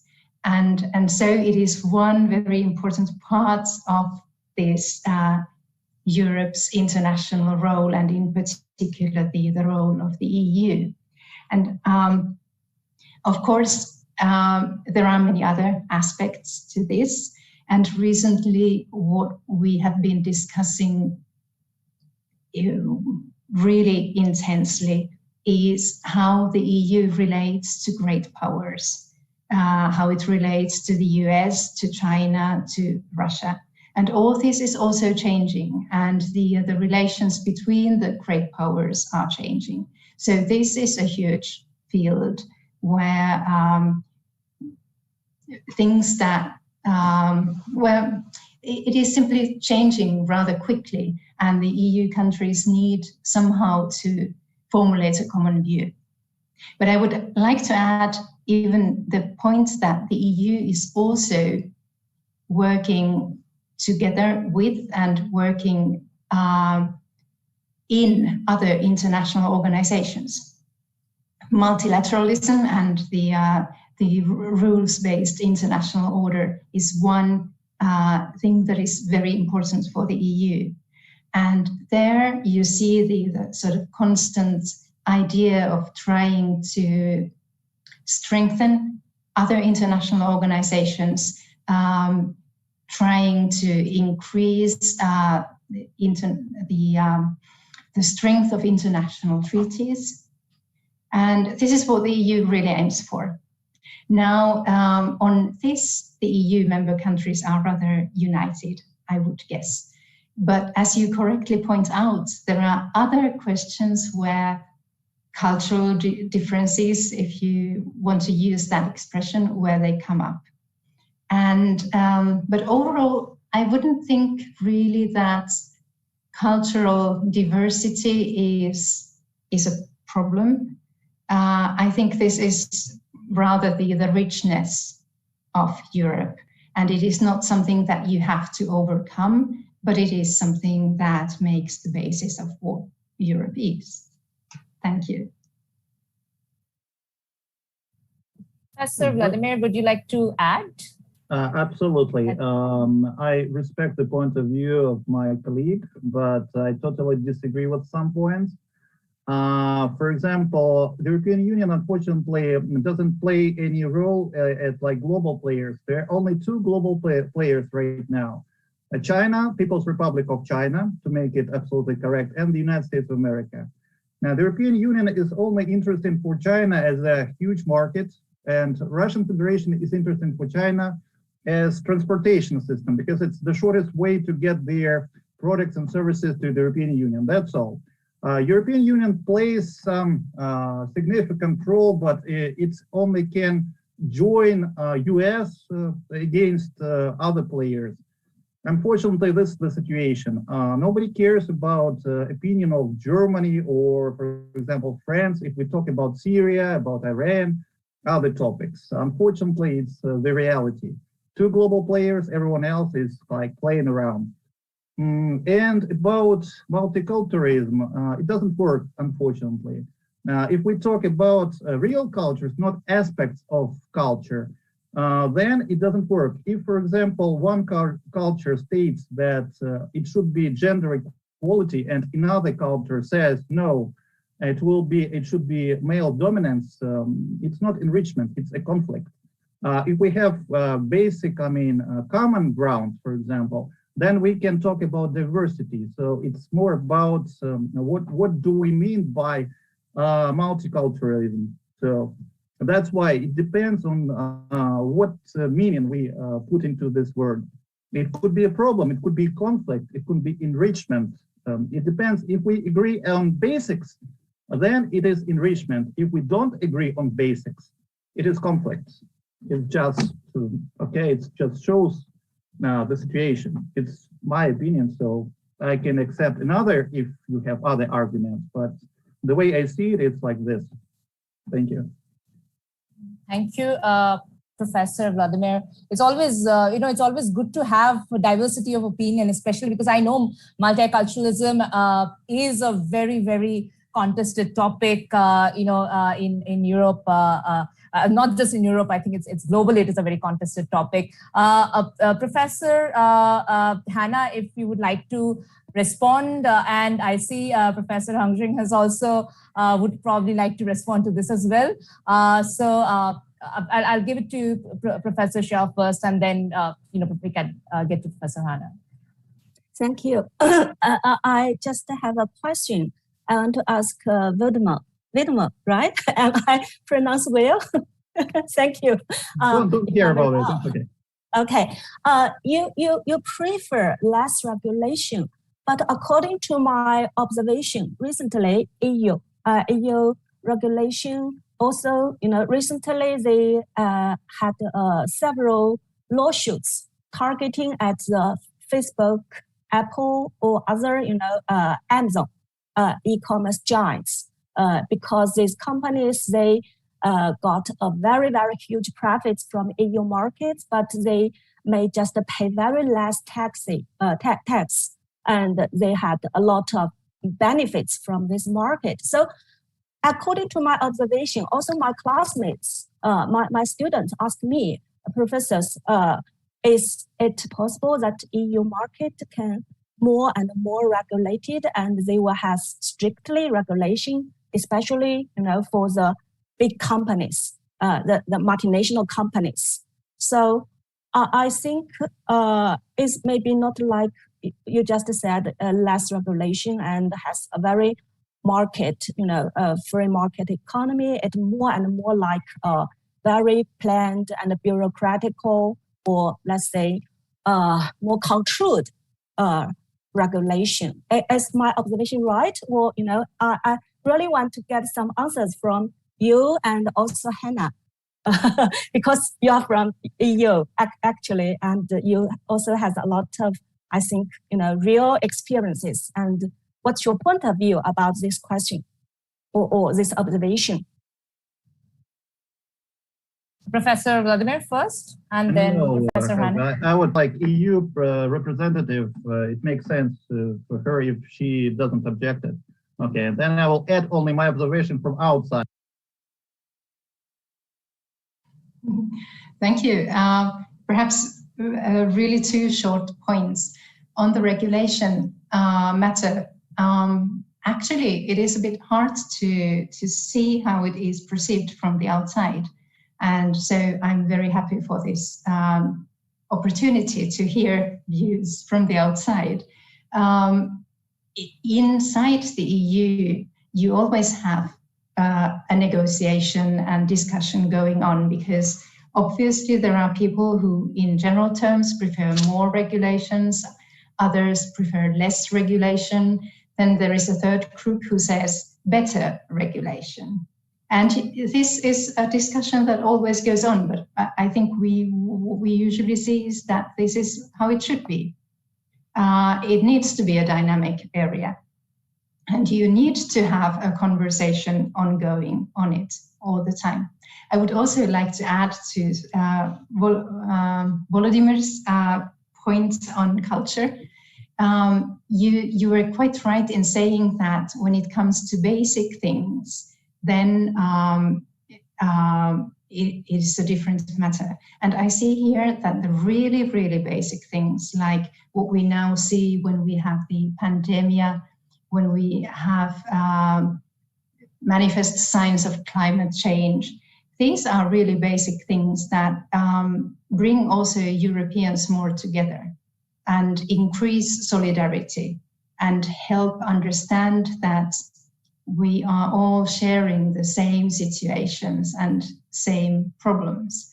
So this is a way, I think, that we have seen in the past year that people come more easily together.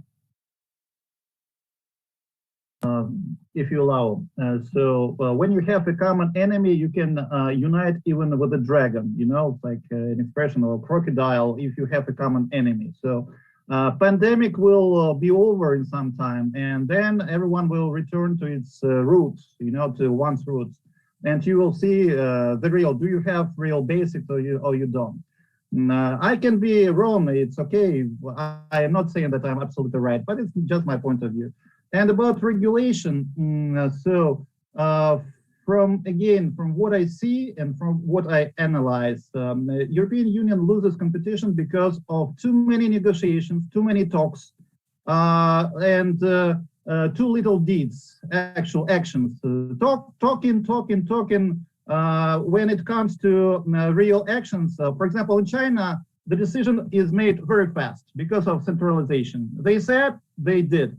In the United States of America, it's more like open market, a lot of competition, but when you need to proceed your national interest, they work as quickly as China. And about Professor from People's Republic of China, I would say that when we talk about punishment of super profits, it's fighting against monopoly. It's a bit different from market. It's not about regulation. It's returning to the market's economy, returning back these huge giants. And when I say about bureaucracy in European Union, for example, to produce a simple thing, let's say a box of matches, the simplest thing you can imagine. There are so many regulations that you would say, forget about it. I will produce it in India, in China, in Vietnam. I don't want to do it in European Union, just because there are too many regulations you need to meet. Now, this is just my point of view, so thank you. Can I add a second, moderator? Sure. Thank you. Yes. Now, is the EU really going to go back to something that was before, after the pandemic crisis and so on? No, because if you think about how the EU develops, it gains competencies in different fields. And this crisis shows that the EU is going to exit this pandemic with more competencies in public health and more common thinking about security of supply. People also think about greater needs for autonomy in production of a certain matter. So a lot will change, but not very quickly, because the EU, being democratic, it takes time. Everything has to be discussed, but that is a basic feature of democracy. Like 1 minute, only 30 seconds, okay? Because of pandemic, it actually shows there are no common mechanism in European Union, no collective actions. Everyone was trying to survive by itself. I mean, Germany fought by itself.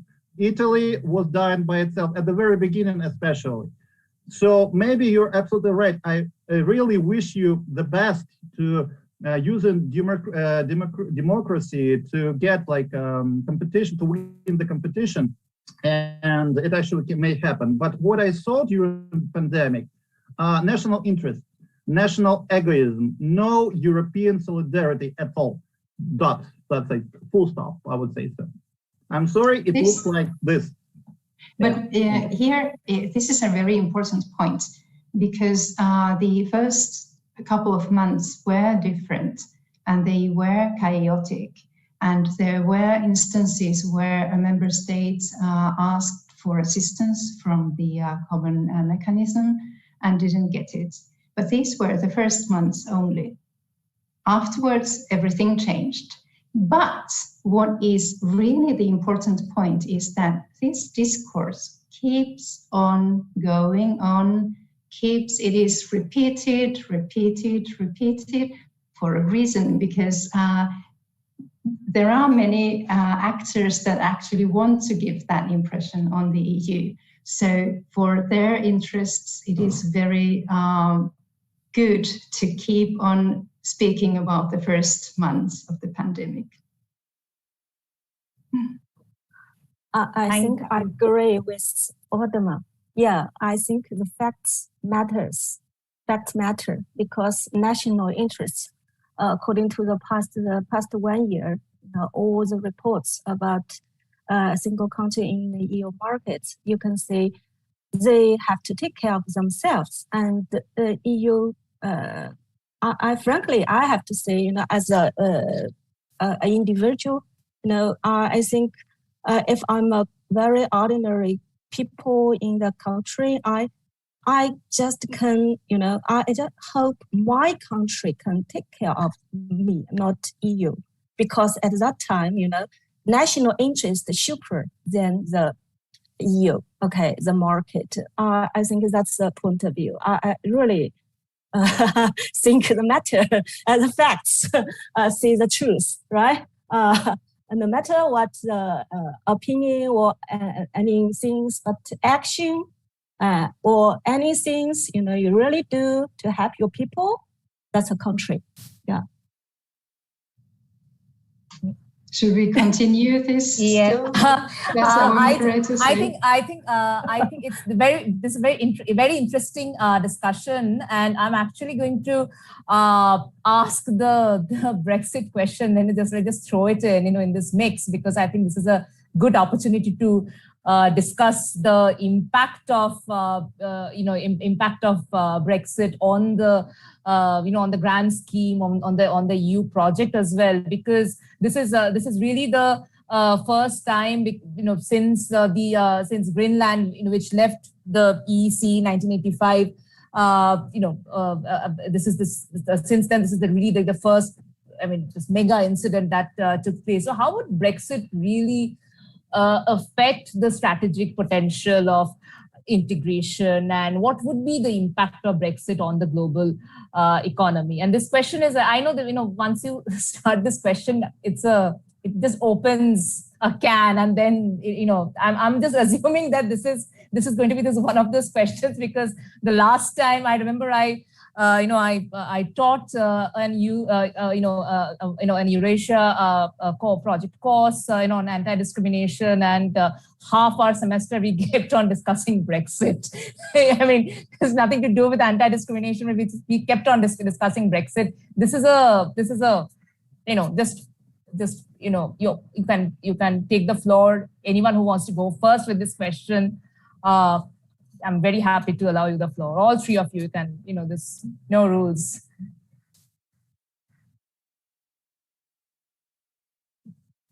If you allow me, let's make a different line. First one is a EU member or China, and then I'll be the last one, because it's not gender equal. So I am for, if you allow me to pass the floor to any of you. Okay, thank you. Anna? Okay, I will be very interested in hearing what my fellow panelists have to say on this.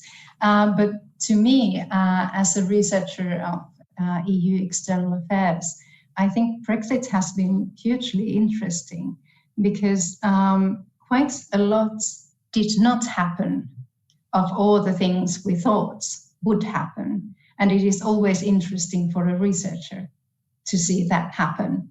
We tend to try to predict things, and then we find out that it was actually something completely different.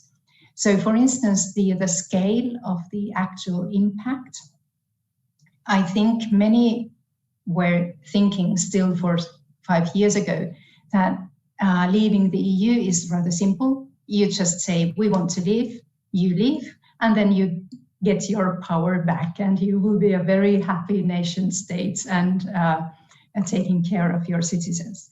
But it wasn't easy. Little by little, people started discovering what it actually means to leave the EU, that it actually has consequences for private people, that it actually has consequences for businesses, that it has consequences everywhere. And you only little by little start understanding how consequential it was. Secondly, perhaps there was this original thought that there could be some kind of a chain reaction, that one country leaves, then other countries think that they might leave as well. No, seeing the complexity and the negative results that it all ended up with, no other country is interested in leaving the EU. And finally, people also thought that when a big member country such as the United Kingdom leaves the EU, it would be negative for the Union, because it loses importance, it loses size, it loses economic weight. But actually, the result in some respects has been positive. The EU was surprisingly united in negotiating with the UK. That was a surprise. And the other surprise has been in the field of security and defense, where the EU now can move on quicker, because the UK was not that keen on progress in this field. So it has been really a surprise, I would say. Professor Shao? And maybe then after that, Professor Vladimir. Okay. I just want to say, recently, with my colleagues, we conducted a research about after UK Brexit, how about the China-Sino-UK relationship, especially about trade and investments and Chinese companies operated in UK. And we just found that very interesting because in 2016, when UK announced it were retreated from the EU market, at that time, Chinese companies increased investment in the UK. So, which means, Chinese companies, especially the private sectors, they expect there were a huge opportunity. They can sign the bilateral agreements with UK, not negotiate with EU, just like you mentioned, because negotiate with EU has very, very long procedures, very complicated negotiations. And when you really want to put something into action, it's really, wasting time. But if Chinese companies can sign the bilateral agreements with UK, and they can move the all the operations, all the trade and investments quickly than previous stage. That's initial expectation from Chinese companies. But after pandemic, pandemic is really the stop. Is a very, very important, we have to say, the big turnaround point for this relationship. Last year, China and UK had a very bad, sometimes had a lot of conflicts. So recently these negotiations and all these projects, some of them are delayed, but even though, according to the recent report from the BBC News, not BBC News, I'm sorry, it's a national radio. That's the national reports from UK. They say China now increased more than 30% investments in UK comparing to the previous year. So I'm thinking, for the future, or especially for the impact on EU markets, the Brexit really give UK this, the country huge or higher stake, higher impact, when they, let's say, negotiate with another country, such as China, India, or maybe USA. But at the same time, EU may lose its, to some extent, let's say, influence on some fields. For example, the transportation, just like you mentioned, transportation, or maybe, let's say, manufacture some high-tech manufacturing fields. So they will make a new competition, even just from the three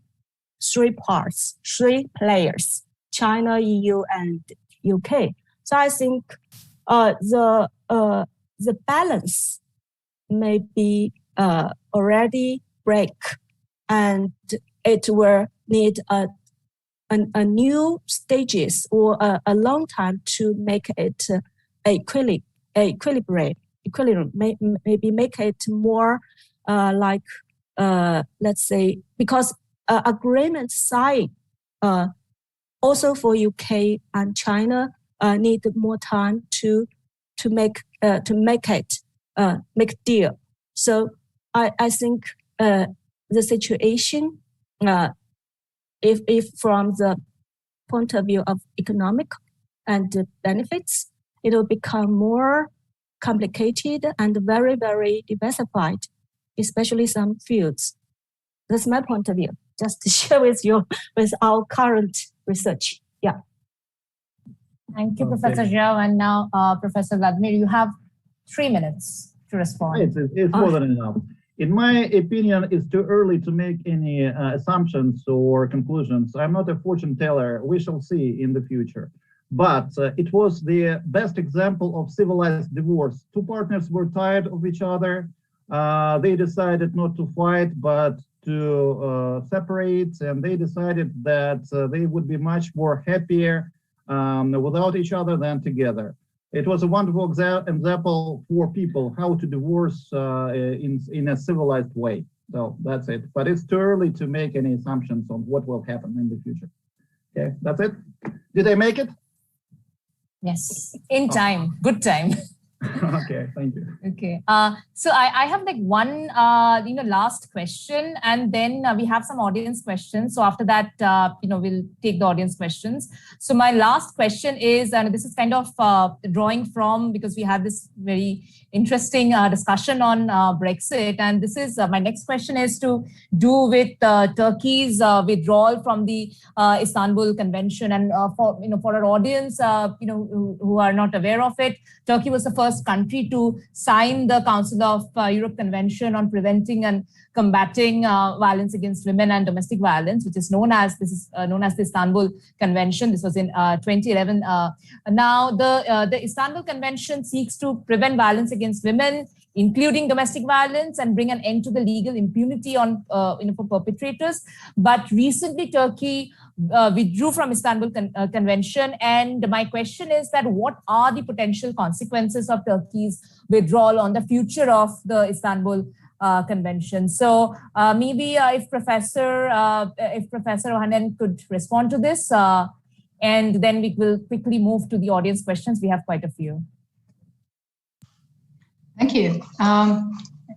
Really a very worrying case of Turkey announcing that it withdraws from this convention. Something that is very unfortunate, of course, for women in Turkey, but for all victims of domestic violence. And it is also, when we put it in the context of Turkey's role in Europe, or perhaps between Asia and Europe, it is one interesting aspect of that question as well. Here, Turkey is leaving a convention that is of the Council of Europe, so that where it is a member. So it is also an example, perhaps, of countries that unfortunately are paying less respect to treaties overall, to conventions, to rules. And this is a tendency that we do see, very unfortunate. But this is also a question where we see that Turkey has been perhaps going in this direction for some time already. And if we now think of it, it is perhaps more surprising that it did ratify the treaty in the first place in 2012.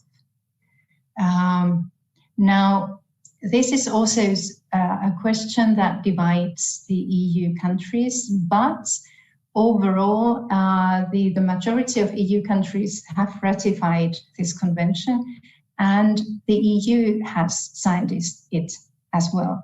So the debate is now about the EU ratifying this convention. So it is, again, a very interesting example of what I was speaking about earlier on, about the EU's role as an actor in international organizations and treaties. Thank you, Professor Ohanen.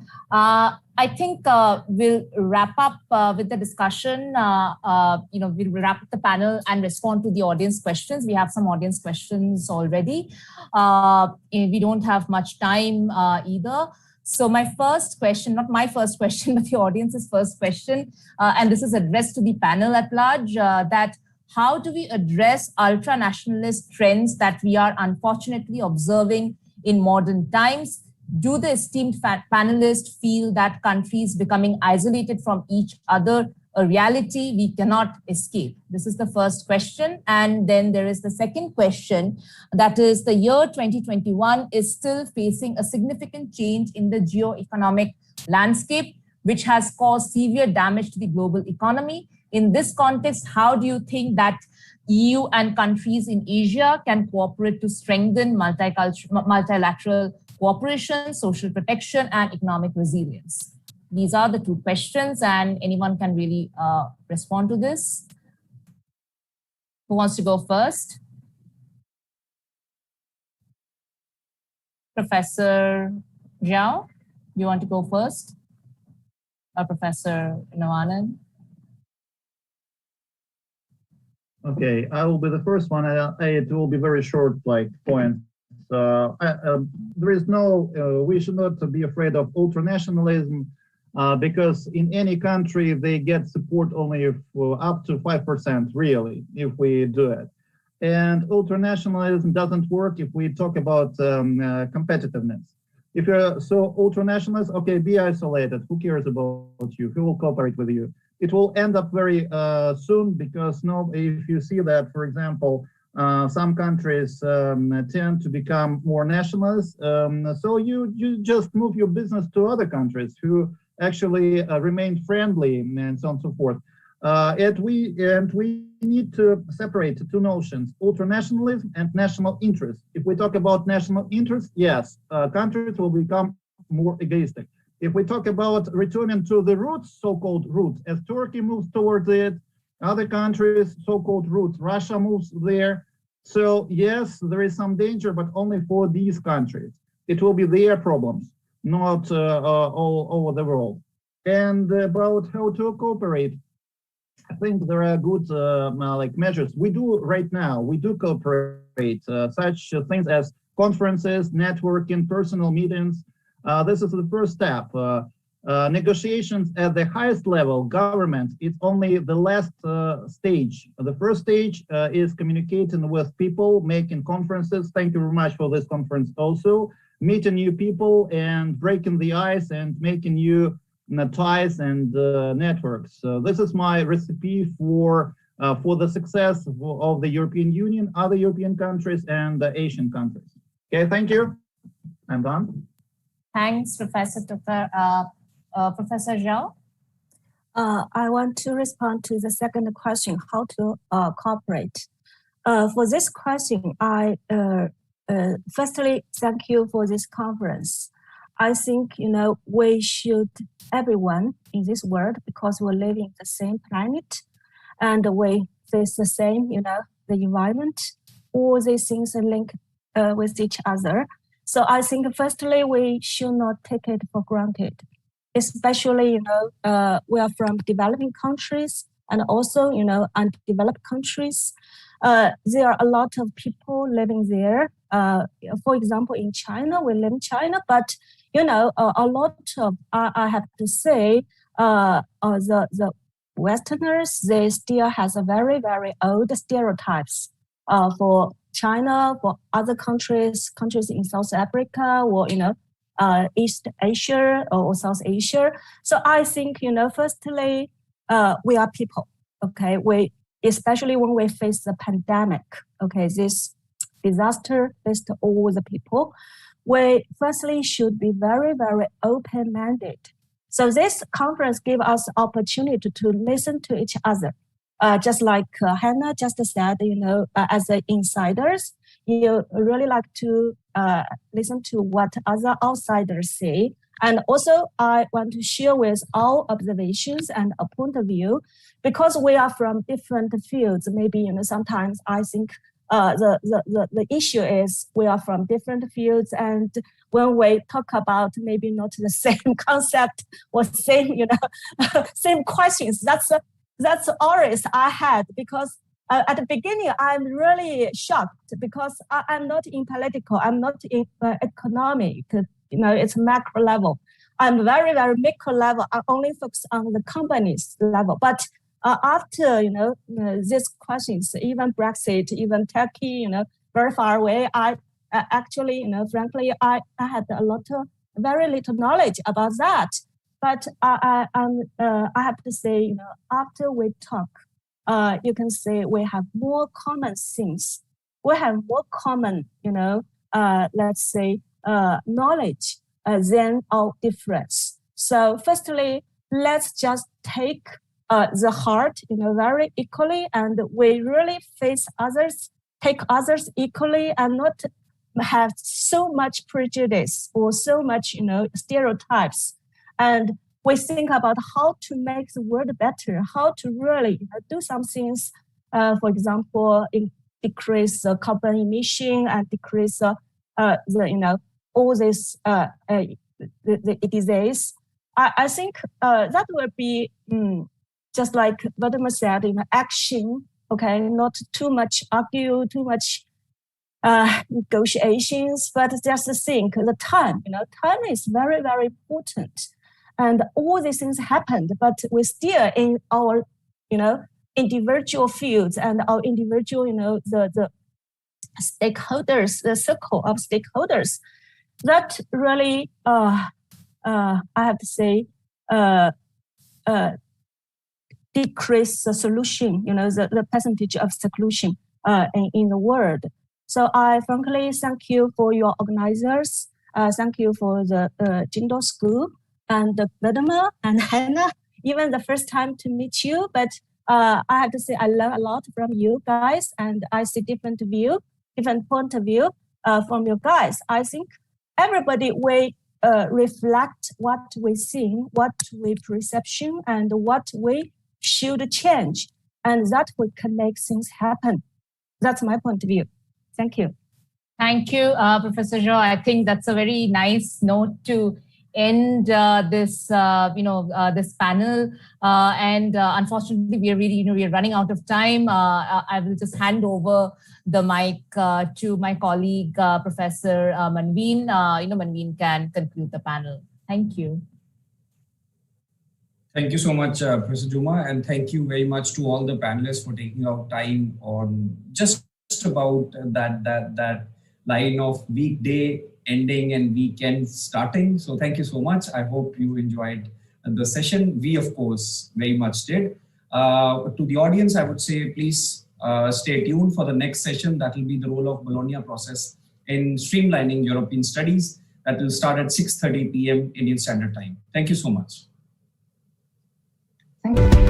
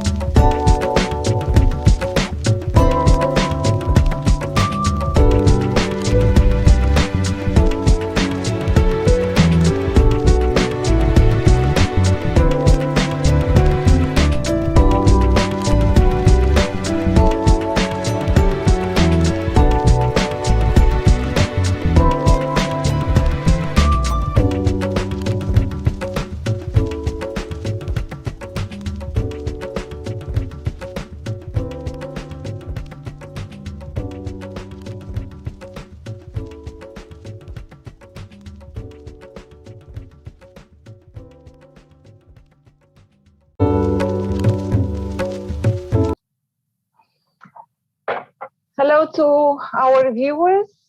We are back with the fourth session of the JGU Eurasia Dissemination Conference, and the title of this session will be the role of Bologna process in streamlining European studies. And we have here a panel of distinguished participants.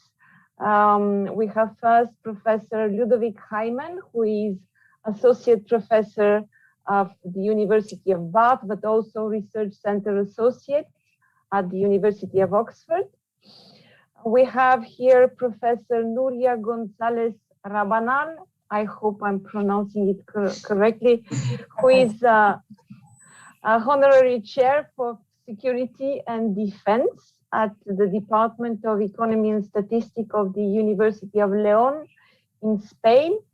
And we have also Professor Laszlo Moratz from the University of Amsterdam, who is Honorary Professor also at the Gumilio Eurasian National University in the Netherlands.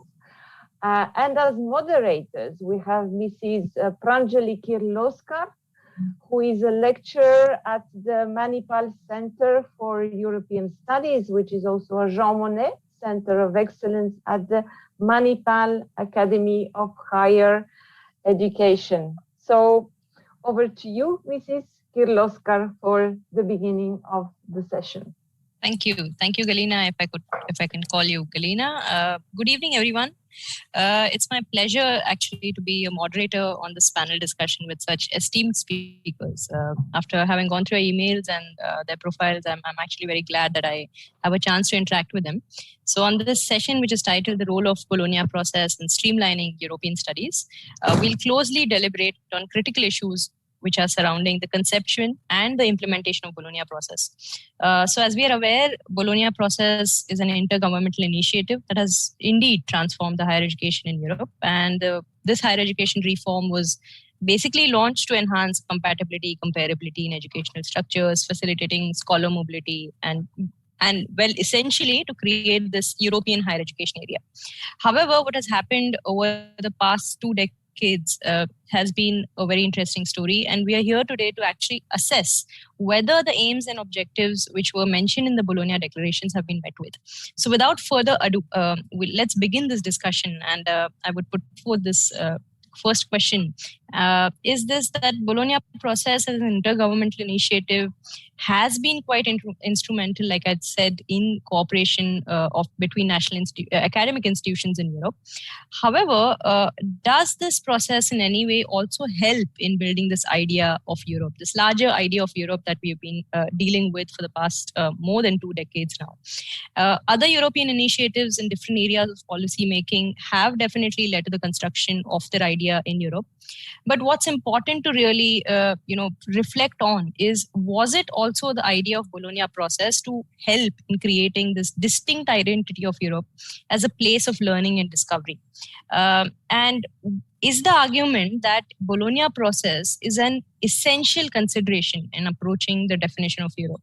And this is something that we need to really deliberate on, that how far has Bologna process as a model been successful in, I could say, understanding or acknowledging the idea of Europe today.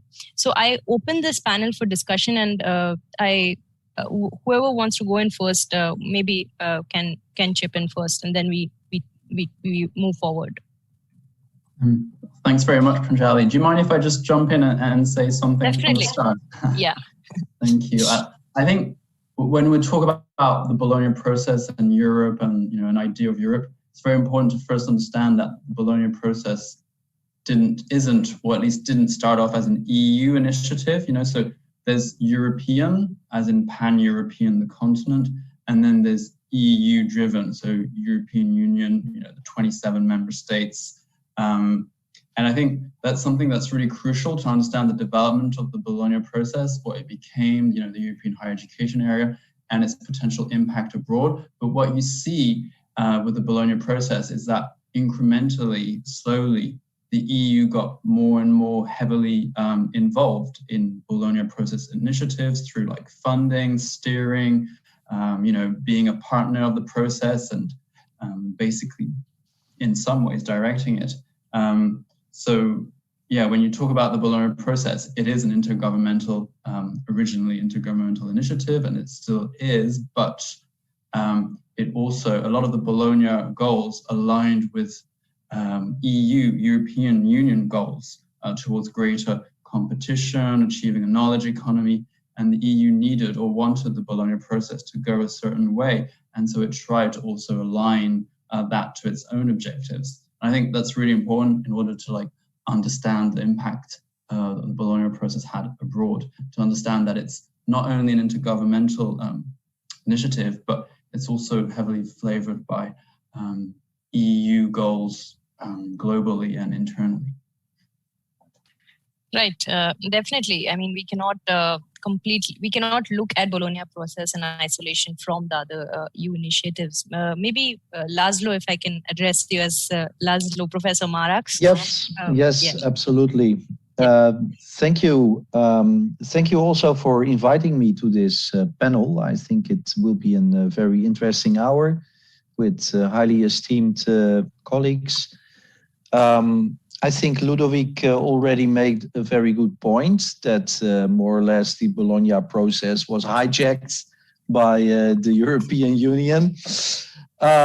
I would like to say something about the title. In your title of this panel, you have streamlining European studies. Well, actually, European studies, of course, is in a number of universities. It is the study of the EU institutions. And from that point of view, I think there is a lot of uniformity in these programs. In Amsterdam, we have a more complex program. It's not only EU institutions, but let's say also the cultural concept of Europe is important. So culture and languages. Now, what I have the impression that the EU is facilitating all sorts of exchange programs like Erasmus and that sort of things. Ludovic also was referring to this.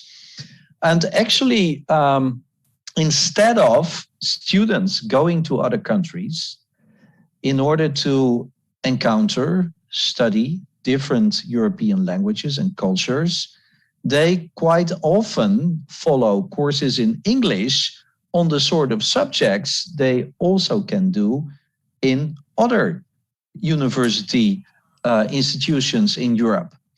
So although I'm actually applauding the Bologna process because it makes students exchange much easier, and students can go to other countries and institutions, and then they precisely know when they take a course and they succeed in their examinations, then they can receive the credit points and use it for their own career, for their own educational path at their home university.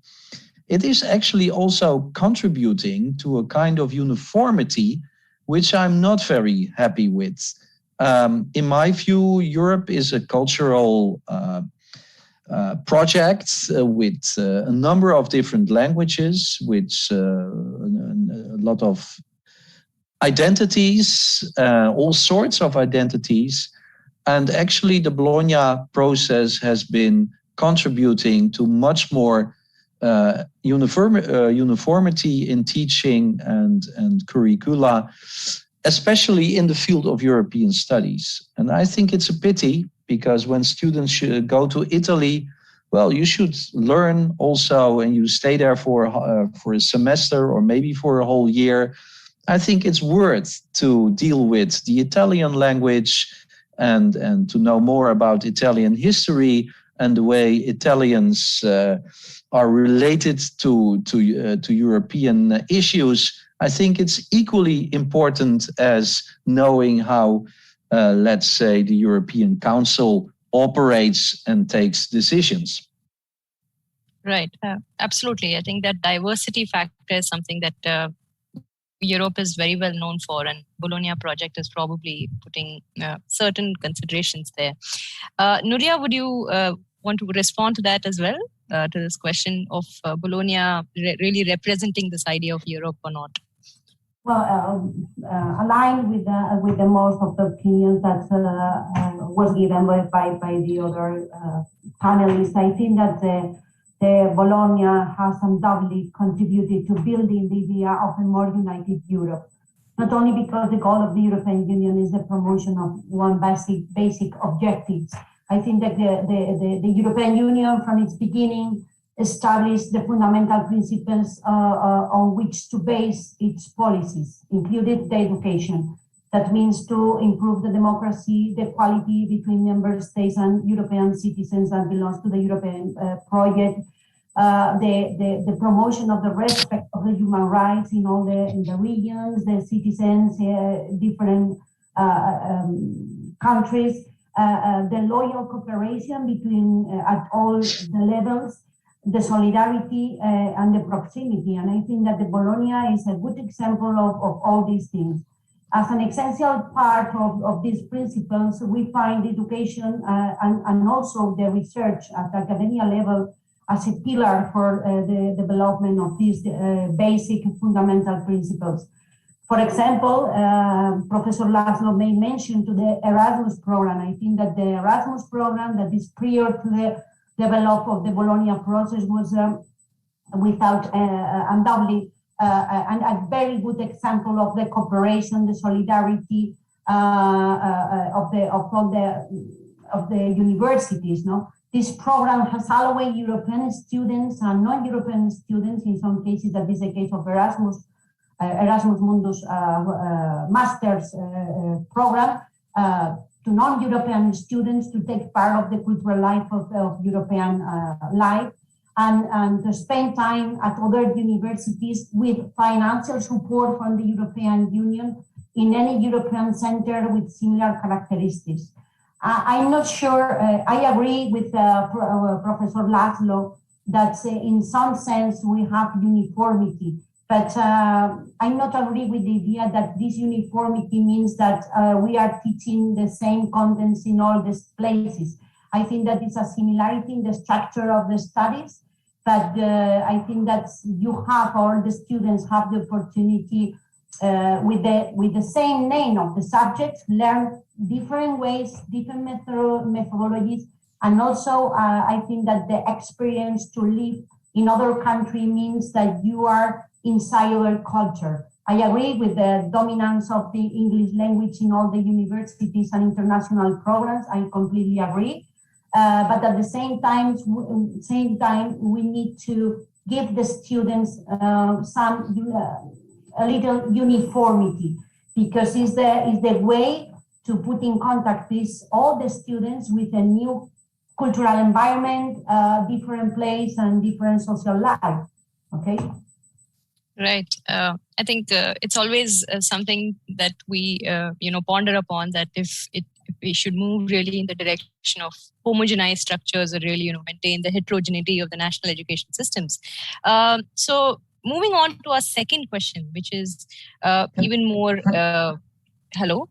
Anjali, can I just add something? Just picking up on what Nuria just said, the first part on how it's a joint European culture, and you move around and you partake and you create or you reaffirm this common culture. I think that's very true, and that possibly explains why, following Brexit, the UK removed itself or didn't fight for remaining in Erasmus, because it had left in a way that common European culture, or it wanted to distance itself and portray itself as global Britain, more focused on other international countries. And that's why it couldn't justify staying in Erasmus. And now the UK has its own student mobility scheme. So I think that fits well with what Nuria was saying. Right, right. Okay, so let's move on to the second question, which is equally very important, is that we often hear this criticism that Bologna process largely benefited only select universities which were based out of, the wealthy European nations. And so the question really is that how far has Bologna Declaration or Bologna process benefited universities in member states outside these select states that we are talking about, especially from Western Europe? What I mean to ask is that how far has the Bologna process focused on bringing universities which are located in lesser wealthy areas of Europe and allowed them to derive some benefits like their counterparts in Western Europe? Maybe this time Laszlo would like to go in first. Yep. Okay. Thank you. Yes, I'm also a specialist on Eastern European affairs. So I have a good overview of the East-West relations within the European Union. And it is certainly true that actually we can see a kind of a structure, a pattern arising in the recent decades. So a lot of West European students move, let's say, after the bachelor's to Britain or to the United States to finish their master's or university studies at a highly ranked university, Cambridge, Oxford, but also several Yale and so on and so forth. And what we see is that students from Eastern Europe come to Western Europe. So in Amsterdam, we have a lot of students from Romania, from Bulgaria, from Hungary, from Poland. So here you can see some interesting capitalistic labor divisioning, that the more richer students or the students from richer Western European countries can afford to go to the better universities in Britain and the United States, which is not accessible for students from Eastern Europe. But let's say the richer part of society can afford to send their students to a German university or to Amsterdam or to Brussels or whatever. So yes, I think the whole system is actually strengthening this divisioning of wealth and let's say resources that people have. Of course, it's not the fault of the Bologna process. The Bologna process opens these possibilities, and you see a sort of underlying financial economic system which rearranges the flows of students. So this is, of course, very interesting for the better British and American universities. It is interesting for us in Amsterdam, for example, where we have a lot of students from Central and Eastern European countries. But in the end, I'm afraid that the universities, even the better equipped universities in Central and Eastern Europe, will attract much less students from Western Europe and Britain and the United States. So this means that that there is probably not a good divisioning of knowledge, of accessibility to universities. And this weakens the whole system, I think. Interesting. Very interestingly brought out disparities. Nuria, would you like to take this on further? Well, I agree with the Laszlo speech or argument, and I must say that in my view, maybe it's because we are under the box on Anglo-Saxon culture, in the sense that if you made a survey of the students and many universities, including professors, and you ask the question, where do you want to go for a better future? All of us are thinking about the Anglo-Saxon universities, and we are thinking about how to go to the United Kingdom and maybe American universities or Anglo-Saxon universities. So I think that it is true, and we must assume that we are living in a box, okay, with under the influence of this international culture. But at the same time, I think that we need other European Union. It's open, and the foreign policy of the European Union is directed to the promotion of collaboration in many sense with other universities, and how to improve the quality of the European universities, and how to implement programs at all the levels, not only at the level of the studies, also at research level. How to integrate in the model in the European universities all the cultures and all the students that came from the East and the West, or from Asia, from other different regions in the world. Okay, and I think that is a very important point. And also that it's obvious that when you build something, you have the influence of geopolitical and geostrategical questions, and the studies, the education, and the build of all political policies in the European Union are also under influence of the small factors that have relation with the geopolitics and geoeconomics. And I think that this, the universities and the learning process is not, is inside this influence too. Right. And Ludwig, would you want to respond to Nuria's argument? Well, I don't know if this responds to it so much, but I guess the Bologna process, is, the product of also a neoliberal agenda.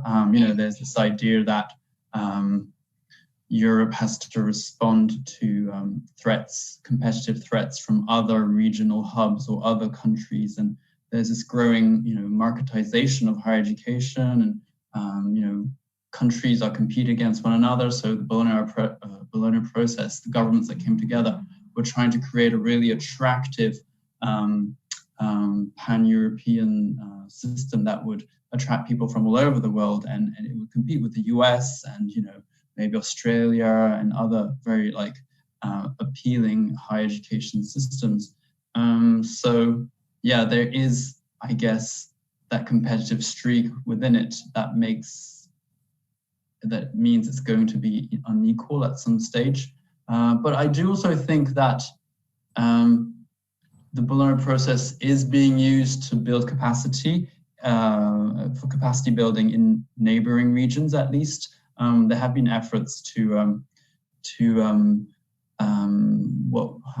transfer Bologna action steps or tools to the neighborhood, the European neighborhood, Central Asia, North Africa, with a view that, well, at least politicians would say this, that universities in Western Europe and in some Bologna countries should help universities in less developed countries modernize their universities or their higher education systems.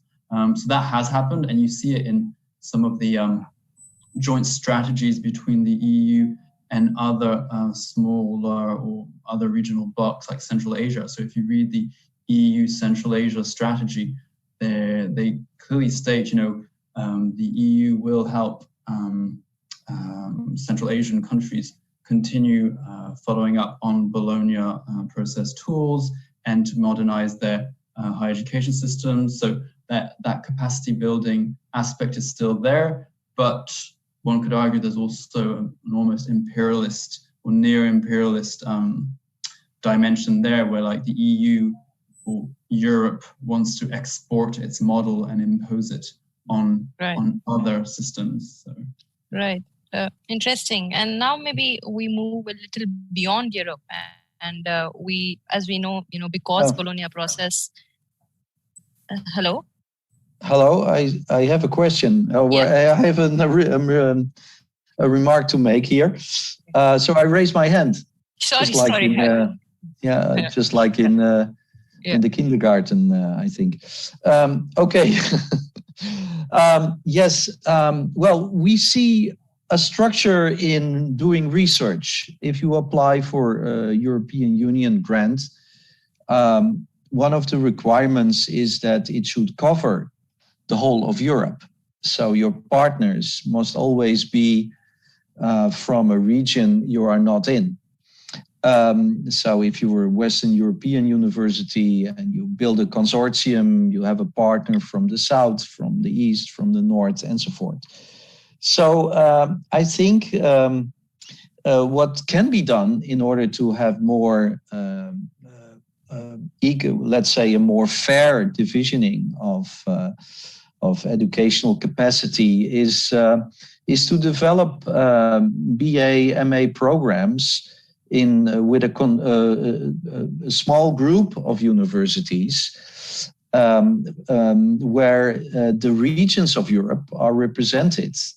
And you could support that with European Union grants or funds or whatever. And of course, universities in Eastern Europe have a lot of possibilities to offer.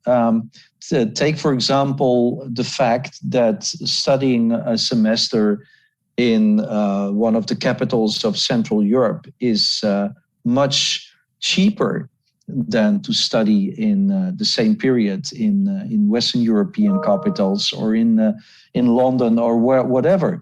So there are a number of arguments to be given why you could use the facilities and the power of Central and Eastern European universities. So I think building small consortia in order covering the whole of Europe and then try to develop together a BA or an MA program would be an interesting idea to pursue, I think. Right. Interesting. So I'm sorry, I didn't see your hand raised back then. Moving on to the third question is whatever. I lowered it. Sorry. It disappeared. Yeah. So moving on to my next question was something looking beyond Europe, meaning that because Bologna process is one of its kind regional educational alliance or initiative in the world, are there possibilities, according to you all, for other regions or geographies to replicate this kind of model and toy with the idea of working on another similar alliance with maybe another part of the region or any geographical area? Do you think that there is any transnational organization in the world that is better suited to lay down this framework of such a perspective?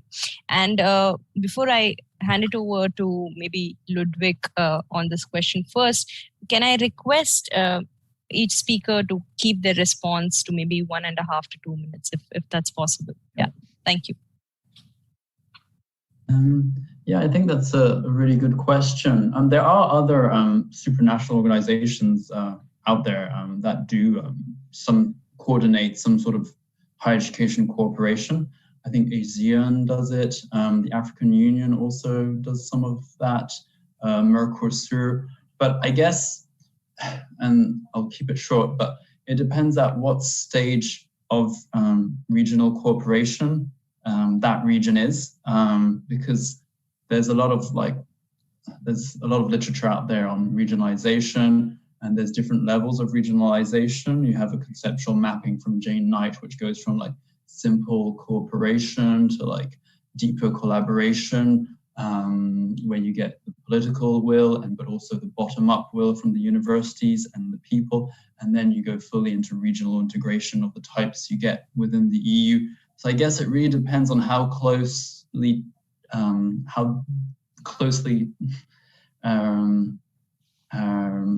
how deep is the regionalization within a specific region. So yeah, it really depends at what stage that region is in its cooperation. If it's at the very initial stage, I think it will be difficult to get that sort of engagement through higher education, because education tends to be a very nationalist sector of policy. But if it's a region that is already very heavily involved with working with other countries within that region, then there's a high possibility that something similar can be reproduced. Right. Thank you. Nuria, do you think that there's any other kind of transnational organization which can actually replicate this kind of initiative? I completely agree with Ludovic in the sense that depending on the rate of integration and the relationship between the countries that wants to develop this project is important. But I think that the European Union is a supranational organization, and I think that one of the best things of the European Union is that show to the rest of the world how is possible the integration of 27 countries and how agree in some basic policies, basic criteria, as for example, the Bologna process, okay? So I also, as a European citizen, okay, as a member of the European University, I must to say that maybe for foreign countries is not now that we have under the cover of the financial support of the European Union many programs that made possible the cooperation between Europe and all. I think that there is no country that cannot collaborate with a European university, and we have, for example, the Tempus program that is a very good example of the Erasmus Kid 2 that proves that how it's possible to transfer the Bologna process to other developing countries, and how it's possible, for example, with the Erasmus Master program to design an intercultural and international PhD master's program with option to the PhD students, and with windows open to India, to Africa, to China, to United States, to new European countries. And I think that I believe that any university, small or big, is open to the world, from Europe to the cooperation with any country. And the ASEAN window offers enormous potential to create new and differentiated and positive things and projects that can benefit to all the students, not only for European students, also the students who came from their countries. Right. Thank you. Laszlo, would you like Yes. to comment as well? Yeah. I have some very brief thoughts about this.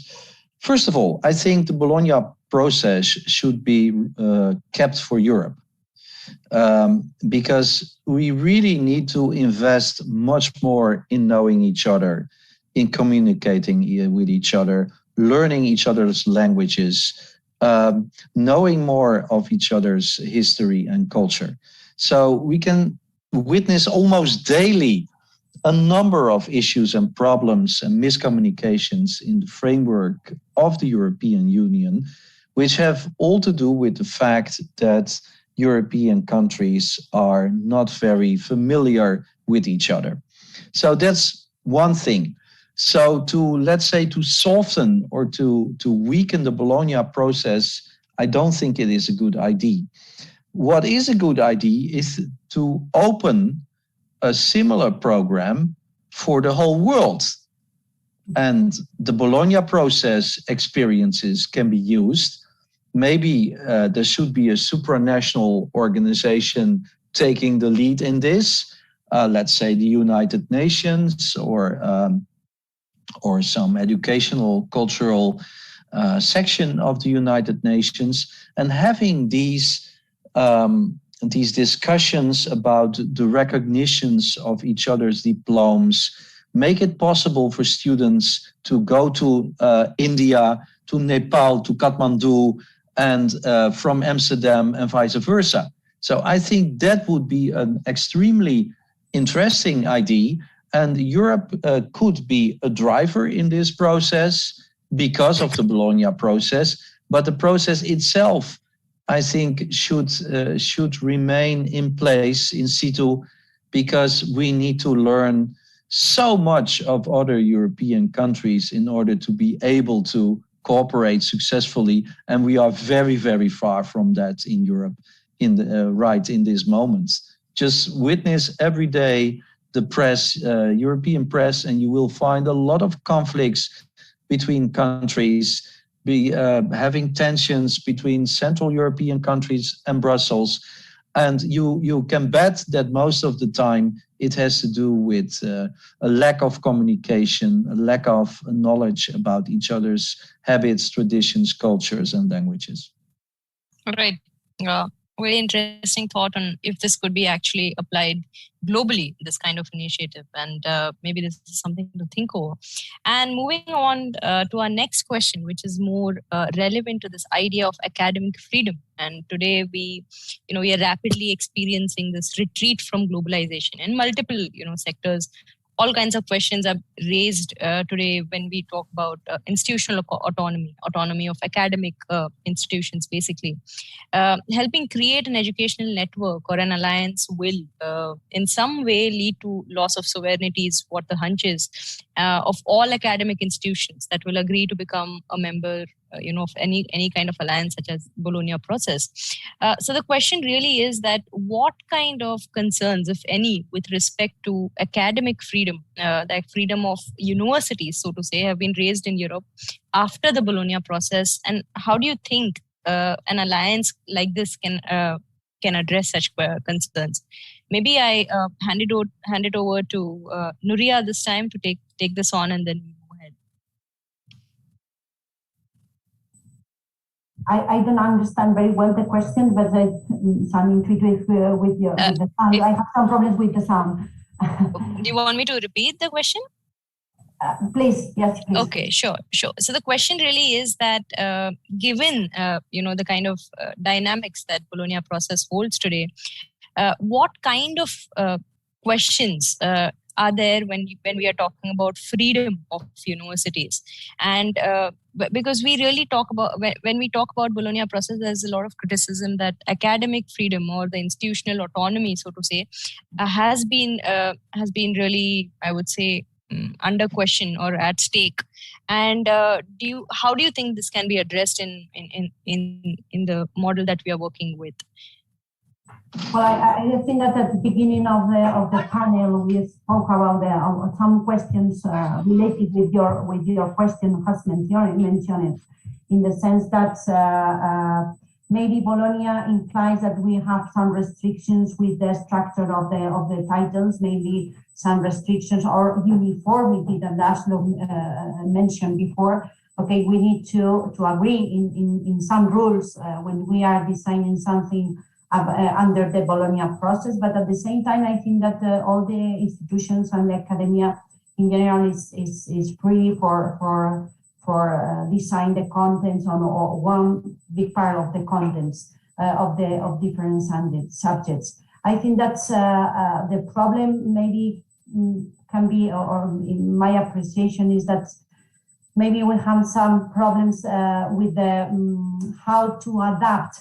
How these rules, this uniformity leads to the universities adapt to the changing world. Because nowadays and after the pandemic, I think that all of us are aware that we need to change our studies. We need to be more adaptable for the green economy, green transition, the digitalization, and how to combine the uniformity under the Bologna process, the fixed rules that maybe the European institutions force under the regulation of the European Union to the universities to adapt the studies, okay? But at the same time, how we need to change how can we change the things to be more flexible and adapted to a changing world? Okay, and I think that is an important point for the future and the application of the Bologna process. Right. Thank you, Nuria. Ludwig, any thoughts on if institutional freedom is really at stake and what can we do about it? Yeah, thank you for that question. I think really, to me, one of the greatest threats to academic freedom or institutional freedom is the nations, the countries they are in. It's one of the threats, at least. So actually joining a university alliance can diminish that threat, because countries, especially like Anglo-Saxon countries like the UK, they're very demanding on their institutions, and there's a lot of accountability, and there's a lot of performance-related funding that basically indirectly dictates what the institution has to do, where its priorities must lie. So that is, I think, in the UK and maybe Ireland, a big threat to institutional autonomy, even though it's never really portrayed that way. But it is, because institutions have to constantly respond to the barrage of new policies for accountability and anything else on the agenda of governments. So actually, I would argue that joining a university alliance or creating some sort of global alliance can actually perhaps help universities extricate themselves, at least partially, from that grip of countries and politicians and governments just trying to sometimes exploit universities. Interesting. Ludwig, your thoughts on this? Laszlo. Sorry, no, not Ludwig. Laszlo, I'm so sorry. I think you are on mute, Laszlo.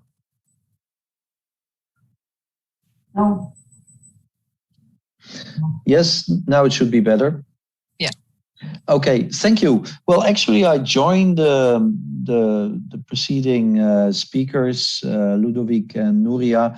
I think we are facing two serious problems. It's technocracy, either from Brussels or the national states. For me, it's almost the same, and financial pressure. So these are the two buzzwords, I think: technocracy and financial pressure on institutions, competing for grants, for maybe company or corporate sponsoring and that sort of things, especially in medical science. We also have witnessed it in the COVID crisis, I think. If you studied the Lancet, for example, you could find a number of articles that were later on withdrawn, but were published under the pressure of medical corporates. So yeah, I think alliance, and more alliances to counterbalance this sort of technocracy and financial pressure we have to face all the time. So that's why I made this remark about some of the advantages of Central and Eastern European universities for students. It is cheaper, there is a bigger campus, there is more housing. So if we can support each other in smaller and middle-sized and large alliances, or even world alliances, I think it should be possible to counterbalance a lot of technocracy and financial pressure that is actually hampering academic freedom and research, and also education at the moment, I think. Very interesting thoughts. So I think we move on. I see some questions which are posed by the audience, and I would leave it to the panelists to take them, though very interestingly, they are from very different, diverse set of themes. And one of them is well related to inclusiveness. The other one talks about quality assurance, and third is more to do with this entire idea of recognition of the education or other academic work, so to say. So maybe we take the first question here is, how can the concerns of quality assurance be addressed while achieving the aim of Bologna process of increasing mobility? So how is it that we can actually ensure that there is adequate quality that is sort of implemented, and quality assurance is something that we stick by?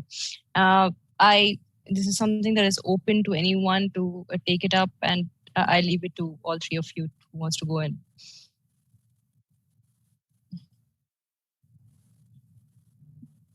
Yeah, Laszlo, you can. I think you are on mute.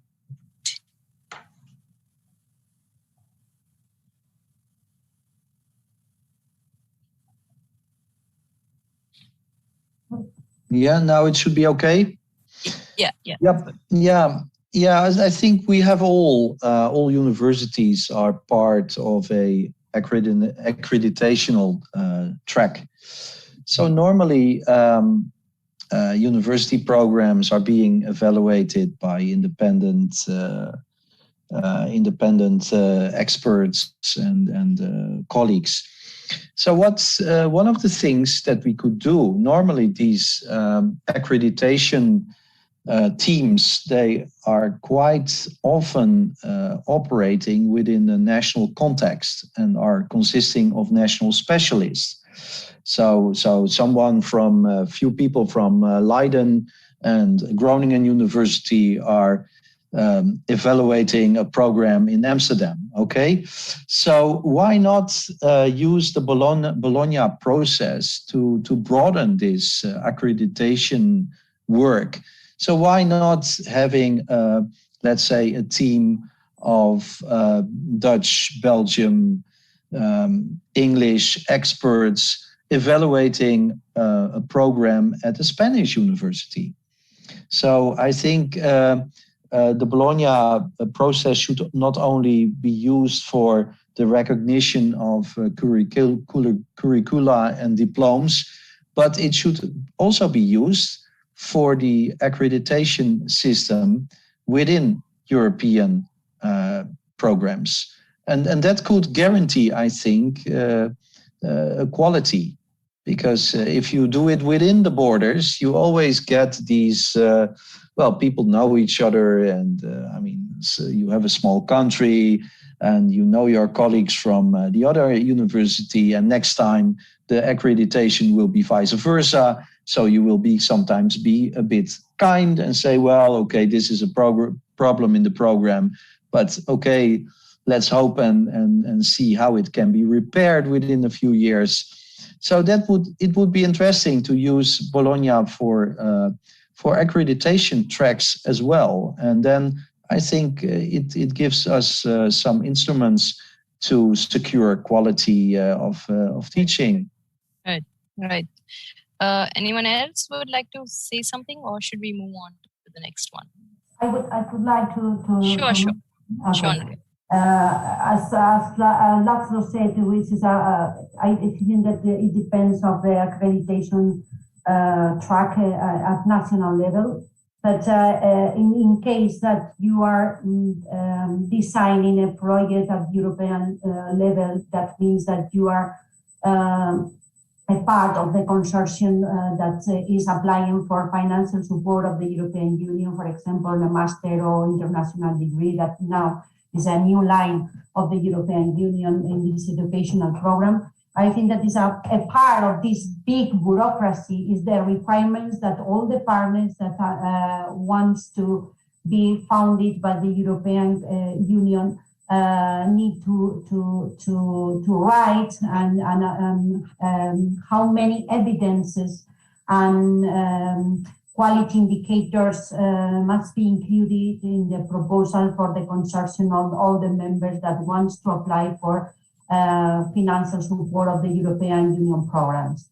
And I think that is relevant. It depends on the member state national agencies in case that the universities, as for example, in the case of Spain, we have regional agencies that evaluate their own degrees, but also we have a national agency that's forced to every year to send to the ministry evidences about the qualification of the teachers, the results or the indicators that we can discuss about if the indicators are good or not, but you must complete and to fulfill all the bureaucracy that at national level is necessary for obtain the qualification of especially in public universities. Okay, so I think that is important to say something that is different at national level, but the European level, if you apply for a financial support, you need to.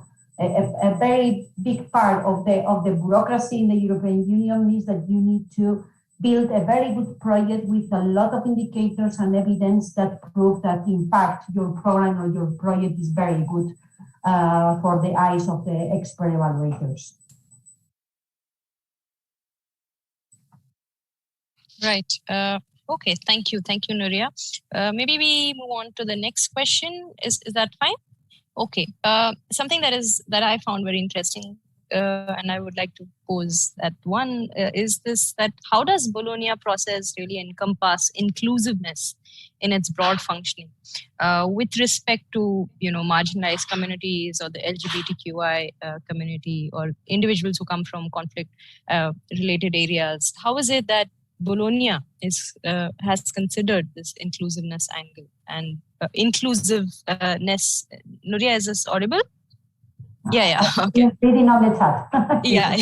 Okay, yeah. So, anyone would like to take this on? Ludwig, maybe I see you.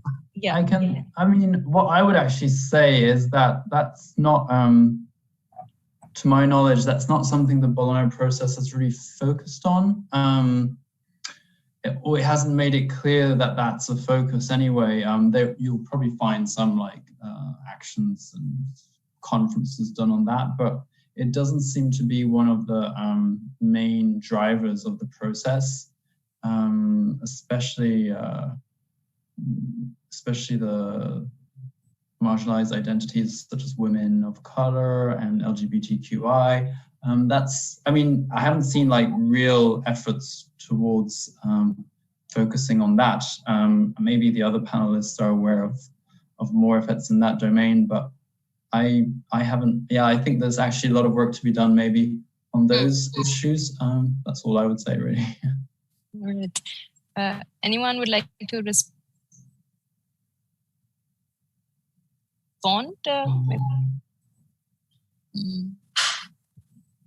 Or should I close in with the last question, which is related to the recognition bit of it? Okay, I think we move on to the last question, is this problem of recognition of degrees, which basically stems from, this excessive reliance on duration of studies being the indicator, which is the real indicator when it comes to student achievement. So in your opinion, does Bologna process really strive to address this issue of degree recognition? I hope the question is clear. Basically, we're just trying to really reflect on if Bologna Declaration has, I should call it Bologna process, has really addressed the issue of degree recognition. And I see Ludwig's hand up, and then Laszlo maybe. Yeah, Ludwig, you can go ahead. Well, yeah, I like that question in a sense because it's the practical outcome. What's the practical outcome from the Bologna process? And yeah, the length of degree, that was such an issue originally before the Bologna process was created. Every country had such different structures of their degrees, especially in Germany, to come out with a degree, it took many years. So the idea was, we'll have this 3+2+3 structure, and that's still a bit of a myth because a lot of countries still do 4-year undergraduate degrees. In the UK and Ireland, 1-year masters are the norm, and there's a lot of financial incentives to keep it that way because people don't want to be studying for 2 years, even if they have to pay higher fees on a one-off. They prefer doing it in 1 year. And it's true, you will find so many different national variations. So I don't think the duration of the years is actually something that's really taken into account. Learning outcomes, I think that's quite common to look at that, or credits. But the duration, I don't particularly think that's necessarily an issue because countries are still allowed a lot of leeway in terms of length of degrees, depending on. Right. And Laszlo, do you think when we talk about recognition, the length of the study is something which is important? Laszlo, I'm afraid I think you're on mute. Yep. I think the length of the study is maybe not that relevant. I think the system of recognition of degrees, that's really relevant because it supports mobility during your studies and afterwards. Let us not forget that when there is an automatic recognition of degrees, of diplomas and so forth, you are free to move from one country to another country. And I think that's very normal in today's Europe, especially in the higher echelons of society, that people will stay some years in a country different from their birth, and maybe they at some point they will return. You have a lot of so-called circular movement and mobility. So I think this recognition of degrees facilitates this mobility wish that a lot of people have. Of course, now it has been somehow hampered by the COVID crisis, although not completely, because we are also doing mobility at the moment. So I'm visiting India right now, and it used to be only a small step by pressing a button. So I think mobility has a lot of forms, and in the sort of new age we are living with, shortage of distances, with social platforms, but also physically, people visiting other countries and staying there for a while, or they do something on the labor market. So any system, educational system that is favoring that, I think we must support. So that's a great advantage of this Bologna process. Right. Thank you, Laszlo. Nuria, would you like to comment on this? I think that probably is not the best indicator, okay? But when you try to give some uniformity for the students, and when you are promoting the mobility of the students, and when you are searching how to improve the freedom, the basic freedoms of the European Union, that means that you have a free of mobility, not only in goods and services or capitals, you are promoting the free mobility of the students, you need to search on indicators. The question may mention for the learning outcomes. And we have in Spain, for example, because I can speak about my country case, okay, that we have a learning indicator, learning outcome indicator, that is the rate of the students that pass in 4 years are success in the degree. So maybe we can also make a reflection about if the number of the students that pass one specific number or percentage of the students that pass in 4 years a degree is a very good or not very good indicator of the quality of education. I think that is all the indications related with the quality of learning process, with the quality of research, and I think that's Laszlo may mention for the Lancet number of articles as a consequence of pandemic. No, so is the number of papers a good indicator for research, or the quality of research must be taken in consideration, which is the transference of this knowledge to the real life, okay? So we need to fix some standards, maybe are not the best ones, but, and I think the academia is even open to discussion about the search of the perfect system to how to fix some standards for the quality of the studies. But we need to take a decision for something, and I think that the number of years is other indicator, no better, no worse than others, okay? But one indicator. Right. Thank you. Thanks a lot.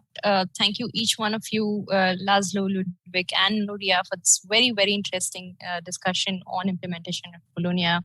We discussed a range of topics, but I think due to the paucity of time, we will have to end here. And I thank you once again. I thank you, OP Jindal University, as well as the organizers of this conference, to have given us an opportunity to interact on such an important topic.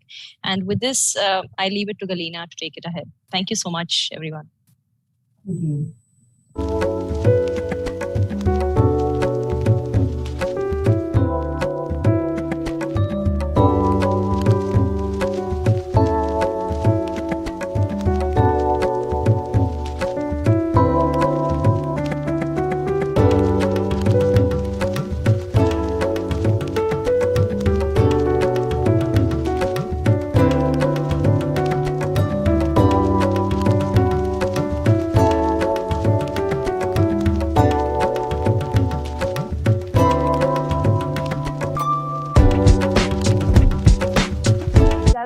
the next session will take place at 7:45 p.m. And it will be dedicated to the relevance of European studies for non-European states. Thank you all. Thank you. Thank you. Thank you, and bye. Thank you.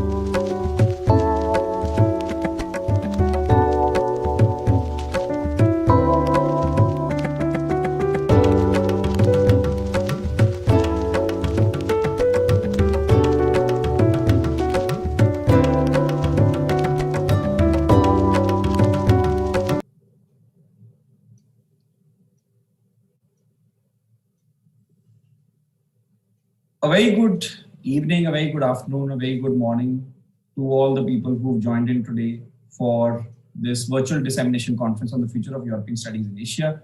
We are into the 5th technical session for the day, and the title of this session is The Relevance of European Studies for Non-European States. It is as close as it could get to the actual title of the conference, and I have with me today 5 highly distinguished panelists. Professor Dr. Shantanu Chakrabarti, Professor, Department of History at University of Calcutta and Honorary President of the Association of European Studies in European Studies in India. Professor Dr. Christian Conrad, Professor and John Monnet Chair in EU Counterterrorism and Director of John Monnet Centre of Excellence, University of South Wales. Professor Dr. Boke Ozerim, I hope I've pronounced that correctly, Associate Professor and John Monnet Chair in Migration in EU-Turkey Relations, Department of International Relations, Yasar University, Turkey.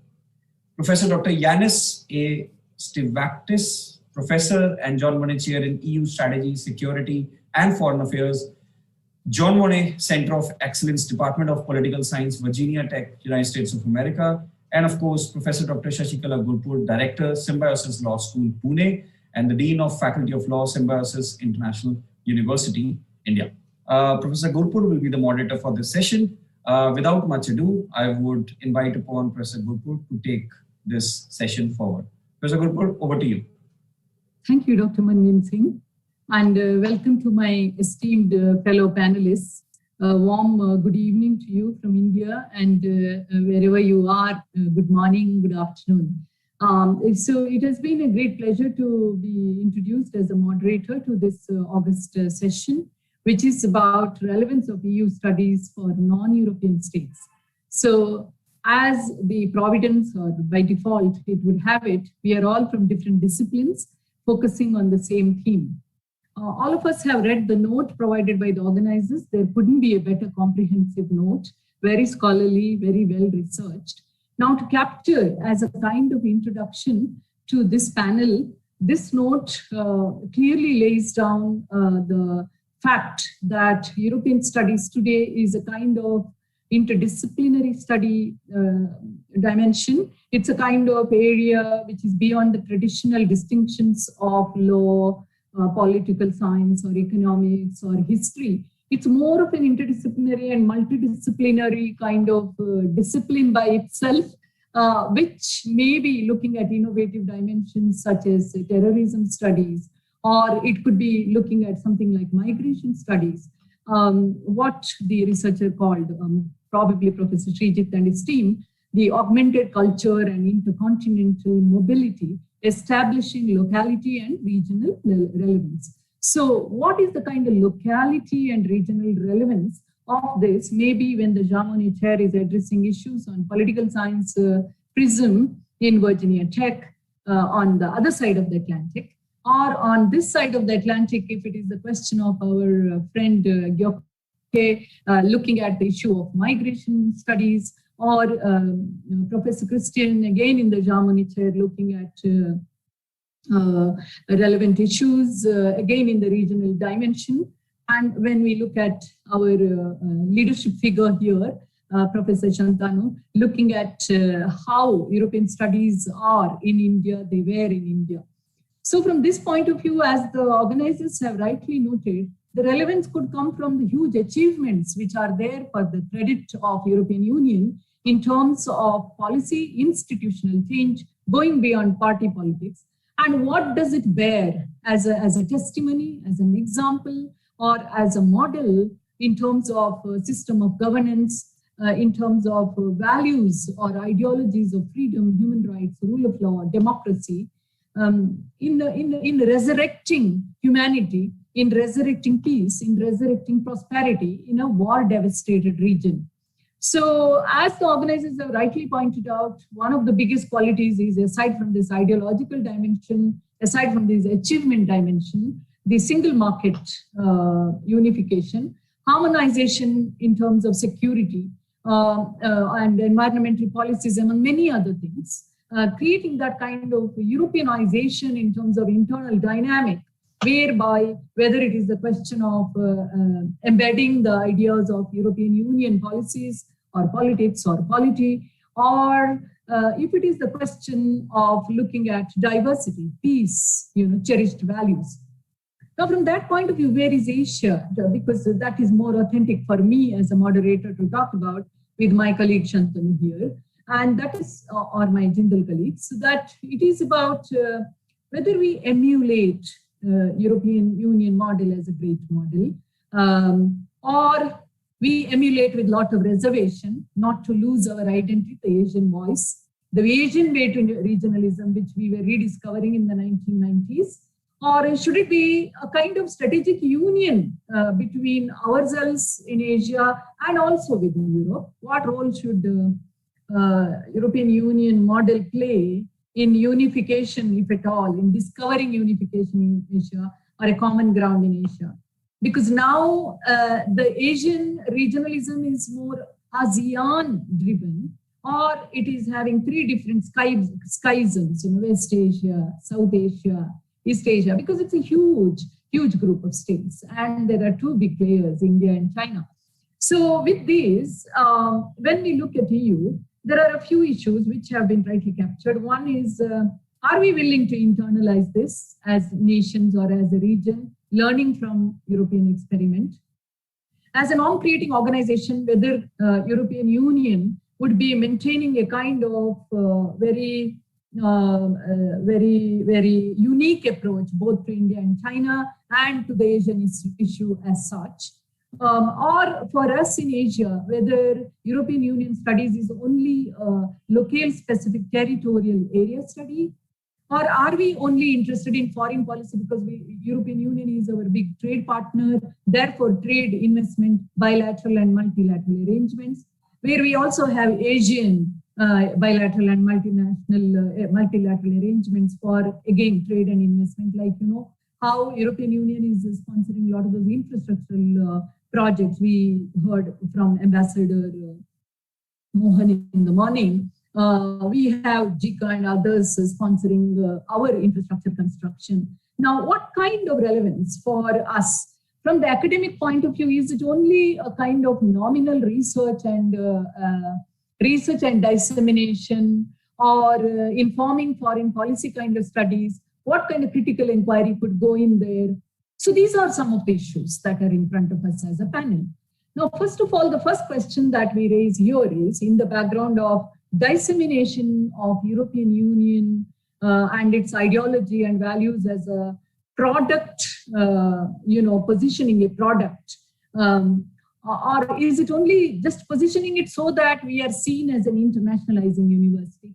We are seen as an international outlook kind of community of academics and researchers as a kind of, self-advertising, or is it really internalizing those values beyond simply skeletal, superficial collaboration? And is it also internalizing those epistemological approaches, whether in the pedagogy or in the content making? So is there an European imagination in the mind of Asia? So if it is so, how European studies of different genre have resulted in various kinds of approaches to organizations and associations, or approaches facilitated through organizations and associations that Professor Shantanu is heading, or maybe we have something in the US like that, or in Turkey like that, or in UK like that. So this is the first question. So I would begin with Professor Shantanu Chakravarti, because he's playing a lead role, that what do you think is a kind of dissemination of this European episteme and internalization of this value facilitated through European studies? Over to you, Professor Shantanu. And then we could go to our other colleagues for maybe, to manage time well, maybe two minutes each. Yeah, please. Thank you so much, Professor Gurpur, and good evening, everyone. It's a pleasure to join and share some of my thoughts. Personally speaking, I would say that, as you correctly pointed out, European studies within Indian institutions has been something which has been evolving since a long time. And personally speaking, I would prefer dividing it into at least 4 phases. when European studies began in Indian institutions, by institutions, I essentially mean universities, it was roughly divided as per existing colonial models. So, you have Francophone countries, you have Anglophone countries. There were exceptions in between, where other European languages were also taught. For instance, in my university, Calcutta University, I know of, from my own little bit of research, I know about a Polish scholar who started teaching Russian language in my university way back in 1927. We lose track of him after 1930s, whether this person stayed back in India, whether he crossed over to other areas. The basic focus was, of course, the colonial setting in which learning of the language along with studies of different aspects of Europe was essential. Another major area which got highlighted during early 20th century within the course of European Studies program was linguistics, which picked up, which particularly was very important during early 20th century, and it continued to be so till around 1930s and 40s, just before the outbreak of the Second World War. And a large focus was on studies of Eurasian languages. You had a large number of scholars from Russia, Lithuania, etc., who used to come to India, travel to, I could tell you, I wouldn't go into details because time is limited, but there was, for instance, the case of one Lithuanian scholar, Poshka, who came to India. He traveled, he was a bit of an adventurer, so he traveled all around India on a motorbike. He traveled and stayed in Bombay, as it was known then, met a large number of national leaders. Then he came to India, he met Tagore. He enrolled for a PhD program here in Calcutta University, and later was, after the war was over, went back to Lithuania and was sent to Siberia for a long, long time. So you did this. So the early focus of European studies in Indian institutions was essentially built upon colonial model. The focus, it depended on the nature of colonial relations which you had, the areas which used to be focused upon. And there was scholarly studies of the linkage, the great Aryan linkage in terms of study of Indo-Aryan languages, a lot of Eurasian studies in many Indian institutions. Now that gave way to second phase, I would argue, after the end of the Second World War, as area studies began. Area studies essentially originated as an American concept to strategically divide the war in terms of Cold War dynamics. Europe was no exception, as we know, as Europe got divided between East and West, whether they themselves accepted it or not.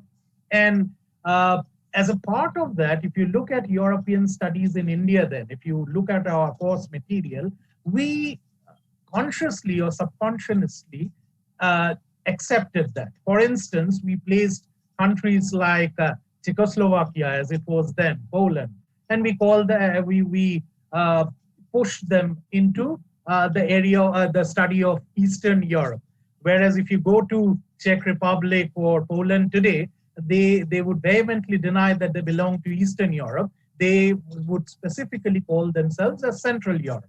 About 4 years back, we had organized a conference as to what really constitutes the center of Europe, why it was Italy and Greece earlier, why there were other areas. There was a Belgian scholar who told us interesting stories about how certain areas of Central Europe, how the search of Central Europe became a particularly important theme after the end of the Cold War in some of these countries in Europe.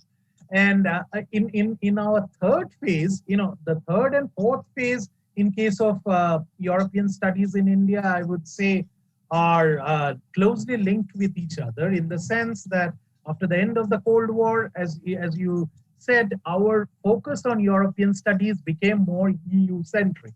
Our concern, India's interest in European Union, perhaps I would argue, grew much more in the post-1990s period. Whether you, and these studies were strategic in nature, trying to coordinate a relationship between European Union, whether it was a norm builder in international politics, to what extent, India, along with several European Union members, became members of a community of democracy project. But there were differences also, differences which crop up from time to time, whether it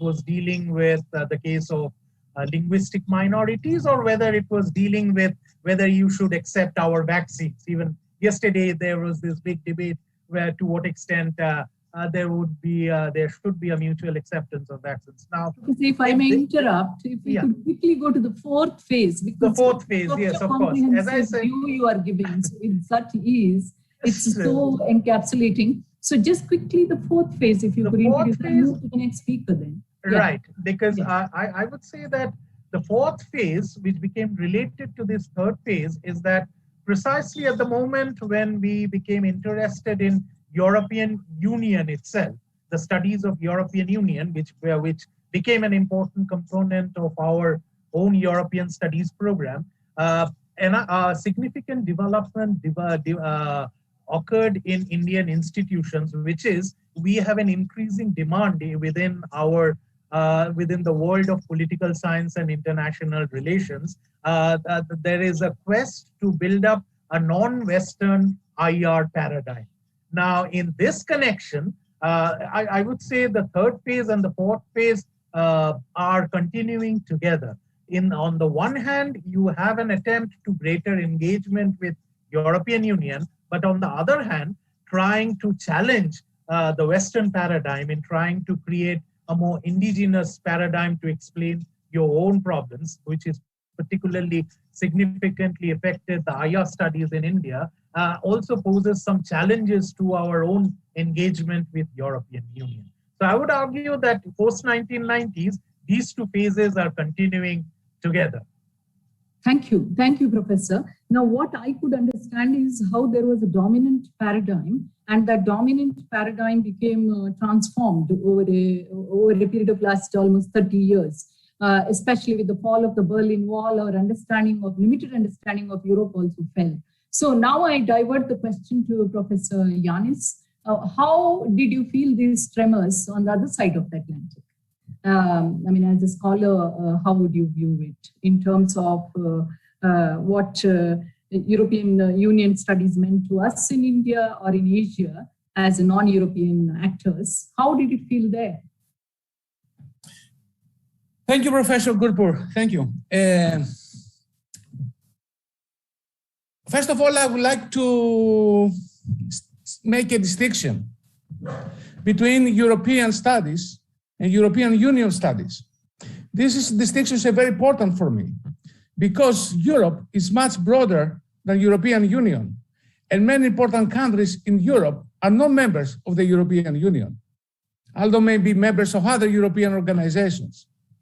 And it's very important because if we equate the two concepts, that's a kind of neo-colonialist, neo-imperialist approach for having European Union be Europe and only Europe. So I try to start with this distinction, okay? And this is something that I try also to pass to my students and my colleagues, because it's easier to say about European studies instead of saying European Union studies. And that's why our programs here in Virginia Tech call E-European studies. So EU as capital, the rest of the world in small, because this includes both parts, okay? For me, for any region in the world that standing the European Union is important in the sense that the European Union has relations or tries to have relations with different parts of the world. The Union tried to play a global role. That's what it's emphasized in the EU Global Strategy of 2016. So one of the concepts that have been very useful to me is the concept of trans-European studies. Not European, but trans-European. Something that connects the European Union with the rest, if you want, of the world. Whether it's India, China, or United States, for me it's important to study the European Union for various reasons. Because we have different stakeholders as institutions. We have the faculty which is interested in theoretical aspects pertaining to the European integration, but we also have students. And our students who tomorrow will get jobs in very important places, can be from journalists to foreign ministry to defense ministry or international organizations, is extremely important to know about what is European Union, how the European Union works, how decisions are taken, who takes these decisions, different aspects of the relations of external relations of the European Union, can be cultural, can be political, can be security, can be economic. So it's a multifaceted relationship. Now I will come back to that. Meanwhile, I would like to know from Professor Christine Kaunert, how from the UK side, this is seen as a subject of study and as a kind of episteme. Hello, good afternoon. It's a great pleasure to be here with you today. And even though it's only virtually, I think it's fantastic to be at this important conference in India. And I think it's fantastic that we have this dialogue. So thank you very much for inviting me to be there. Just in terms of the question, I think it's a very interesting question because in the UK, we have a very unusual situation, right?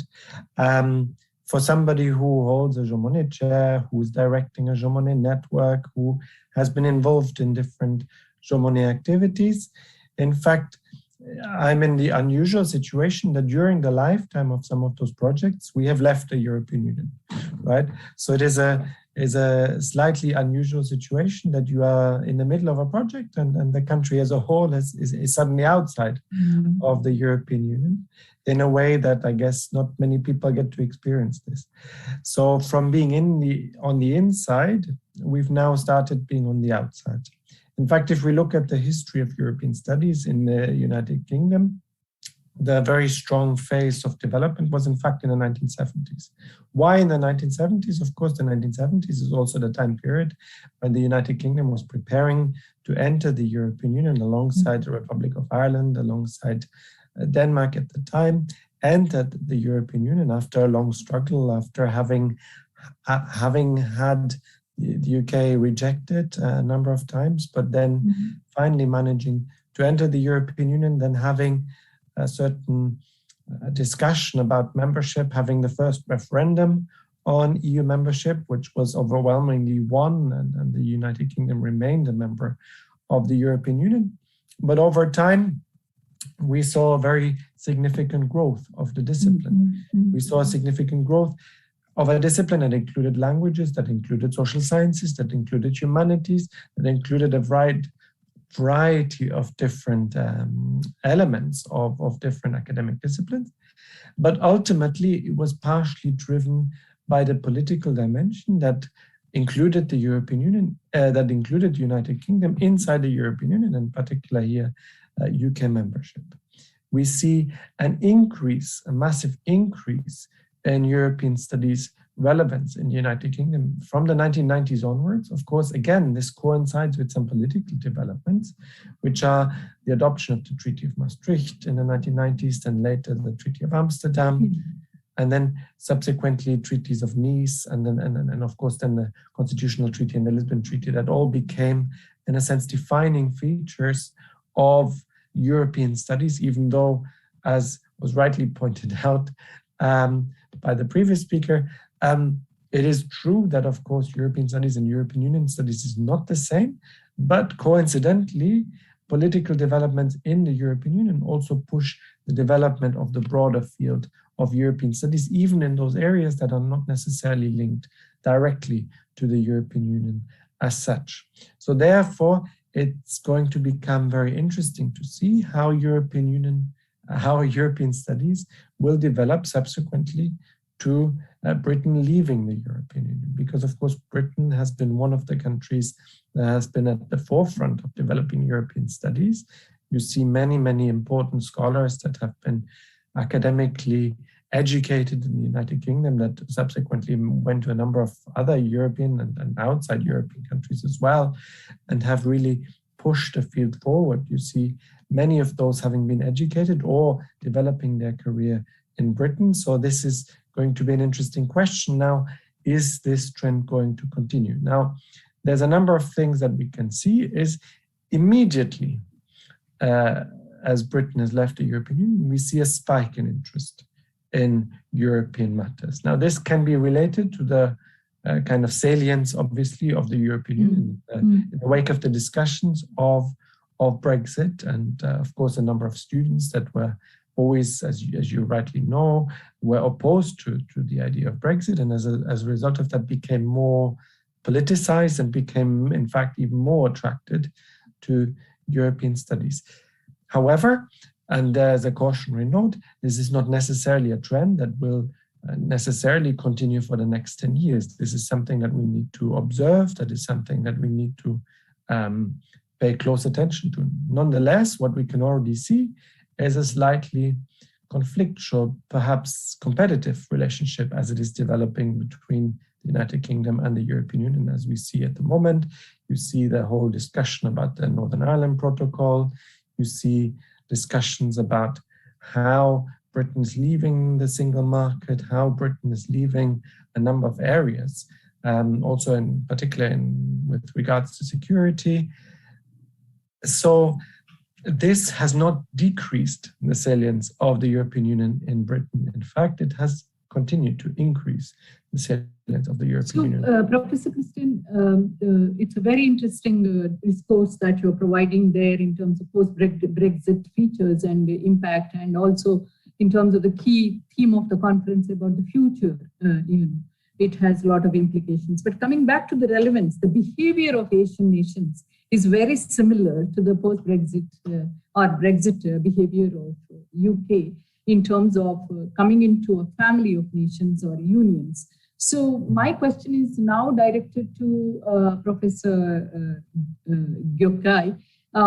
In terms of non-European states, Asia having so much of disparity in development, and Asian commonness and Asian approach of this state-centric approach to international development as well as international issues historically.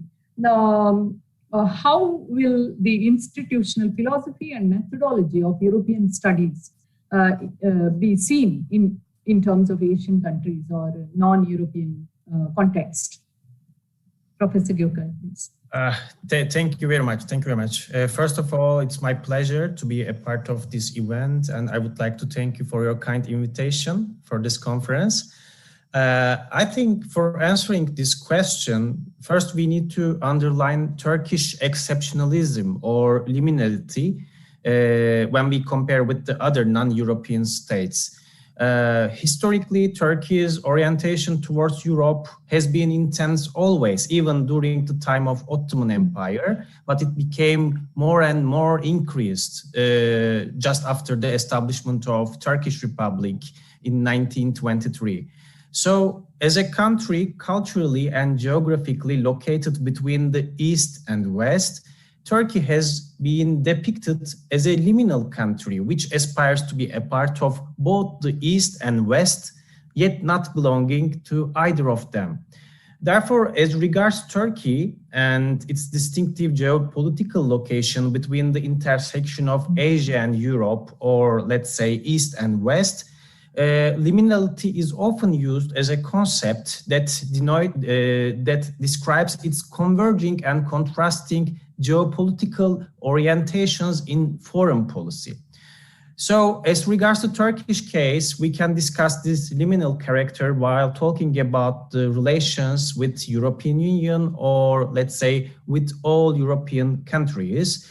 But there is also another challenge for Turkey, or let's say another exceptionalism. The political and cultural meaning of West and Europe demonstrate a great diversity for both Turkish society and also foreign policy strategies. I mean, the meaning of West has always been ambiguous, which covers the United States and Europe together for most of the time.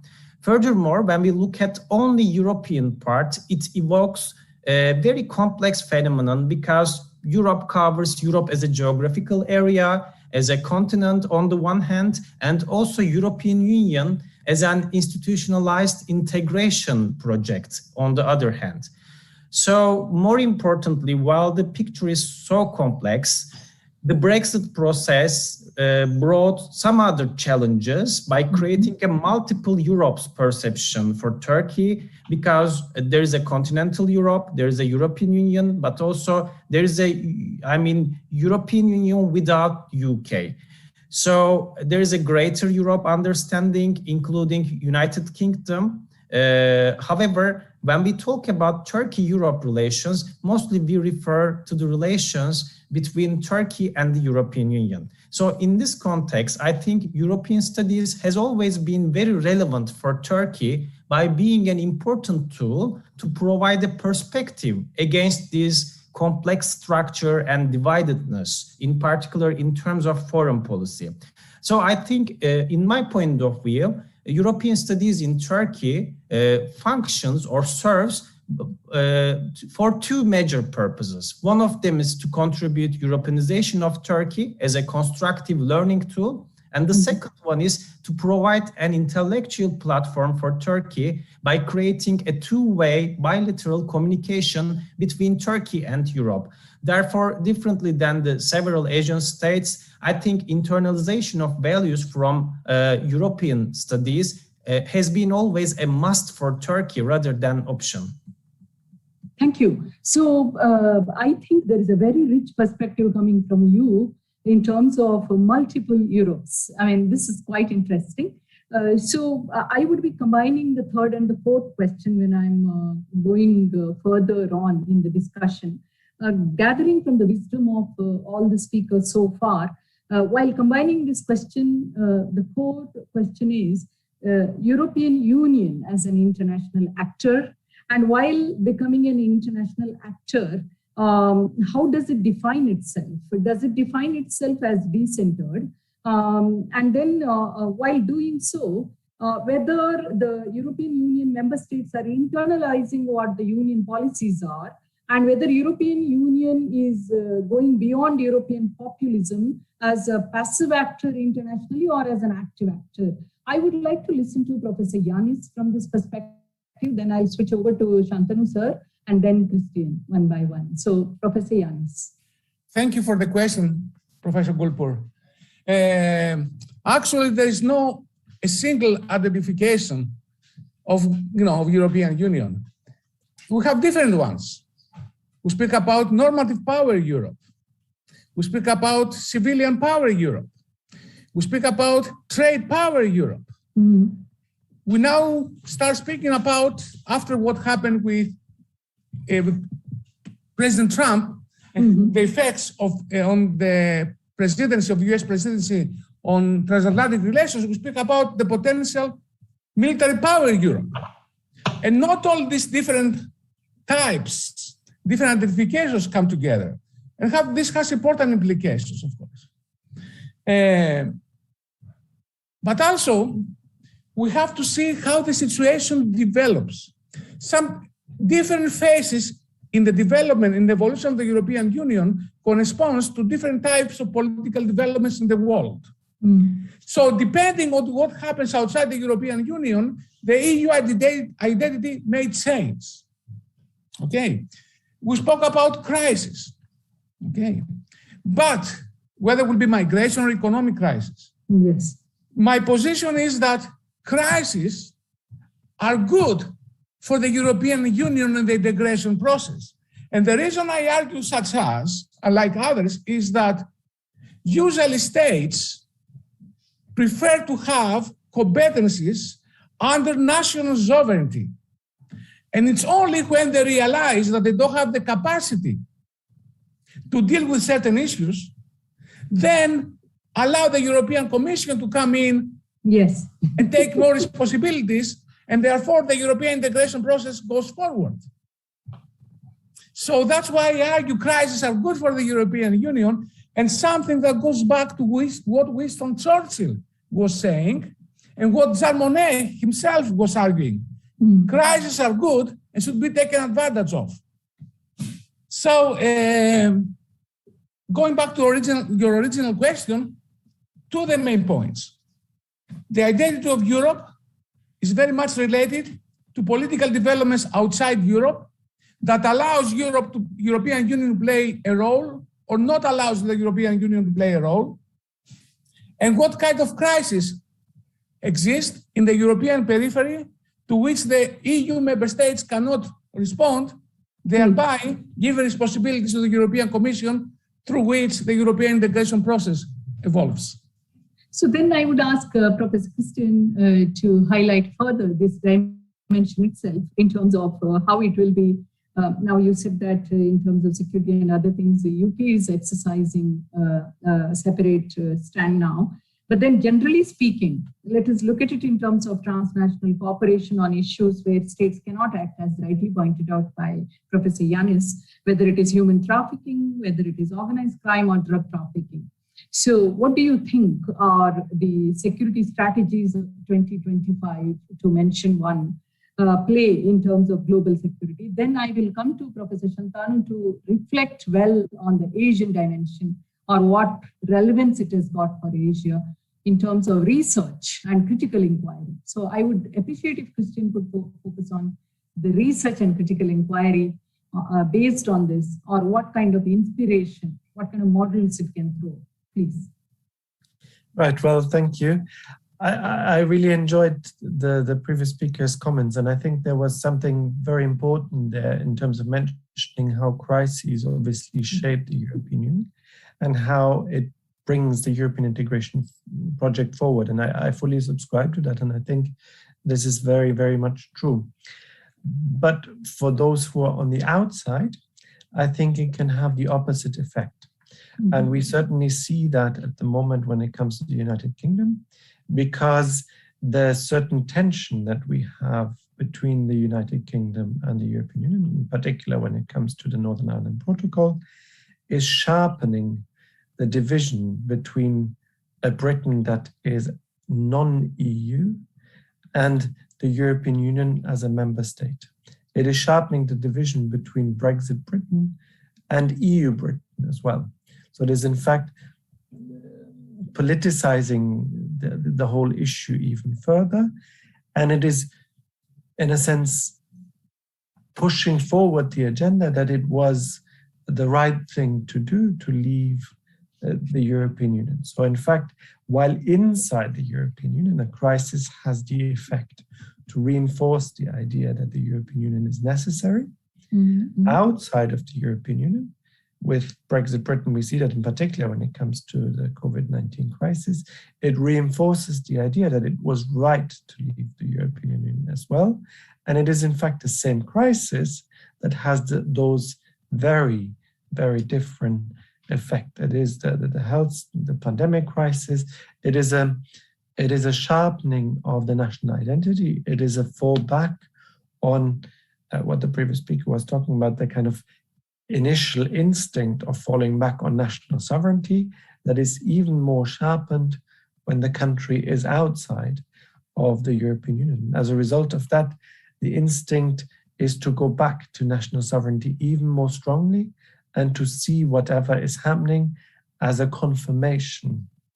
Whether we believe it or not is another matter, but the perception that this is so is in fact something that is reinforced by the political discourse. And you see that very much when the British government is mentioning how at every corner it is mentioning how our reaction to the crisis is a confirmation that was right to leave the European Union. It keeps mentioning this in the discourse. So in fact, crisis here sharpens the border between who's in and who's out. And I think that is something, in fact, that we can see more widely than the UK. I think, I'm sure when the next speaker is going to talk about Turkey, I think that something similar is probably going on there as well, that we see this sharpened distinction between who's in and who's out. And that's right. That is something, yeah. To consolidate and also to blur boundaries. So I would rather ask Professor Shintanu, in terms of Asian studies, aside from foreign policy and external relations, this kind of Europeanization dimension of top-down policy internationally, and then bottom-up policy like, the Iceland and the 2 other nations coming together for European Free Trade Association. So do you think in Asia that kind of a mindset and preparedness to preempt even the threats which come from terrorism or transnational organized crime exists? Over to you. In terms of, how do you, first of all, if you look that how European Union was trying to project itself as an institution since 1990s, I would say that the primary role it has tried to play is that of an essentially middle power in international politics, a sort of norm builder. Now that, as the other speakers have already pointed out, has come under a lot of challenges, both from within as well as without. As far as the learning experiences, it depends on, because, of course, like Europe, Asia is certainly not uniform. So, and it also depends on our old past connections. Our new connections with European Union is invariably set on our old ties. As a result of which, I would say that it depends broadly on the issues. If you look at rather non-controversial issues related to essentially non-traditional security, like economic development, empowerment of women. And if you look at how European Union as an institution has continued to help since 1990s of less developed countries in Asia. For instance, in Bangladesh, it has given a lot of grants to local level NGOs, etc., which have been working since 1990s on upliftment of women in rural areas, etc. But when it comes to more hardcore issues related to trade, trade tariffs, and of course, when it also comes to cultural issues, etc., it depends on particular positioning of one country, etc., of a particular Asian country. For instance, if you look at big Asian countries like China and India, we already are trying to project ourselves as quote-unquote civilization states. Now, if we are projecting ourselves as civilization states, does the European Union model making, institution building, to what extent it's going to have relevance for the sort of Asian networking which we seek to build?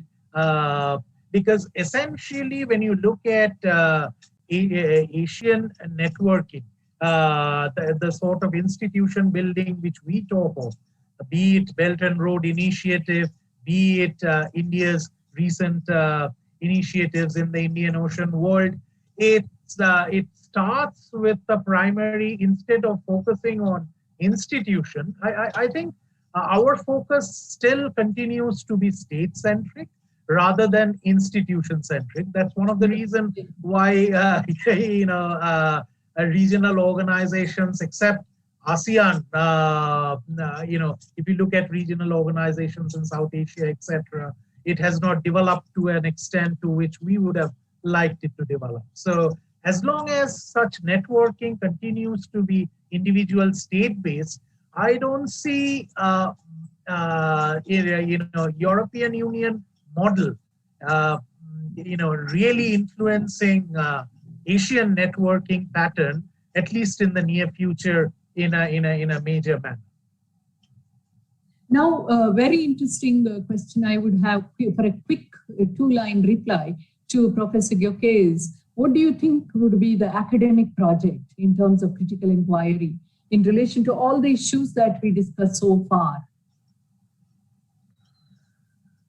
I think in order to understand, the answer of this question, we need to note the relations between European Union and Turkey started by the end of 1950s, in fact. So Turkey is one of the EU's main partners in trade and the only country having customs union with the EU without membership.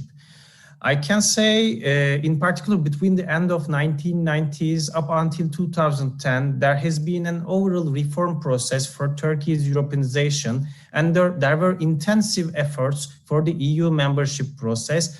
So as a result, this process also influenced the development of academic studies, European studies in Turkey, and diversification of these studies in academia has been processed during this period, including also horizontal areas. So recently we completed a study. I would like to give you some examples by sharing the findings, some of the findings of our research study, which we conducted as part of another Jean Monnet network project titled EU Mania. So what we have done, we analyzed more than 100 universities in Turkey and their syllabi for the EU specific courses or for the courses in European studies. And our analysis demonstrated that more than 6% of the EU courses and 90% of the European studies courses are embedded as a compulsory part of the curricula in the universities, which is, I think, quite important.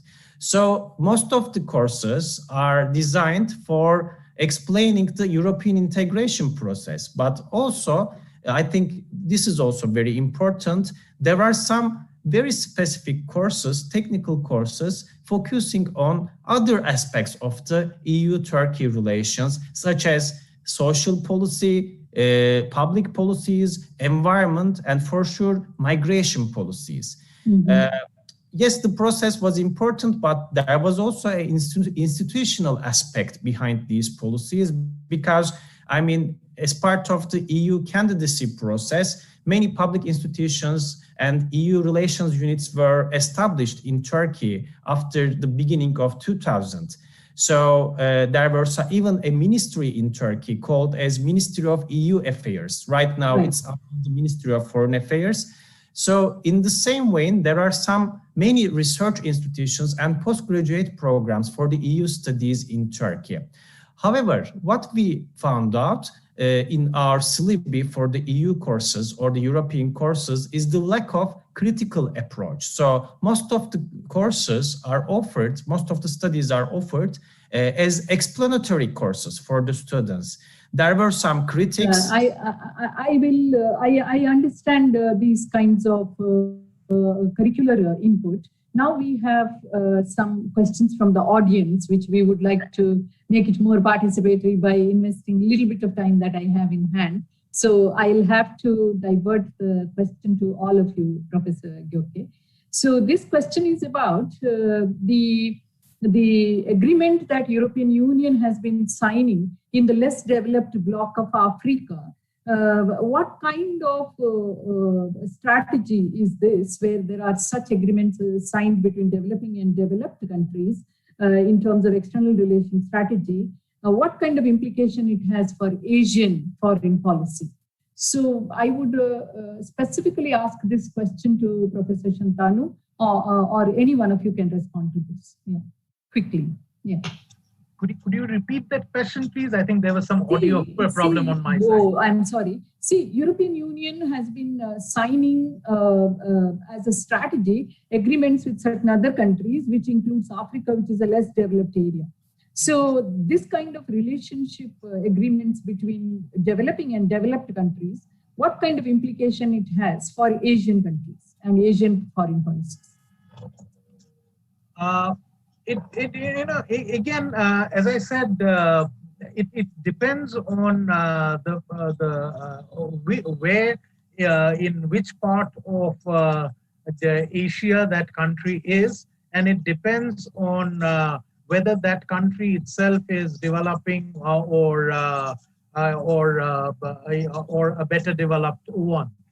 For instance, European Union has a continuous policy of helping Bangladesh, as far as I know, in South Asia. Particularly, it has been greatly engaged in its various rural development schemes, particularly not only in association with various government agencies, but also with several NGOs also. And this has been a continuous process since 1990s. So that has been a rather non-controversial area of development, etc. In terms of developing a solid partnership, for instance, as a member, essentially, I guess European Union's importance would be as a trade partner, etc. But then, as you have seen, both with India as well as China, the talks of comprehensive economic partnership, etc., how it get derailed from time to time whenever, but it's never really given up. You have several stages of negotiations going on. No, the question here is, a country like India, the very idea of developing country is not uniform either. Recently, I was discussing this with one of the JNU scholars. So among the developing countries also, there's a lot of difference. So India's vaccine diplomacy, for example, how does it resonate with the foreign policy strategy we learned from the EU while linking with the developing countries, or between developing, the more developed than the less developed, So I think there are a lot of positive implications of this. So I'll turn to the next question. If anyone else wants to respond, Professor Yanis or Professor Christian, to this question. Can I say? Yes, Professor. Yeah. We should not forget that European Union is a major trade actor. Okay, so it's not a surprise that will use its trade power as well as its money, civilian power, to create or to extend its diplomatic space through these agreements. But these agreements have specific considerations involved and some conditionalities involved there. So through these agreements, certain norms are externalized and are transmitted to the countries that with the European Union sign agreements with. So there is another way through which the trade power Europe, the civilian power Europe, and normative power Europe becomes an instrument for the European Union to implement its global strategy. So now it is on the individual state what wants to come out of it, whether it will be a developing state in Africa or in Asia, have to balance the benefits. So it's a kind of disguised hegemony, you mean? Yes. And this is important. I have to remind something. Very recently, Federica Mogherini asked the following question. What is going to happen if the United States does not exist for 4 hours in the world? And the answer is nothing. What is going to happen if European Union doesn't exist for 24 hours? Many things will happen because European Union puts money everywhere, something that China also understands in its own strategy, okay, creating these connections.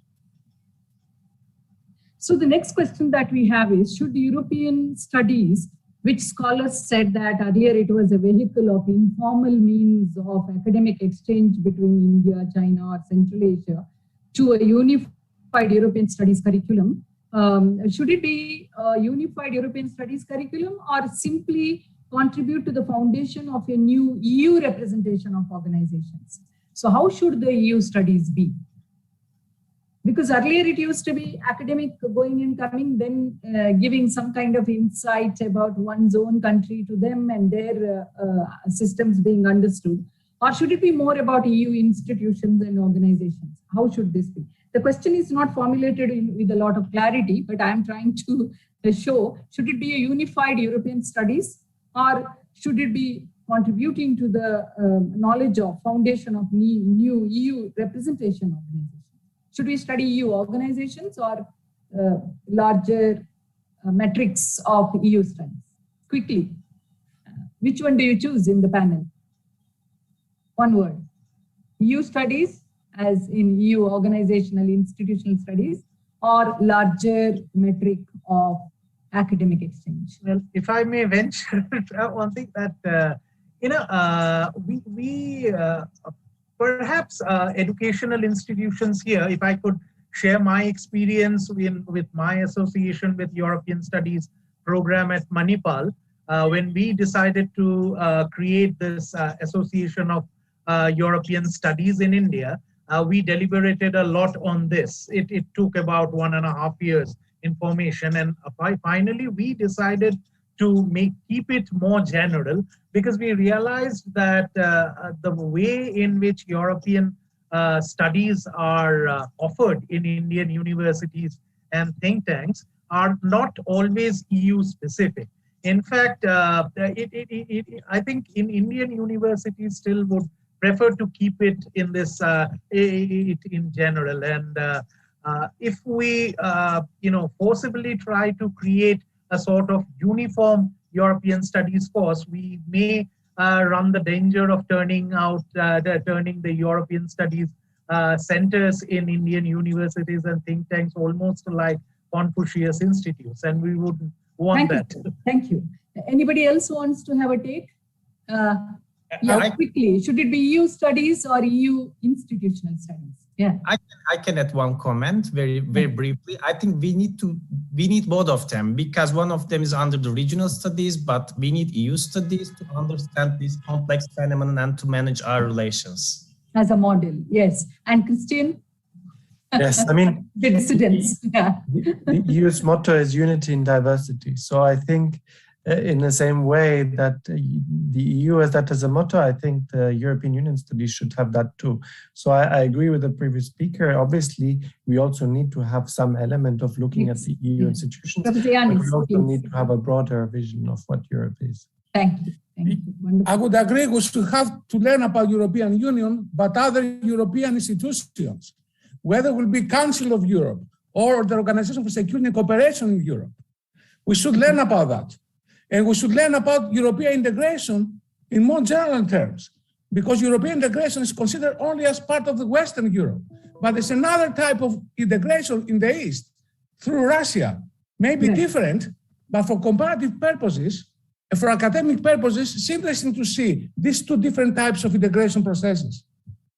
So there's one last one-line question which a historian could afford. Is it possible to separate personal political views when studying a politically difficult epoch in European history? How do we keep our personal political views separate when you're studying a politically difficult epoch?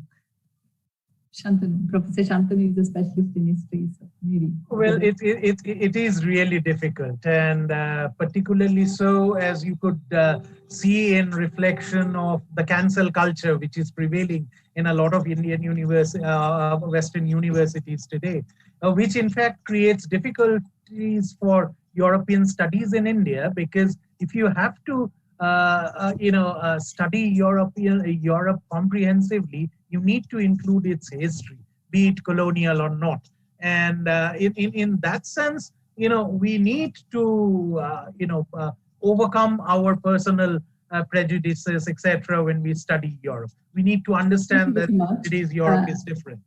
Thank you, Professor. I'm really sorry. It was such an enriching discussion. Each one of you is a walking institution with your own unique blend of knowledge and experience and wisdom. In terms of Eurocentrism, whether it is the center of Europe or decentering the Europe, or it is inclusive of Europe in relation to others as a norm-creating organization in the EU or the model. So we have looked at all the angles in terms of relevance. And thank you very much for this. And we are already crossing time by 2 minutes. Now I would request Dr. Manveen Singh to take over, as I also express my deep gratitude for each one of you and also the organizers for giving me this wonderful opportunity to learn and facilitate. Thank you, Ananda. Thank you so much, Professor Gurpur. It was a wonderful session, and I thank you for playing the role of the moderator with such diverse views on offer, and all our distinguished panelists for taking out time out of their busy schedules and join us for the session. Thank you so much. For the audience who's joined us today, I would urge you to stay tuned for session number 6 for the day, which is on the relevance of European history for Asia. We'll begin that at 9 p.m. Indian Standard Time. Thank you so much. Thank you very much. Thank you. Thank you. All the best. Be good. Be well. Thank you.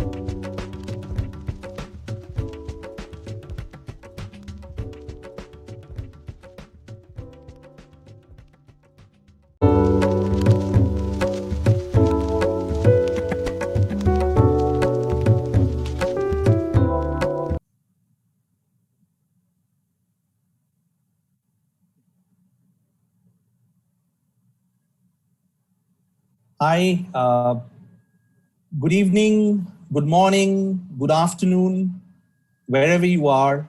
Welcome to this wonderful conference that we are having since morning. And of course, it's going to last for another 2 days or so. And it's really an honor for me, to sort of introduce you to this wonderful list of panelists. And it's a session 6. Of course, we're going to run to session 17 or 18, but this is session 6. And the title of the panel is Relevance of European History for Asia. I'm really honored to introduce you Professor Claudio. Professor Claudio is a professor and School of Transnational Governance, European University Institute, Italy. Professor Shambhulingadan, who is an assistant professor at Symbiosis Law School, Pune, and which is part of Symbiosis International University. And my very own colleague, Professor Gitanjali, Professor Jindal Global Law School, OP Jindal Global University, and none other than my moderator for this evening, Professor Kalyani Unkule. Great to have Kalyani as a moderator. Kalyani is an associate professor in the law school, Jindal Global Law School of OP Jindal Global University. Over to you, Kalyani. Have a great session. Have a great time. Over to you. Thank you. Thank you so much, Indra. Delighted you could join us here to introduce our amazing speakers today. And also warm welcome to those who are still with us after this long day of the EURASIA Conference. We have an amazing lineup of speakers who are going to share their thoughts on a very important theme, I think, of the conference. And before they do, I just thought I'd begin by sharing a little experience which I had with a class I was teaching at an institution in Spain recently. And the students were predominantly students from various parts of Europe.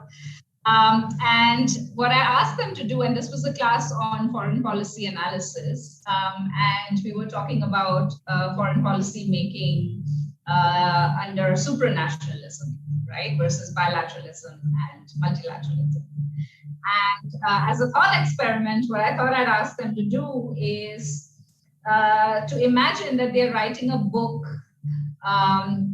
in 2040 about the history of the EU from 2020 to 2040, right? And I asked them to give me the title of the book and a short abstract of what they would say in the book. And to kick off our discussion, I thought I would just share with you 4 interesting titles that I got back from the students. I mean, they were all interesting, but I just picked 4 for lack of time. First title, The Rise of the EU as the World's New Leading Power.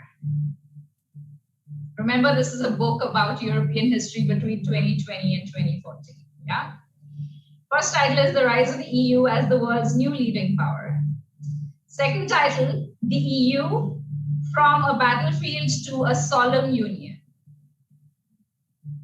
Title number 3, How the European Union was Dissolved. Title number 4, The 51st State of the United States of America.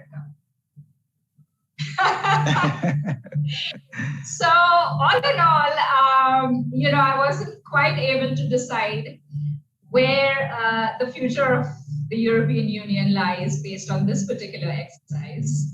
But I did manage to reassure myself that the future of European history or European studies is certainly in good hands based on the analysis that students' ideas reflected. And that's very much the topic for today's panel. As I said, we are very fortunate to have an incredible lineup of speakers. So I won't stand anymore in their way. Let me begin first, if I may, with you, Dr. Sureshi. What, according to you, are the significant precedents and areas that maybe you have discovered through your work, which really enlighten us about the learning encounter between Europe on the one hand and Asia on the other, and specifically the learning encounter pertaining to regional histories. So what are the kind of landmarks or shining lights that you would identify there? Yes. Over to you. Yes, thank you, Dr. Kalyani, and good evening to Professor Claudio, Professor Geetanjali, and all the audience here attending this session. And the theme, what we are discussing so far, is the relevance of European history for Asia. And I would like to begin with the four perspectives to study about what exactly how the interconnections between Europe and Asian studies are emerging, on what is the legacy we have so far started with, and all those things. So I have four perspectives. First of all, how do the European continent looks at its own history, and how do they look at the Asian countries, number two. And number three, how do the Asian countries look at themselves? And also, how do they look at the European continent to complement each other or get influence each other, or how do they contribute positively in the field of history, art, architecture, and whatnot. Many times I give assignments to my own students, first year BA LLB students, that how do you go for the SWOT analysis of our own culture, Indian culture as such, so that how the world is looking at us, and how the Asian countries are contributing positively to the European continent as such. So there are a number of fields we can discuss, for example, art and architecture, dance, painting, astrology, astronomy, yoga.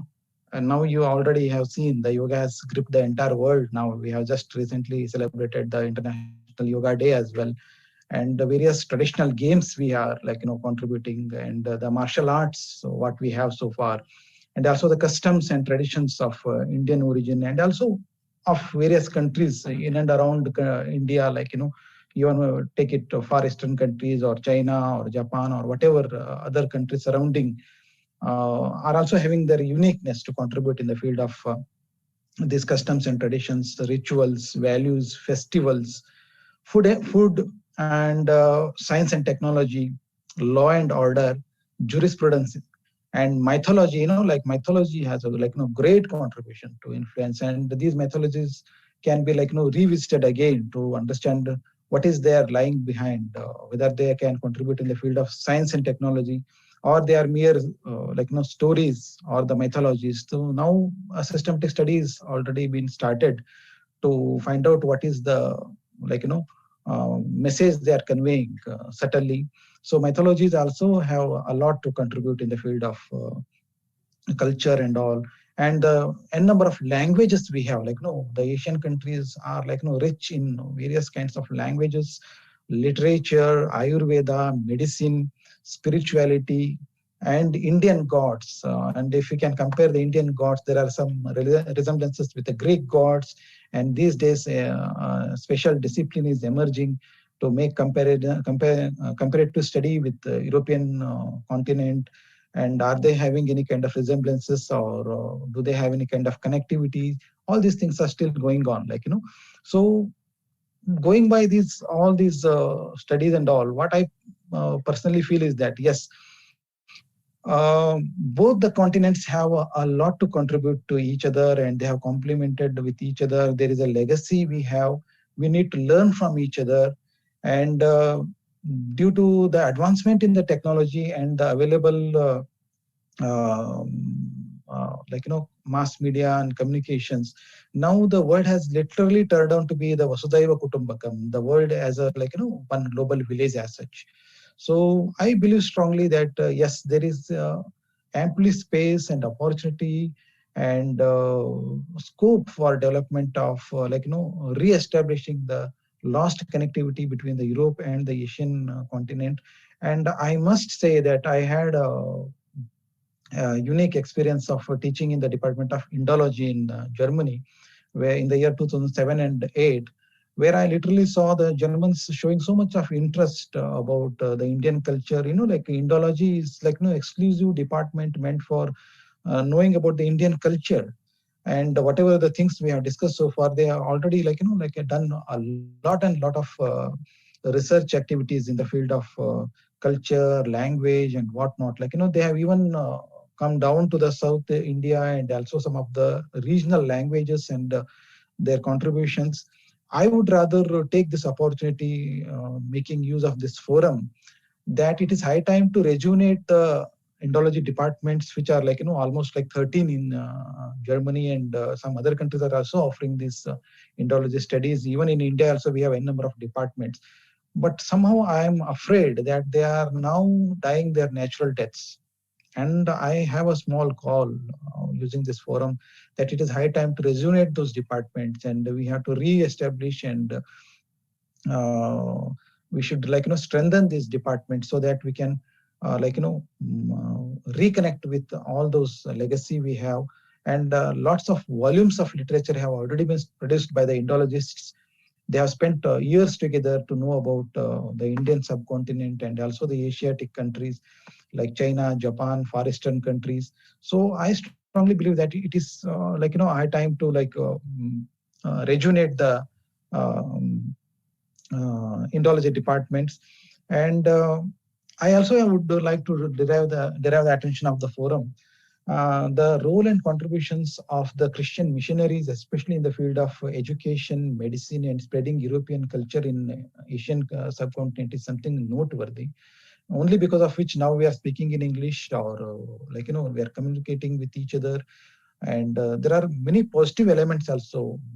We have to be always taking into consideration the positive elements of the British rule in India and how the entire world now using this communication language as such. All these things have literally helped us to contribute positively and influence each other.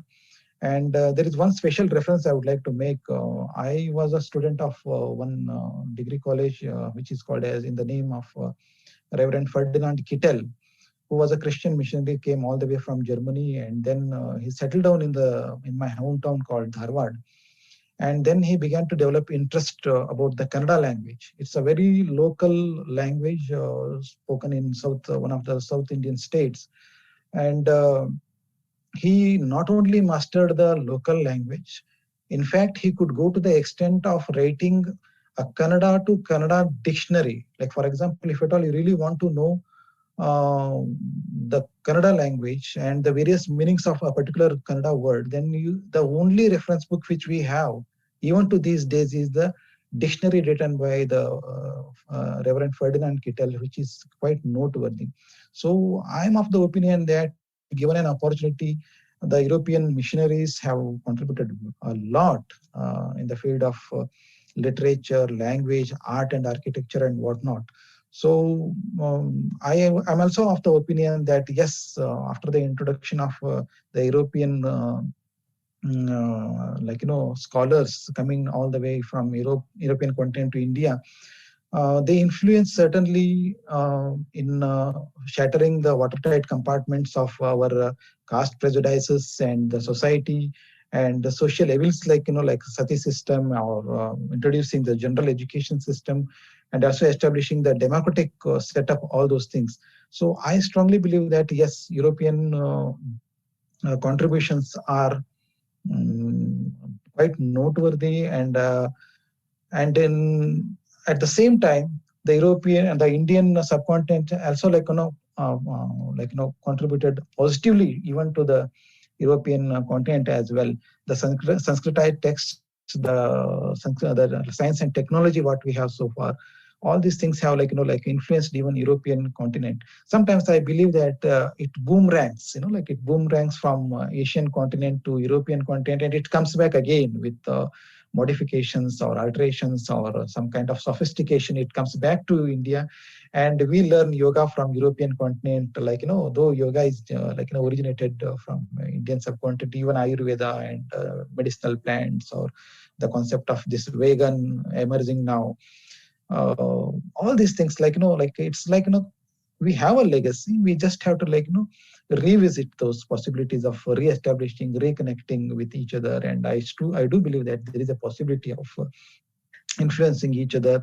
And European studies have literally contributed positively. With this brief note, I would like to listen to other panel members. I'm very interested to listen to Claudio, Professor Claudio, and Professor Geetanjali. And let's listen to them also. And then if time is permissible, if there is a time left, I definitely would like to contribute positively and take up some of the couple of questions as well. So over to you, Kalani ma'am. Thank you so much, Dr. Sureshi. You certainly have a much more positive assessment of the legacy of empire than I can say for myself. Yes. And certainly there is, of course, later on in the discussion, we can talk more about this. Certainly there's a distinction to be drawn between exchange and between an even and fair exchange and between cultural appropriation and colonization of the mind. So maybe we can, further kind of go into the nuances of this as our discussion unfolds.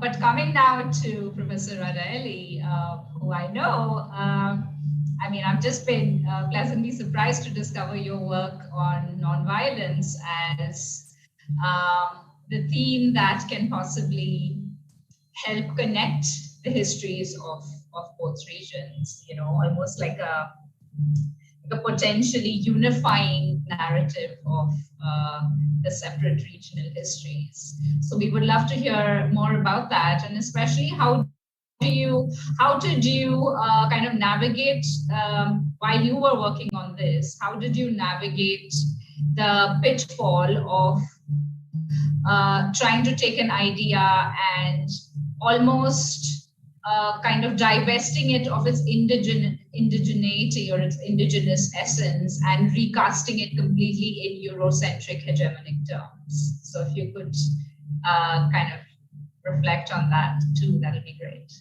Over to you. Thank you very much, Kalyani. I'll just carry on with some of the themes actually of Dr. Shambhulinganand. Especially the boomerang effect, as well as the interweaving of cultures. Let me start with one general remark on where the European Union is today, which is at a stage of a big, possibly ecological, sustainable, definitely digital transition towards a new growth at the moment where studies like the one carried out by Anu Bradford talk about this Brussels effect. So there are all these internal and external dimensions of this stage of EU institutional and political development. At the same time, the identity of the EU is always something to be discussed, and something really comes always with a question mark, as well as the notion of where is the European demos, where is European democracy. So it's this big leap forward without the citizens is where the pressure points are. You need to move a society as well as political architectures into a new paradigm in order to have a social legitimacy. It's also still a EU with unresolved crisis from migration to macroeconomic stability. There are many areas where the EU cannot just declare that they want to do a big jump into the digital, ecological, sustainable world and land in this world. That, as you said, Kalyani, there is this issue of global powers that the EU may have this Brussels effect, but it certainly is not alone. And here, the first observation talking about, where are the citizens in this discourse comes from the notion of peace narrative, that was the narrative on the basis of which the EU was historically established. And the peace narrative has lost its appeal. Survey after survey after survey, we see that also because of the generational changes, the peace narrative is not center stage in creating or motivating identities or associations with the EU. If we look back then at the history of Europe, even before the growth of European institutions, we find something, I define a peace as, let's say, the absence of violence, but that peace can be a desert, right? I mean, a field where nothing grows. And if you look back like to 1930s, there was this intense dialogue between non-Western traditions and spirituality and religions and the Western political theory. Just one name that probably most of the audience know is the name of Lev Tolstoy, that was inspiring Gandhi, and Gandhi established Tolstoy Farm as one of his initiatives. But also as Italian, I want to remember that when Gandhi first he studied in London, then he traveled later on also to Italy. He met with the dictator Mussolini, who said, "Who is this semi-naked man who wants to see me?" And there are some records in the press. But Gandhi also struck a big chord with a political theorist in Italy, Aldo Capitini, that in the 30s developed this political theory of open religion, and then was instrumentally creating the first marches after the end of the Second World War, uniting European people. The books by Capitini on open religions, democracy for all, and non-violence as praxis, as practical behavior, not as philosophy of religion, were so important in defining this trajectory between West and East that they were considered illegal by the Catholic Church during the 30s, probably because they could have been much more influential, but they were influential after the war. And the whole history of the EU shows, you look at Denmark during the war, you look at Norwegian teachers, you look again at women in Germany during the Nazi period, you look at Austrian peasants, and you'll find many citizens that embraced nonviolence in the name of something that was beyond their nation. It was in the name of citizens and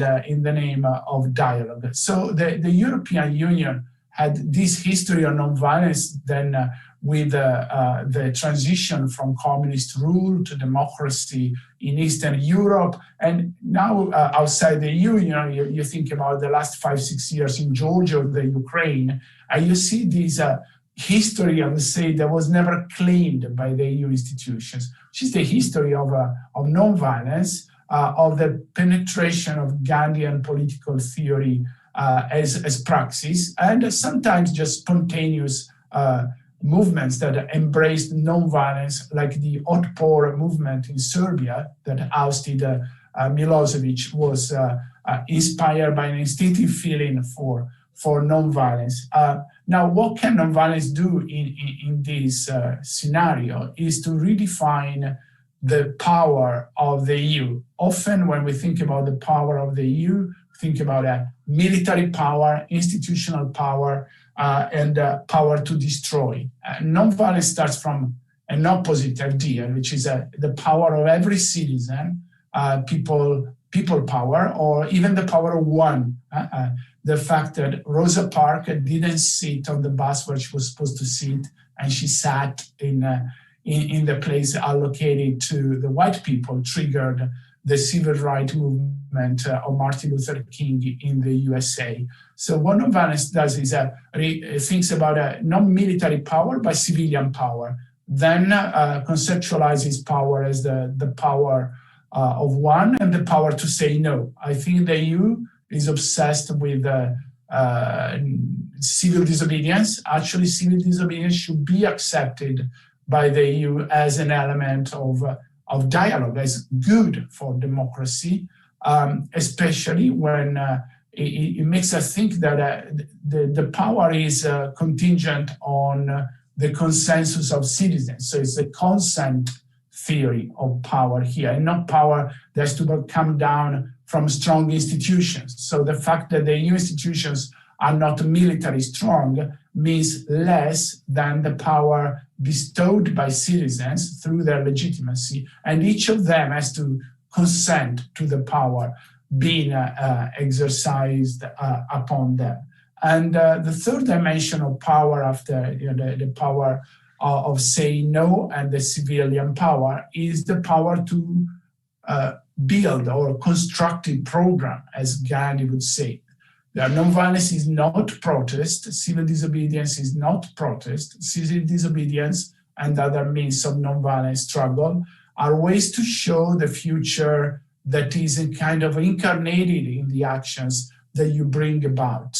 For that reason, I think at the moment in which the EU is in transition towards this grandiose future, let's say, it's very important to think about what is the future that we as citizens want to build. In that sense, having a constructive program is the link between the top level of the institutions and the ordinary behavior of citizens.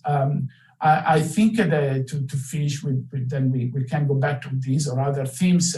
It's also an eminently open vision of what democracy and staying together means, which is in itself a good starting point for Europeans when they think about their relationship with Asia. An open, constructive Europe has many more chances of dialogue than a nationalistic, closed, or fortress, as has been described in the literature, Europe. Thank you. Thank you so much, Professor Radaeli, for not boiling down nonviolence and civil disobedience to the word protest. Simply because it becomes so hard to have a new conversation when everything has to be distilled down to European categories, right? And I think that the other thing which I loved about what you said is nonviolence being a portal to dialogue between Europe and Asia. I think the other kind of link from nonviolence for this kind of dialogue, which can also serve as a portal, is harm reduction. How about harm reduction, right? Because, you know, whenever I'm like, I talk to students in Europe and I'm like trying to get them to step out of the mental fortress Europe and look at the world, they always ask me, well, what can we do to help? You know? And I said, like, do not use that word at all for starters, you know? Because no one's like really asking for help. Like, we are at very much like at the beginnings of even talking about harm reduction and trying to figure out what that would look like. You know, so thank you so much for the way you address that. Dr. Surendran, first of all, what are your thoughts on what has just been said? And secondly, I mean, question specifically to you. Are the two regions condemned to talk past each other when they're doing history because their methodological and historiographical approaches are so different? Or have you seen anything that sounds promising on either side, which really unsettles conventional understandings, or even, at least at the minimum, kind of advances debate existing or age-old debate in a new direction? Over to you, Dr. Surendran. Thank you, Kalyani, for that wonderful introduction and recap of some of the themes that have been talked about and that I ought to be talking about this evening. And thank you to Professor Claudio and Professor Shireshi for their very interesting and quite different comments, I'd say. I mean, my first thought with regard to what Professor Claudio said was that it's almost ironic that in the land of Gandhian political theory, civil disobedience is so widely unacceptable at the moment. And I don't think anybody can argue that I mean, there are many more things to be said about this, so I'm going to stop there. And maybe we can discuss that a little bit later. Many things to say. To be honest, when I first read I first heard that this was the topic, the relevance of European history for Asia, my first response was a bit of balking. What is this nonsense? I thought we were past this. And that's because I've had my own little trauma as well as a PhD student in the US, when I remember I said to a Europeanist that I'm working on Indian intellectual history on something, whatever it was. And they were like, what? I mean, what, intellectual history doesn't belong to anyone but the Europeans. And, Europe had Marx and Freud. I remember those are the two, thinkers picked. And in the back of my mind, I was so appalled. The back of my mind, there was, but we had Gandhi and others, but I didn't say it because I was so surprised by that response. Another time I was told that, if you don't know the European canon, then you can't talk intellectual history. And obviously, I think things have changed. And that's been because of the labor of historians, but the labor also of social justice movements and a lot of other things. Though I'm going to talk about history and historians and scholars, I don't think we should ever forget that a lot of the labor has been done by social justice movements and will continue to be done that way. So theory in practice, and I think Gandhi would be very happy with that, that it's not, that in fact, that this kind of thinking isn't confined and isn't even the main keep of scholars, but in fact, people who are fighting on the ground for various kinds of social justice. So, so this brings me to then sort of why, in a more deeper sense, why, in fact, the title for this session is problematic, right? European history is relevant for Asia. The first response really is, well, Asian history is also relevant for Europe. And then you realize, well, none of these things is particularly, all history is relevant to all parts of the world. We are in an extremely interconnected time. From at least the 19th century, you have seen people moving in circuits of travel, migrating at unprecedented rates. You see people coming into contact with people from parts of the world they didn't know existed. And that's been the wonderful opportunity and promise of modern times and of modernity, right? And we also know that some of the better side of that, I think Dr. Shireshi talked about, the kind of more, the more pleasant exchanges and the sort of exchange of knowledge, with all things and so on. But of course, there is that side to it as well. And then there's the other side of it, where, there's violence and there's a lack of cosmopolitanism, a kind of unacceptance, a kind of hardening of national boundaries and identities and things like that. And I think part of the work that historians have done more recently, I would say both in Europe, but also elsewhere, in European history has been, is the universal standard. And, I don't really need to go into that because I think that's something that we're very, very familiar with. Walter Mignolo's work that, really, why should the universal history for a universal experience for everybody else? So we know this. And we know that Dipesh Chakravarti has talked about provincializing Europe's history then, and then thinking about ways to think about the discipline anew while keeping some aspects of it very much alive. So I think that's happening. And that work has been done. We also know, and this is drawing on something that Kalyani mentioned earlier, that, conceptual, when we're thinking about concepts, we're thinking about ideologies, like we're thinking about liberalism, we're thinking about even socialism. We tend to think of these things as having the provenance in Europe, and of course they do. And yet we also know that precisely the time that these questions and these ideas were developing, Europe was entering into a major adventure of colonialism, and again that sort of colonial experience in the development of this kind of thinking has been marginalized. Again, it's being talked about now, Uday Singh Mehta, for instance, has talked about liberalism and the manner in which we need to think very strongly about Britain's Indian experience and its experience of empire in India when we think about the development of liberalism, especially as sort of boundaries around, who had the right to vote, who was really the sort of the right, the sort of citizen, who would be included in a sort of sense of the public and of the democracy. All those things begin to expand, over the 19th century as the vote expands and so on. And we need to think about, the experience of empire therein, in thinking about how the ideology doesn't emerge as a fully finished idea. It's something that keeps developing over a period of time. And so what does a colonial encounter say?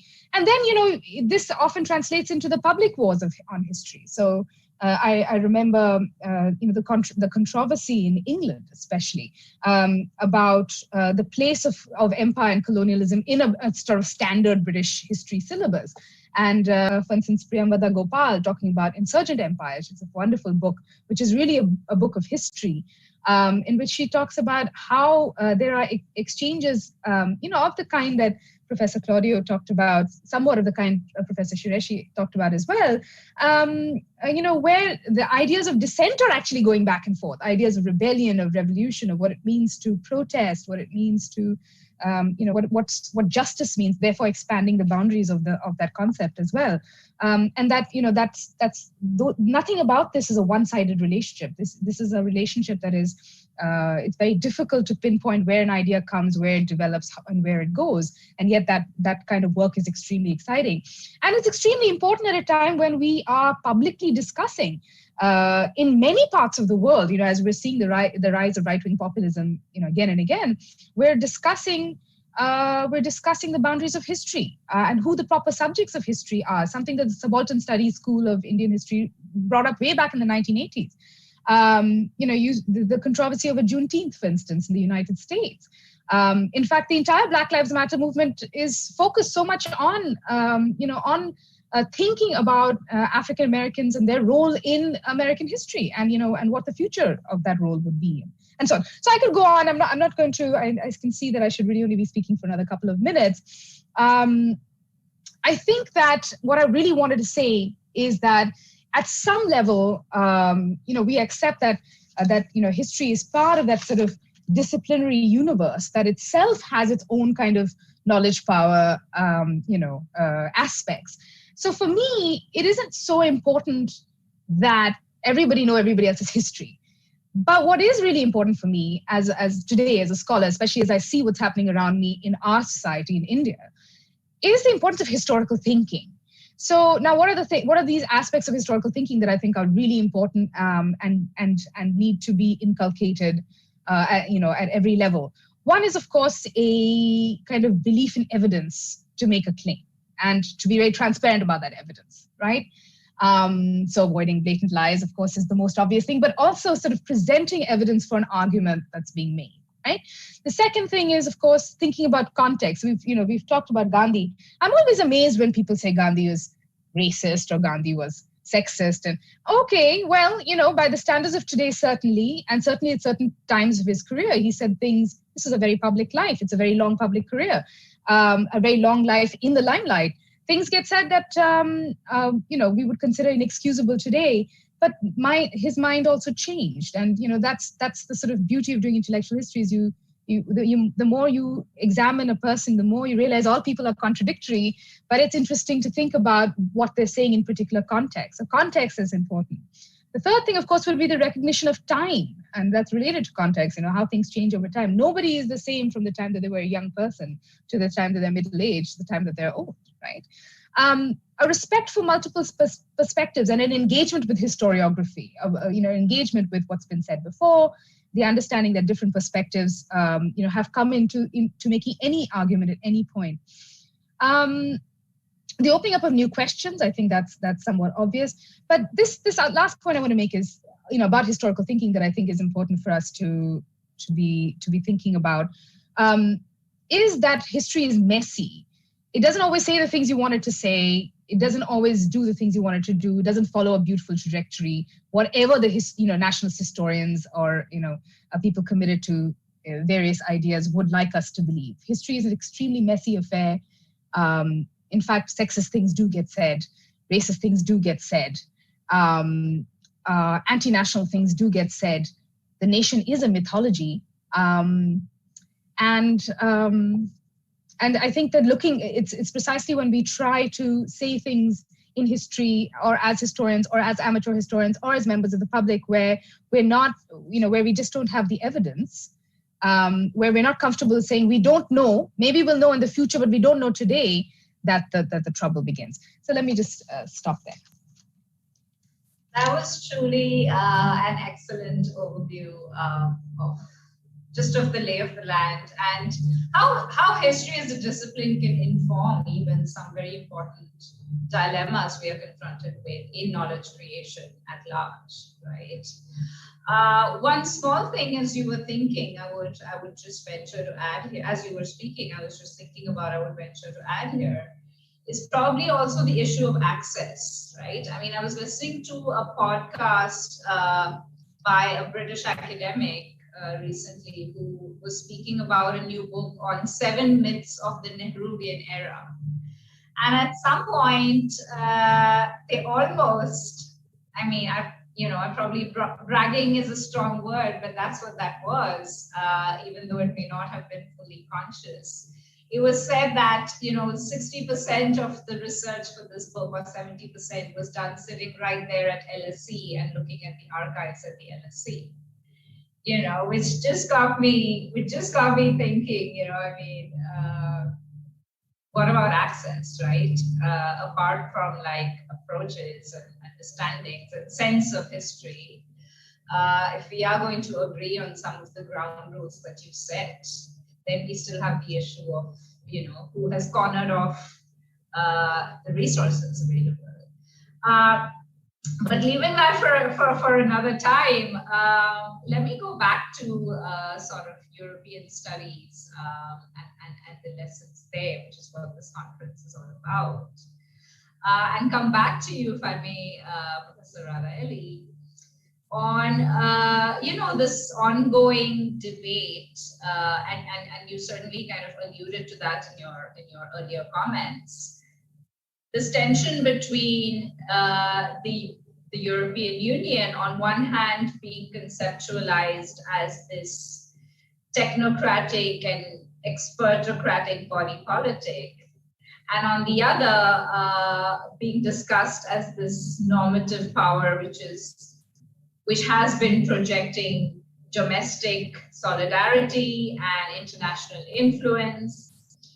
What is the state of the debate now? And based on that, where is the evidence on what we have learned, or what are the broader lessons that have been drawn from that? So over to you. Thank you. Yeah, that's a really complex question because, as you said, there is a debate, and the short slogan is that we have to democratize expertise. But I don't know if the verb exists. We have to expertise or democracy. And 1 second ago, Gitanjali was saying one of the rules of the game must be give me the evidence for your claims. And this, in a sense, is what I would keep as the good bits of having experts, scientists, and top-level bureaucrats. I think that the public management in Europe also is looking for a philosophy to orient its action. And that's a really difficult situation if you are a public manager in a European country that is suffering from backsliding, democratic backsliding. So do you become Gandhian and you exercise the power to say no? Or is it your job to serve the state, whatever the configuration of the state can be at that very moment? And I think Western philosophy on whistleblowing and stuff like that, it doesn't get really to the point of what is the moral responsibility of the public manager in countries where they're talking about normative power Europe, that the EU has a problem at the moment, internal problem of democratic backsliding, which is that we need to democratize democracies even before we think about the democratization of the European Union. So just not to get lost, I think this agenda of having robust evidence and balanced values is the good part that we have learned from having so many experts in all the committees that shape EU regulations and policies. But at the other end, as you said, the normative power Europe has to be anchored to some social roots, to a kind of a legitimacy that can only come from citizens. And too much of the European thinking is on how do we change the institutions? How do we change the process of electing the president of the European Commission? It's always hoping that by changing institutions, you will change the quality of democracy. This is true for, let's say, 60% of the argument, but crucially not entirely. Otherwise, we could write a book of institutional engineering, and the book will be copied by every political institution, and it will be the same everywhere, and people will be democratically happy everywhere. We know that's not the case. So I think now there is also underway a conference on the future of Europe that probably for the first time will have a transnational assembly of citizens to inspire this discussion on what is the future of Europe. And again, this listening attitude is certainly positive. We should finally listen to what the people who vote for populist and nationalistic parties in Europe say. Their grievances, their feeling of getting lost, of not having missed more than one coach, are real, and institutions should stop telling citizens that do not understand. There is nothing as irritating as that. And again, talking about listening to citizens is also listening to the problems, the grievances that have led so many to abandon their faith in the European project and in transnational solidarity. So taking the fact that people exist, that the EU is not democratic, that there are grievances, that some solutions must come from people. We've seen with the COVID pandemic how important it has been to have citizens and policymakers with their choices, whether to stay at home or go out, whether they were creating policies every day because the interdependency effects were so high. So this thinking of state or markets is now state, markets, and citizens, right? The triad of policy making. And for sure, just to finish, I think we, again, looking at the pandemic, science and experts are necessary and vital. It all depends on the democratic quality of the processes in which their knowledge and professionalism is employed. Fantastic. Moving swiftly on to a question that we've received from the audience. And Dr. Sureshi, probably you may want to take a crack at this. So the question is, for Europe, the interest in European studies lies in large part in European integration and European history. For Asia, on the other hand, the interest in European studies is linked to foreign relations. In this context, how relevant is it to teach European history in Asia? And is it taught from a view to enable each other to learn from mistakes? Yes. So please give us your thoughts on that if you could. Yes. Thank you for this question, Professor Kalyani. And yes, as you remember, I started with 4 perspectives. And these 4 perspectives are very important. For example, I said that how the Europeans look at themselves, because Europe is a huge continent and they have also a legacy of fighting with each other. There is a history of 100 years war between UK and France, and there is a fight between themselves, and there is a legacy they have. How do they look at and how do they project themselves to the outer world, and how they are projecting themselves to the Asiatic countries? That is very important. And number two, how do Indians or how do the Asian countries look at themselves? First of all, they need to study themselves and represent themselves to the outer world. So we certainly have to negate the negative part of it, all the positive elements, what we can complement each other and how we are really going to support each other, learn from the mistakes of each other. That is something very important, which I personally feel. And that is the reason why it is very important for the Indians to study the best part of the developmental activities which are taking place, the advancements in the technology, the kind of the improvements taking place in the form of all walks of development in the European subcontinent is very, very noteworthy. We can certainly learn many things from European continent and the countries and the history, culture, what they have. We just have to remove those spectacles of confined preconceived notions. We don't have to consider all those negativities. Otherwise, there is a possibility that we may end up into quarrels.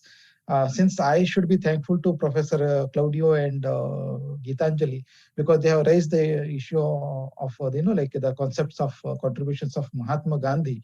And I am an authority to speak about Gandhi because I have done my PhD on Gandhi and the concept of Satyagraha movements, how he led in India and all those things.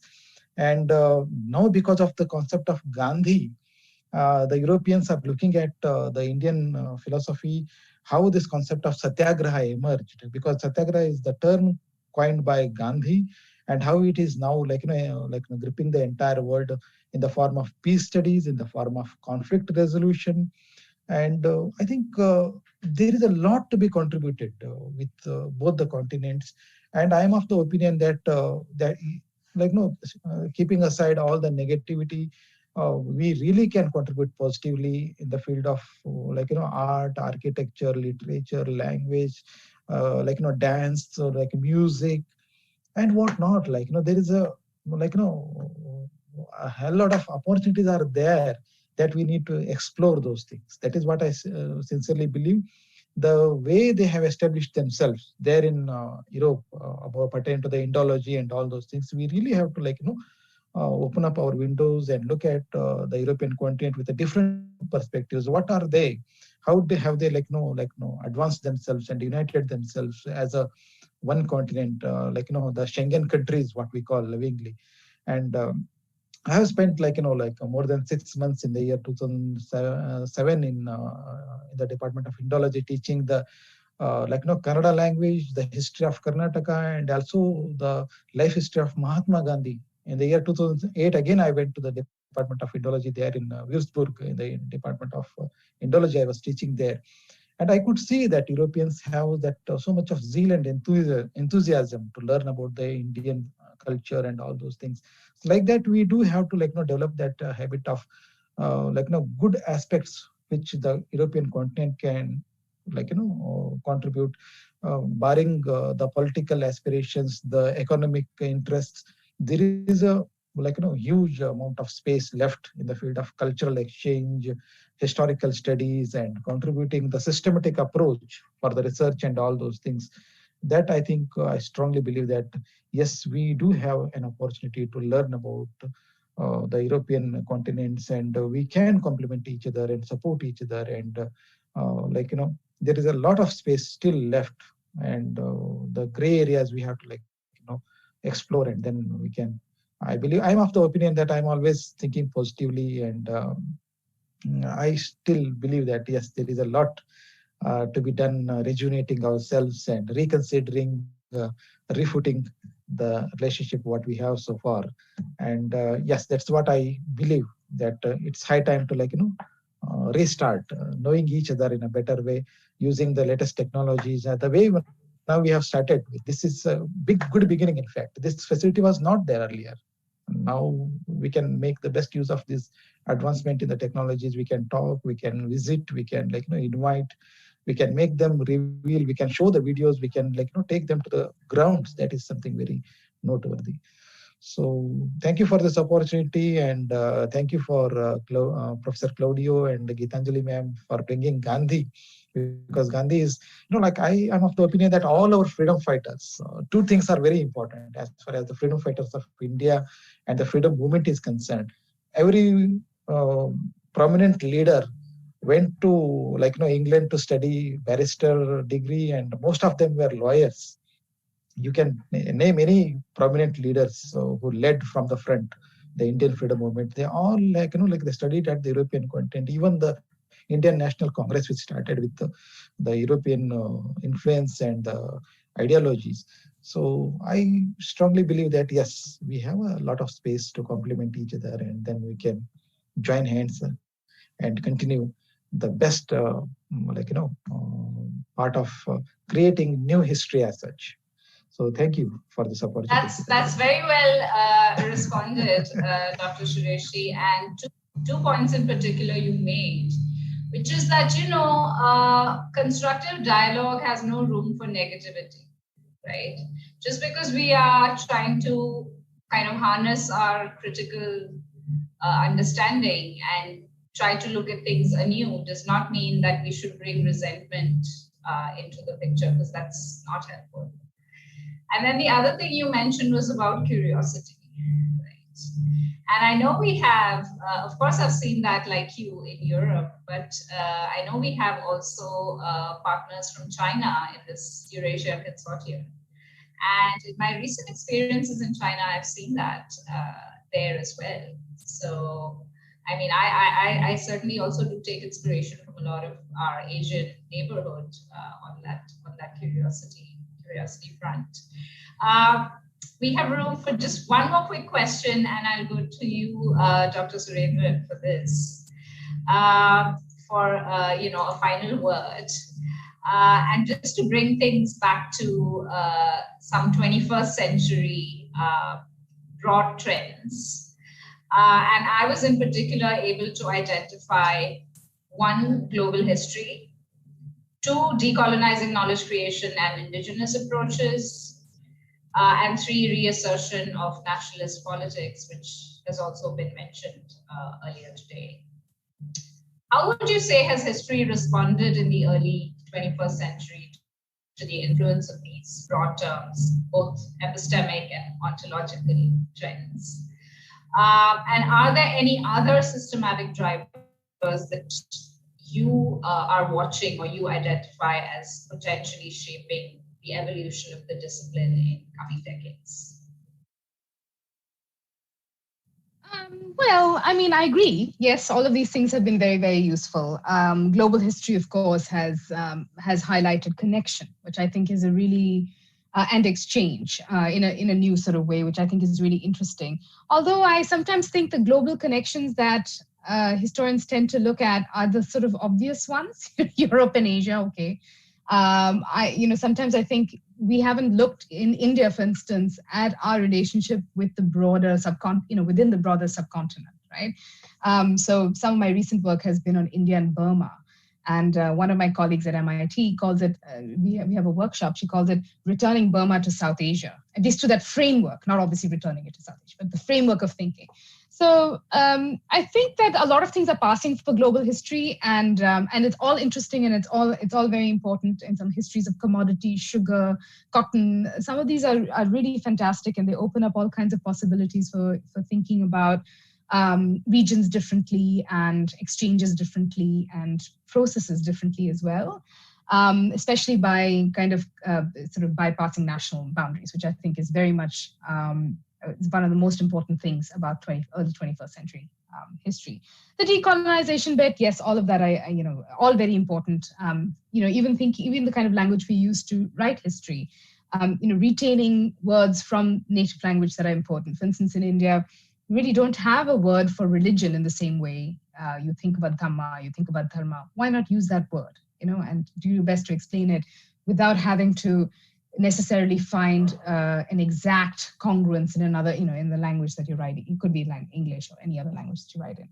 So there are lots of interesting things happening. And I think in fact, the future is quite bright for history because, as you were saying, resource access is one sort of, or access to resources is used to be one big setback. But in fact, I think this is the time when resources are available as they've never been before. So, and that's because of the internet. So, archive.org and a number of institutions are putting their collections online. And that's great because it allows people wherever they're sitting, so long as they have internet access, to actually study a very wide range of material, where earlier you would need that ticket to England, then you need a fat lot of money to sit in London. So all that's all great. In fact, I think that while of course those sitting in the West who are able to, or even in private universities in India, who have that kind of the access to grants and so on that can allow you to travel and do global histories in a way the rest of us can't, or other people can't. I think things are changing there too. I think this access, the internet has been very positive in this regard. But I'll tell you one thing. I think, and I'll end with this. I think the biggest thing that I would look forward to seeing is how history responds, or is any kind of assistance in responding to global challenges, because the pandemic is something that is truly global, and it's truly something that's hit very large community, large numbers of people across communities and class and so on. Of course, still differentially, but that. The other one was going to be climate change, right? It's environmental history, and that's going to, again, irrespective of where you're sitting, it's probably going to have a massive impact on everyone's lives the next 20 years. So how does one begin to think about, to explain that, to think about environment, to think about environmental history in a way in which that enables some positive policy making beyond national boundaries and so on. Thank you so much to the panelists for a fascinating discussion, and I now hand back over to Professor Gupta. Thank you. Thank you so very much. I mean, I can say only one thing. I wish we had some more time. It was absolutely fascinating to hear, Professor Gitanjali, Professor Claudio, Professor Shambhulinganandan, and of course, Kalyani. It has absolutely brilliant you have been. So on that note, of course, I thank you all for being a part of this conference, this panel. But do stay with us, because there are many sessions to follow. And the one which will start in about 13 minutes is a session on role of cultural memory in European studies, and that be session number 7. So till that time, do join us back in about 13 minutes. Till that time, goodbye and stay safe. Thank you so very much. Thank you. Thank you very much. Thank you. Thank Thanks, you for Indra. the opportunity, and thank you all the panelists and Gitanjali ma'am. Thank you. Bye-bye.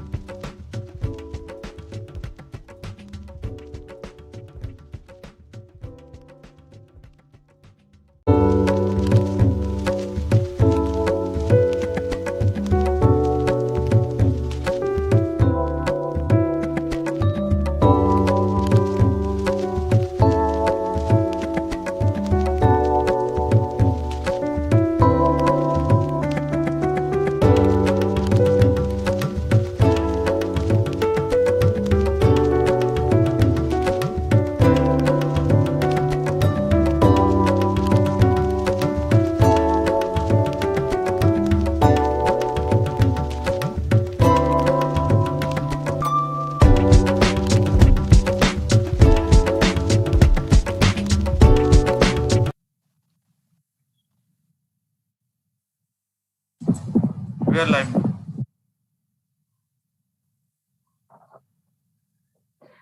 Hello to all our viewers. We are moving to session 7 of the JGU Eurasia Dissemination Conference with a very fascinating topic, that of the role of cultural memory in European studies.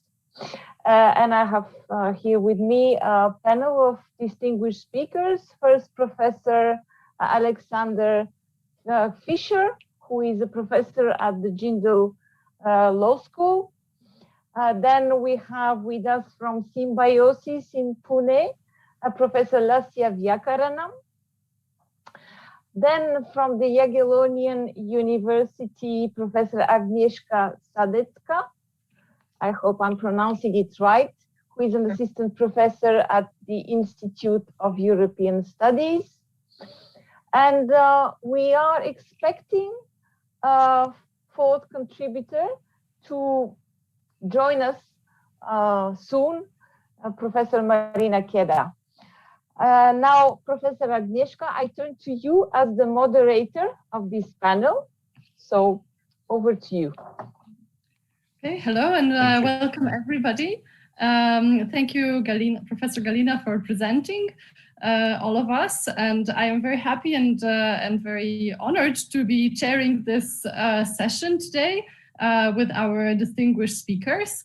And perhaps without further ado, let me ask the speakers about the role of cultural memory, indeed, in European studies, given the fact that European studies is a field that is extremely interdisciplinary.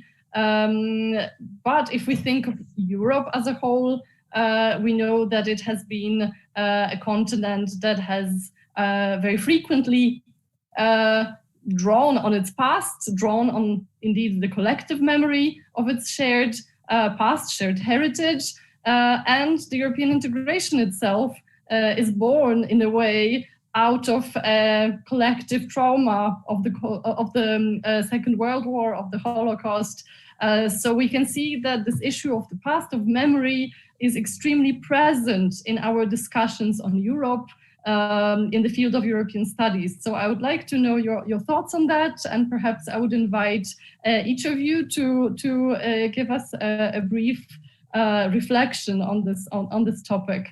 If I may ask Professor Alexander perhaps to begin in the order that I'm seeing you on the screen, if that's okay. Yeah, it's absolutely fine. Well, also my thanks to for the invitation to this wonderful conference. I spent the last couple of days getting particularly excited about the topic.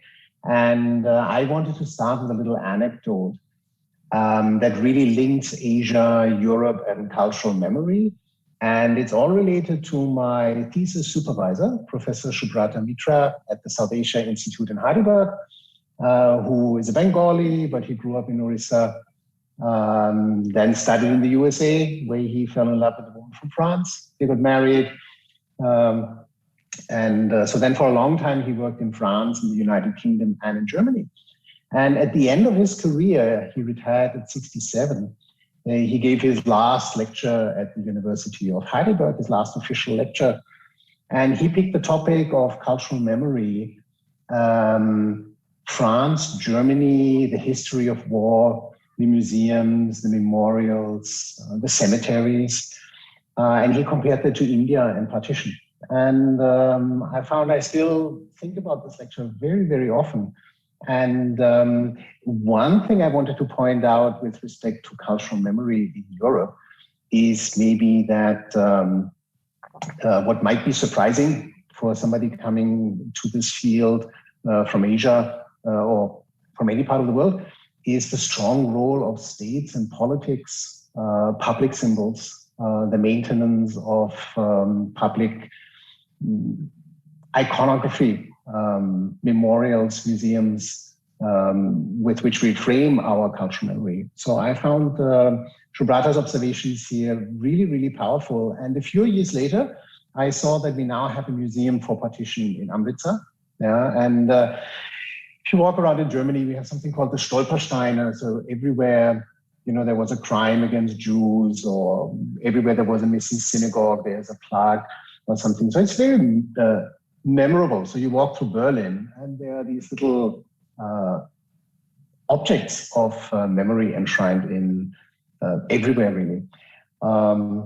So yeah, and then maybe the last anecdote, how powerful such a thing can be. If you ever are in London, where I taught for a long time, and on my way to office, I often would walk through Hyde Park, there's a memorial for animals in war, which is really powerful. And I've never, ever in my life had I thought about animals in war. But that memorial started a whole chain of thinking and research, among the amount of horses, the dogs, the elephants. Yeah. So I thought a lot about war coming from Europe. It was constant presence in my childhood, stories from my grandparents and everything. But I had never thought about animals in war. So one object made such a huge difference. Yeah. So these were my two opening anecdotes that I wanted to share with the audience.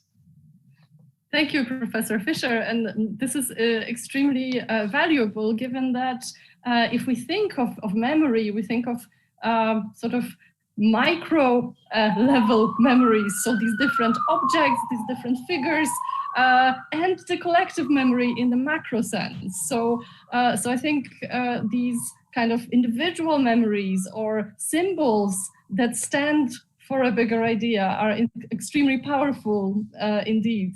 And perhaps since you mentioned this comparative aspect between Asia and Europe, which is extremely fascinating, given that we could identify so many cultural similarities, so many historical sort of parallels, especially in the context of partition and Second World War happening almost at the same time of history.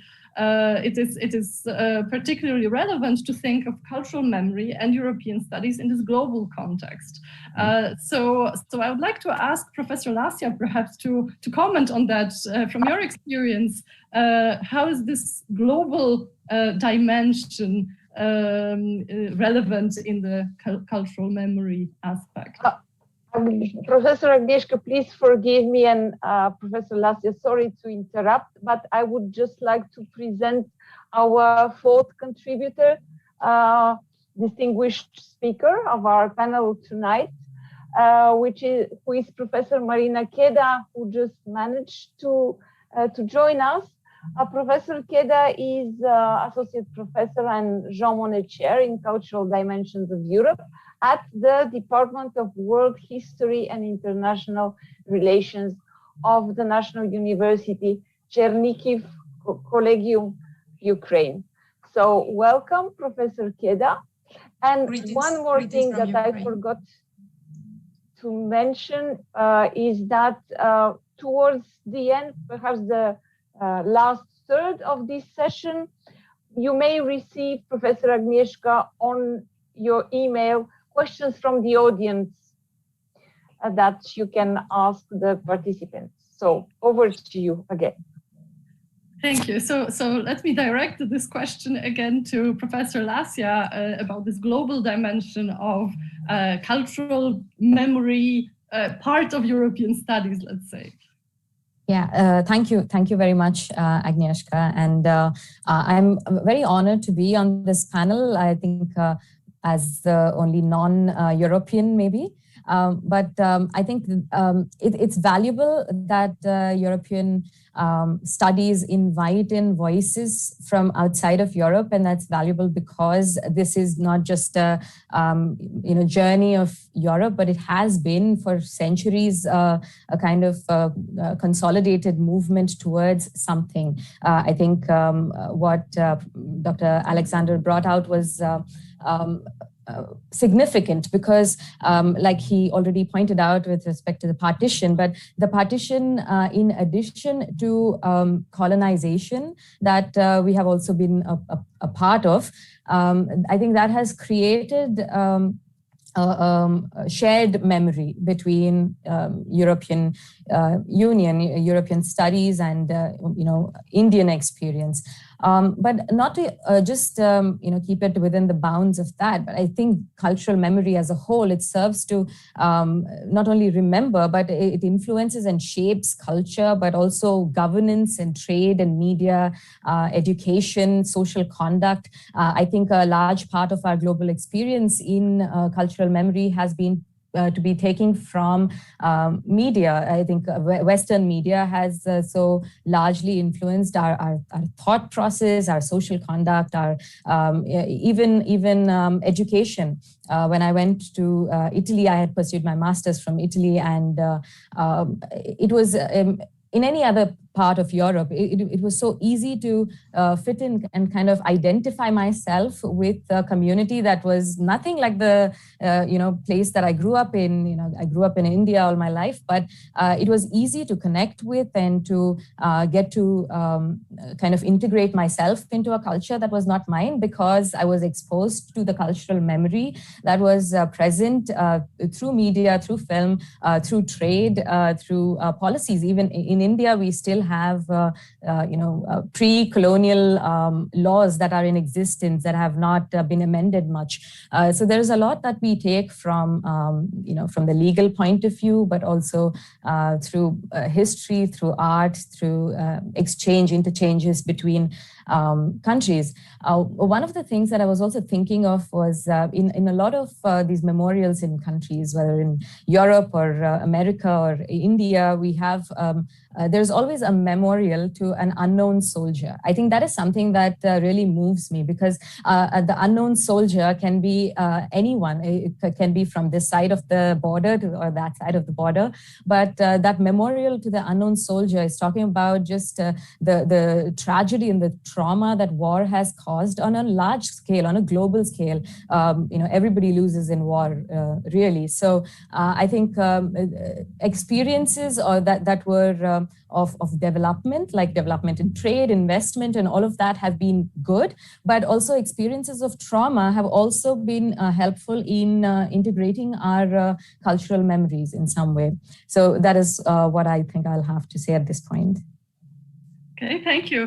Thank you. Indeed, this is fascinating how certain elements of this European cultural memory can be, in fact, understood and, in a way, integrated in other nations' experience or in the sort of global culture that we observe kind of developing, let's say. So perhaps I could address my question to Professor Keda, to explain how she sees the role of cultural memory in European studies, and how does it work in your own research, Professor Keda? How do you, what is the relevance of cultural memory in European studies in your experience? Thank you for invitation. And what I would like to say is that European studies become more and more interdisciplinary, really. So this interaction can positively affect the development as well as the interpretation of cultural memory in European studies. There are many problems actually which can be regarded as universal, especially in our globalizing world and in our COVID-19 circumstances. For example, education, tourism, digital security, and others which we have to look together how to solve these problems, how to face these challenges, and actually the decisions can be absolutely identical all over the world. That's why it is very interesting. As for cultural memory, what suggests us European Union, or what suggests us Europe, is some kind of European values which can be regarded as universal, also universal values. That's why it is very interesting to study whether it is possible or impossible to implement these values in different parts of the world. For example, here in Ukraine, again, Ukraine has a very unique experience as we are balancing between East and West. This is our civilizational choice, and some years ago, Ukraine has directly changed its civilization vector and has chosen European vector of development. That's why we are now especially thoroughly study European identity, with study European values, and especially in the aspect whether it is possible or impossible, whether it is necessary or not necessary to imply these values in Ukraine, because Ukraine has very many Western impacts onto the Ukrainian culture. And this is the point which maybe makes us close to India and to Indian problems. Shall we study Europe or shall we not? But we have to, and we have to understand how, to what degree Ukraine is European, because Ukraine now wants to become a member of European Union. And that's why we have to understand what Europe is, whether we are Europeans, and what we have to do to be more Europeans, what we have to do to reach the European value, what we have to do maybe to build Europe here in Ukraine. Maybe it will be the best variant for Ukraine not to join the European Union, but to stay very unique country with European values here in Ukraine. So these are the problems. That's why within our chair, we study thoroughly European culture, and we study culture in very broad meaning, because we analyze not only the arts, European arts and achievements, but we also try to understand what Europe is in such points as individualism, as democracy, how it can be implied in Ukrainian realities. That is. Thank you. This is extremely interesting, given the fact that Ukraine is really a fantastic case study to discuss how does Europe really promote its values, what do these values really mean. And also, I think if we think in a more post-colonial context, and this applies to, of course, not. I mean, it applies to different relations that Europe has with various regions of the world and its colonial history. Can we get rid of this burden of colonialism? Can Europe not be perceived through its sort of Eurocentric sins, let's say? How do we in a way negotiate between promoting European values without seeming to be imposing them on others? Perhaps one of you would like to respond, or if not, I will direct the question. If anyone would like to specifically address this, then okay. Maybe. So, okay, please. Let me start then, because I will actually continue my previous thought. Really, Ukraine now has made its civilizational choice, and it is not a secret that now Ukraine, to some degree, tries to find and to write its European past. Because we have found out actually, and even within our chair, we have found some themes which we actually didn't know much about. For example, some women, Ukrainian women, were queens and even emperors of Europe, of Saint German Emperor, and some other very fascinating things which we didn't know about Ukraine in previous times. So this vector gave Ukraine a certain impact in scientific researches and historical scientific researches. And actually Ukraine really has a very good example of colonialism discourse. As for a long period, Ukraine was a part of different countries. Russian Empire first, and Poland and Hungary, Austrian-Hungary Empire, etc. And after that, Soviet Union. Ukraine was incorporated in Soviet Union, and that's why Ukraine nowadays has a real problem of such a victim, colonial victim. Another problem is what type of colonialism is applied to Ukrainian history. It is obviously absolutely different to British Indian variant. It is absolutely, because we have such a discussion that Ukraine is half colony, or has a variant of inner colonialism politics, something like that.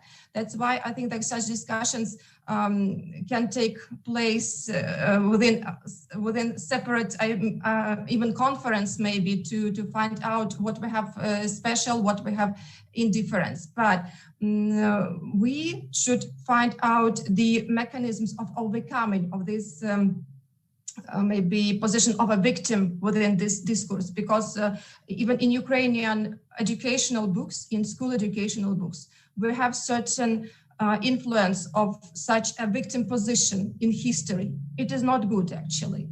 And that's why it is very interesting how India, for example, tries to overcome that in her educational policy. And Ukraine is now looking for recipes of how to overcome it. And the second part of your question was about how can scholars of European studies guard themselves against this ideological manipulation. I think that the best way is intercultural communication. When we study different points of view, when we can hear other opinions, when we can hear opinions of each other, and this may be the best way to communicate, to make educational and teaching exchanges between countries, to study other practices. This is the best way for me. Mm-hmm. Thank you. Thank you so much. And I think there are many similarities also between my country, Poland, and Ukraine. So I recognize certain similar patterns. So it's particularly enlightening. But I would like to get the view of Professor Lasia, perhaps, on whether Europe is perceived from this post-colonial perspective in India, and how can we think of the role of scholars in somehow maybe deconstructing these images, these maybe biases sometimes. What can we do to avoid being too Eurocentric or too biased against, let's say, a former colony, perhaps? What is your take on that? Yeah, thank you very much. I think it's an excellent question, and one that we have to grapple with if we need to for an extended period of time. But I think the danger, like even Professor Marina was mentioning, the danger of ideological manipulation arises from the concept of memory and power. Because there is a power dynamic, because there is a power difference that existed traditionally between the colonizer and the colonized, there is certain questions that every nation, whether colonizer or colonized, has to ask themselves. And I think for India, one of those questions was, in order to establish our identity, do we return to a pre-colonial period and remove all memories associated with the colonizer? Because that would mean, and we have seen that happen to a certain extent, because some of the names of the cities, now I'm oversimplifying this, but some of the names of the cities were returned back to the names that they had before the colonizers had come, and turned them into easily pronounceable names, like Mumbai was Bombay, because it was easier for the English to pronounce Bombay. And there were other cities like Thiruvananthapuram. It's a name of a city, and it was renamed as Trivandrum because it's easier. Okay, so there are these changes that the colonizers brought in along with them. So one of the reactions in trying to establish our identity as a country was, do we return to the pre-colonial period and then remove all these cultural memories? Or the second option is that, do we use the language and the historical monuments and the expressions of cultural memory, etc., to write a counter narrative to the colonizer? I was just going through some works in this regard, and I came across this author, Albert Memmi, who's a post-colonial writer, who said that the colonized seems condemned to lose his memory. And I feel like a lot of times when we have experienced colonization, like India has for 3 centuries, it's difficult to really erase the memory, but then you have to grapple with it and do something with it, What do we do? And I think that the true problem is that we are not seen as a part of the history of the colonizer, because, yes, there was a huge, 2 world wars and a very dark period in between, and that is serious. That is something that, that is still embedded in the memory, but the memory of India is not as embedded in the colonizer's cultural memory. So there is this juxtaposition between memory and counter memory, and whose memory or whose history is the right history. I think that is an important question. And I think for scholars, to answer your question more directly, I think for scholars, it is important to develop a critical approach to memory in order to avoid ideological manipulations. So whether it is in the form of canonized literature and art or historical documents, films, etc., seek out the narratives of those who have been excluded from official history, women, children, cultural and ethnic minorities. One of the things that India has been exploring is of people who were Indians in power during the time of the colonizers, and how they did support the agenda of colonization, of imperialism. And that is something that India was not awakened to for a long period of time. And now through films that are focusing on that aspect as well, we're trying to see the truth. The important thing is to base cultural memory on the truth, and that includes both the right and the wrong voices, the small and the large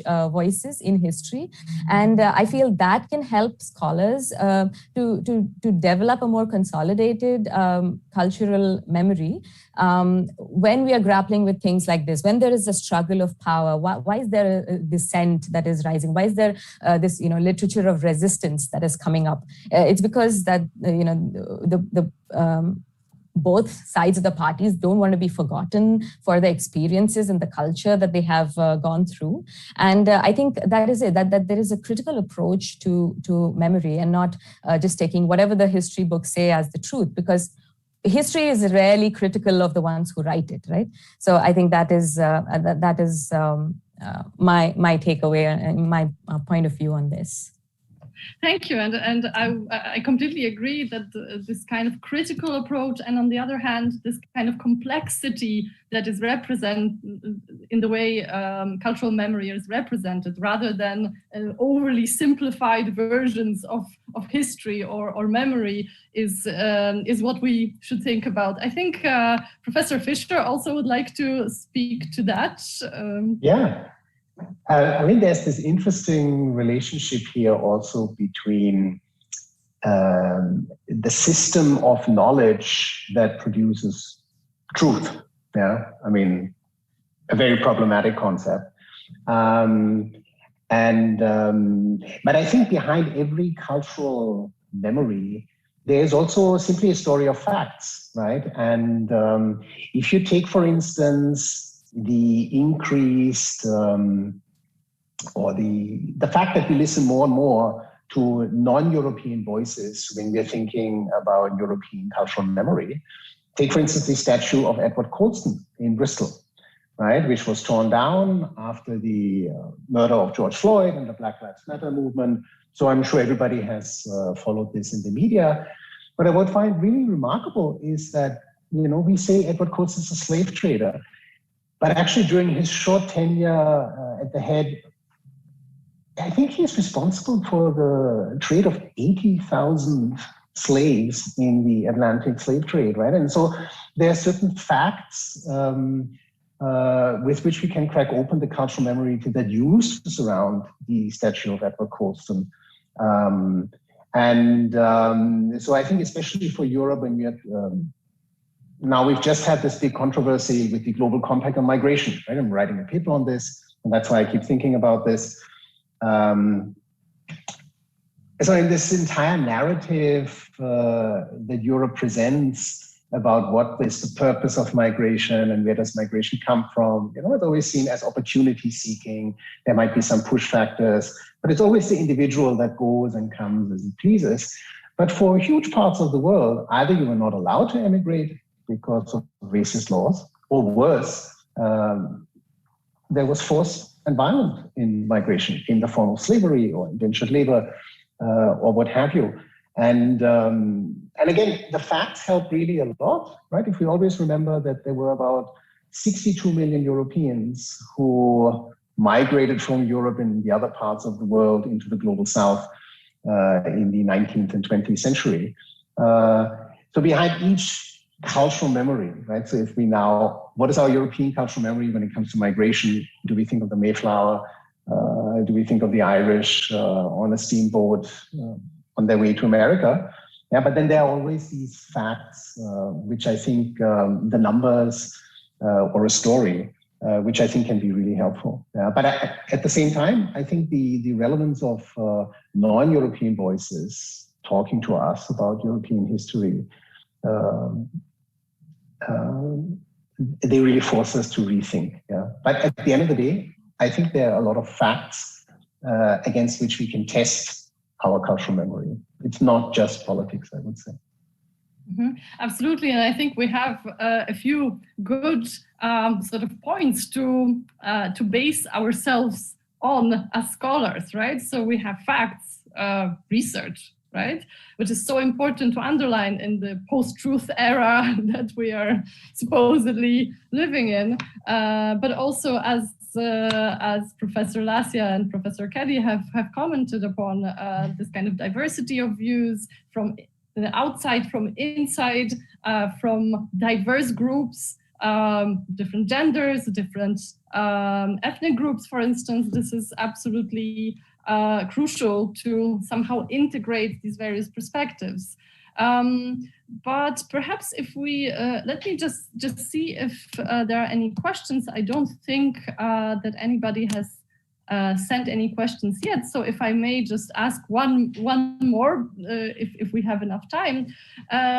Memory and history are particularly prone to these kind of appropriations by different centers of power. I think many of you have spoken of these ideological manipulations, but it's also because of the fact that it's such an emotional topic.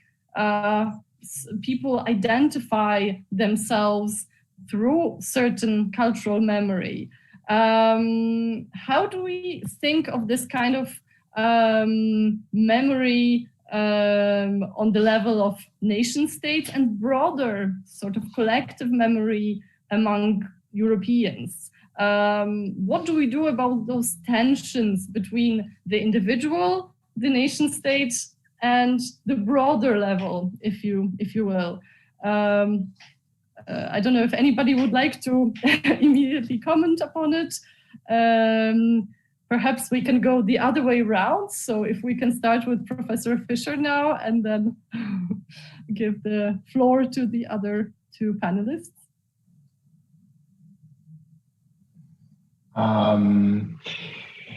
Yeah, what my key thought that I have in that respect is we are luckily in a situation, right? I mean, sort of the history of nation-state formation in Europe is extremely violent and brutal. Displaced people, wars, bloodshed, languages pushed to the side, linguistic diversities disappear, and so on and so forth. But now that we have a system of a multitude of nation states, I think something that I can observe is that in these games, you know, this democracy that is emerging in some countries where memory laws are being passed or something, you don't get away with it because in the country next door, there's also a political apparatus, there's also media, everything travels very easily. So, I mean, Turkey at the intersection of Asia and Europe, you know, for decades has tried to deny the genocide of the Armenians. But you're essentially, at the end of the day, you're powerless as a country.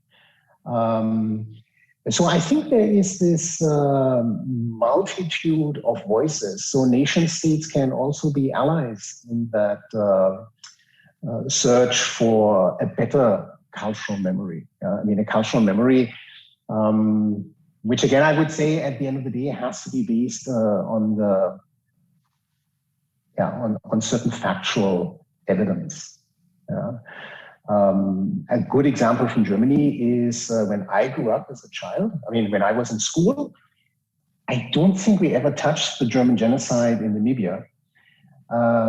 Whereas, of course, the rest of German war and genocide, that, of course, was discussed in numerous topics, you know, in literature and history, everywhere, across various grades.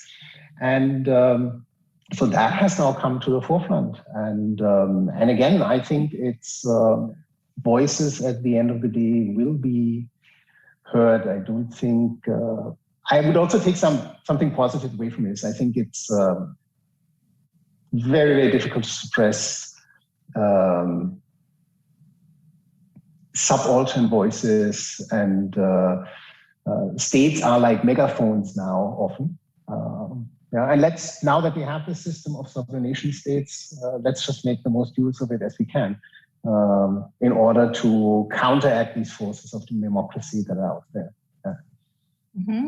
Absolutely, and I think this issue of bringing different voices as a kind of weapon against the different politicized forms of, let's say, removing certain aspects from the collective memory or forgetting certain aspects is absolutely crucial. Perhaps the other panelists would like to comment on this issue of forgetting or certain kinds of manipulations of memory, or kind of deliberate omitting certain facts or certain voices. I don't know who would prefer to go first. Perhaps this time, Marina, if that's okay. Okay. Yes, okay, but I would like to continue your previous thought about the balance between national and international, between nations and Europe in general as a unity. It is actually a very delicate moral question about cultural identity. For example, here in Ukraine, we have such a very dramatic experience as now we are building European Ukraine, but many representatives of elder generation, they like their lives in Soviet Union. It sounds a bit maybe strangely, sometimes it sounds well, scary, but they adore European Union. And it is very, well, delicate problem. How can we change their consciousness, and whether we should do that or should not, or whether we should respect such historical choice. Maybe these people were younger. Maybe Soviet Union gave them some possibilities.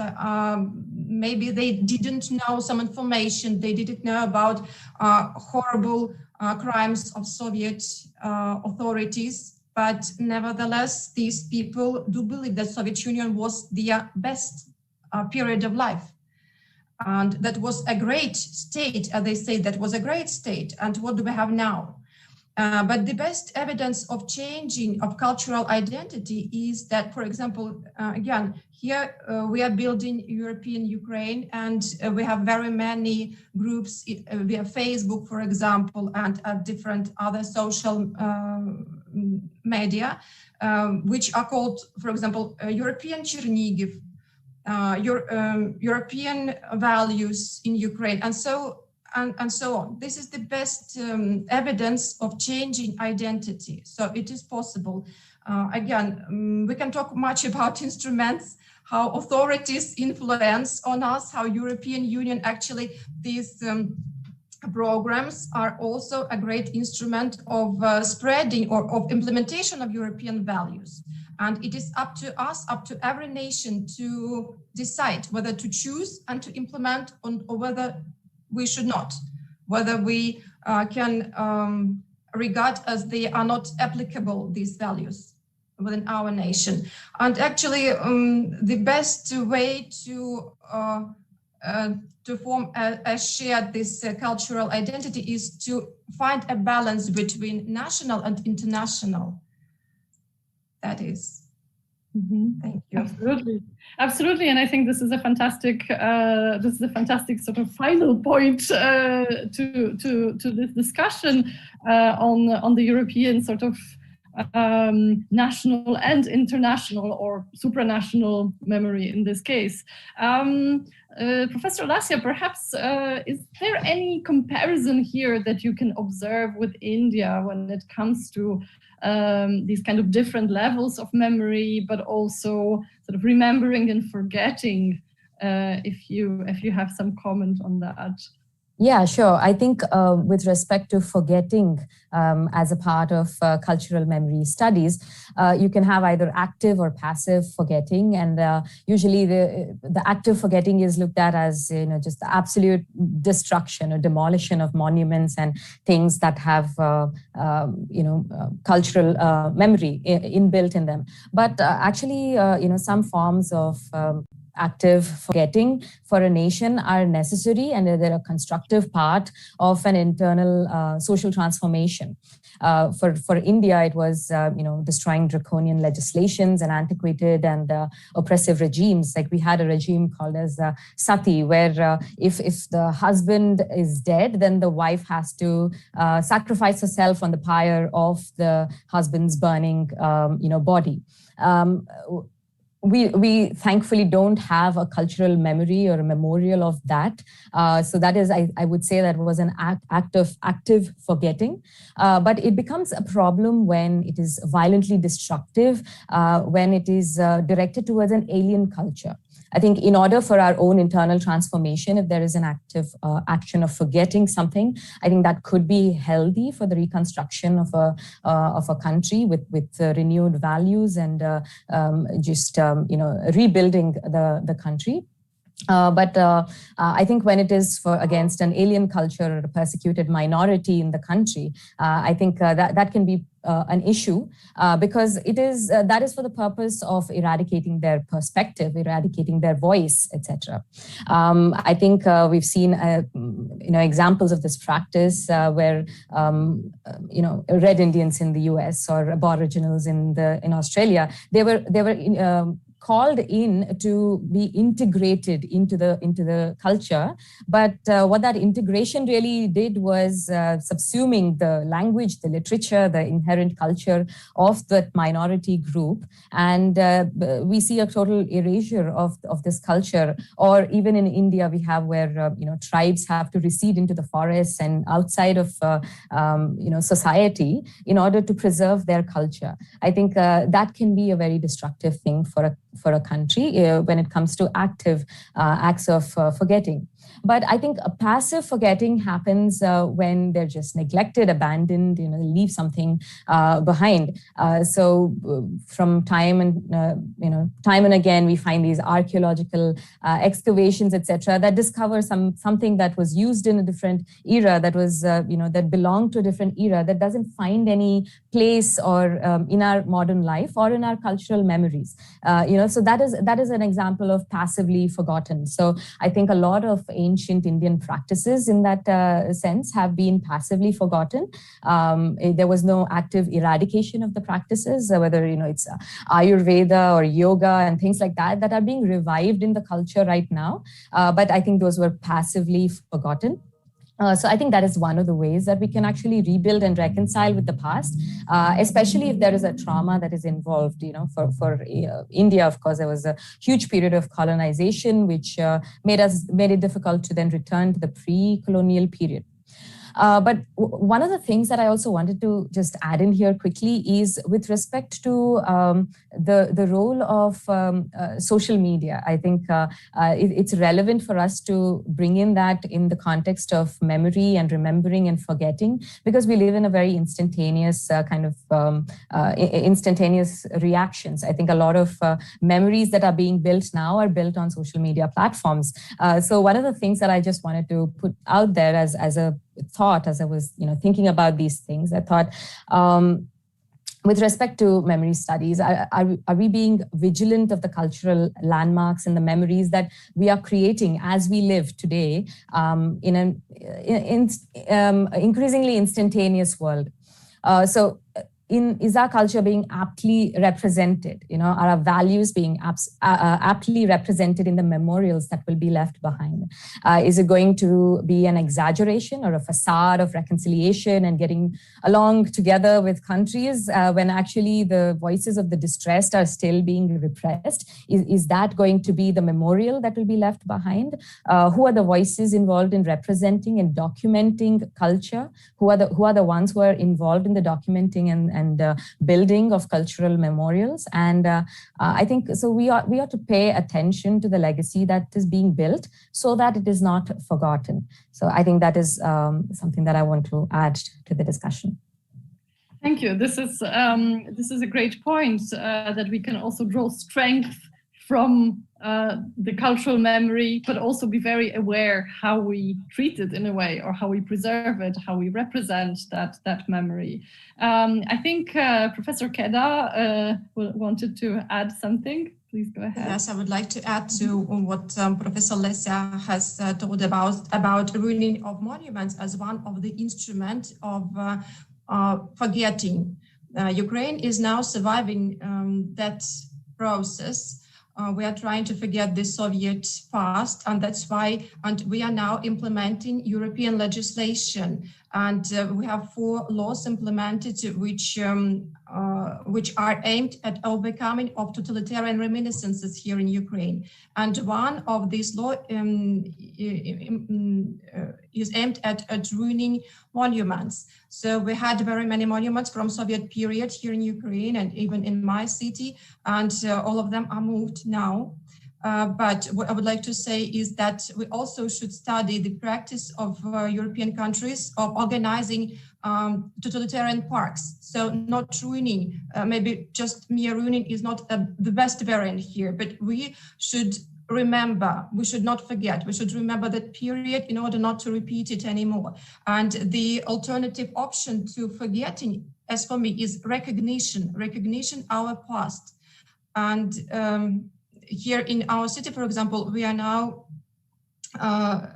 would like to organize such kind of a park of Soviet period in order for other people to teach it, for students, for pupils to see it, to understand it, and not to repeat it. I think this also can be a good instrument of mutual understanding and of formation of cultural identity. Thank you so much. And this point actually ties in very well to some of the questions that we have received from the audience. So let me just bring some of them forward. There is especially a question related specifically to monuments, to memorials. And someone is asking, particularly Professor Alexander Fischer, about his thoughts on the recent decolonization movement, the focus on the war memorials, and how would that have an impact on state iconography. So perhaps since it ties into the previous point, you would like to give us your thoughts on that question. Yeah, I'm absolutely convinced that things have changed, they are changing, and I think change is going to accelerate. Because I think there is a certain logic to changing the iconography of states. I mean, if you look at sort of our core values that are enshrined in the European Convention of Human Rights and the German Constitution, when somebody comes from Namibia and says, you still have the skulls of my ancestors in your museum in Berlin, it's just a question that you return these things, right? The general who was responsible for the genocide in Namibia, his name was von Trotha, and there were actually a lot of streets in Germany that were named after him, although he was considered a lousy general, even within the army. There's a whole story within that itself.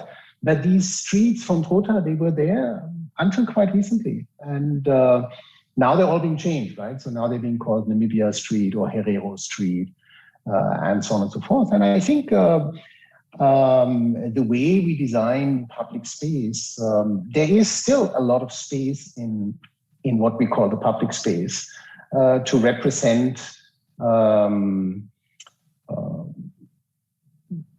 represent these aspects of European colonial history as well. Yeah, so that's going to make a huge, that will continue to remain a central theme within Europe, I think. And I think the reason for, Shashi Tharoor put it like this, often India just has the better story.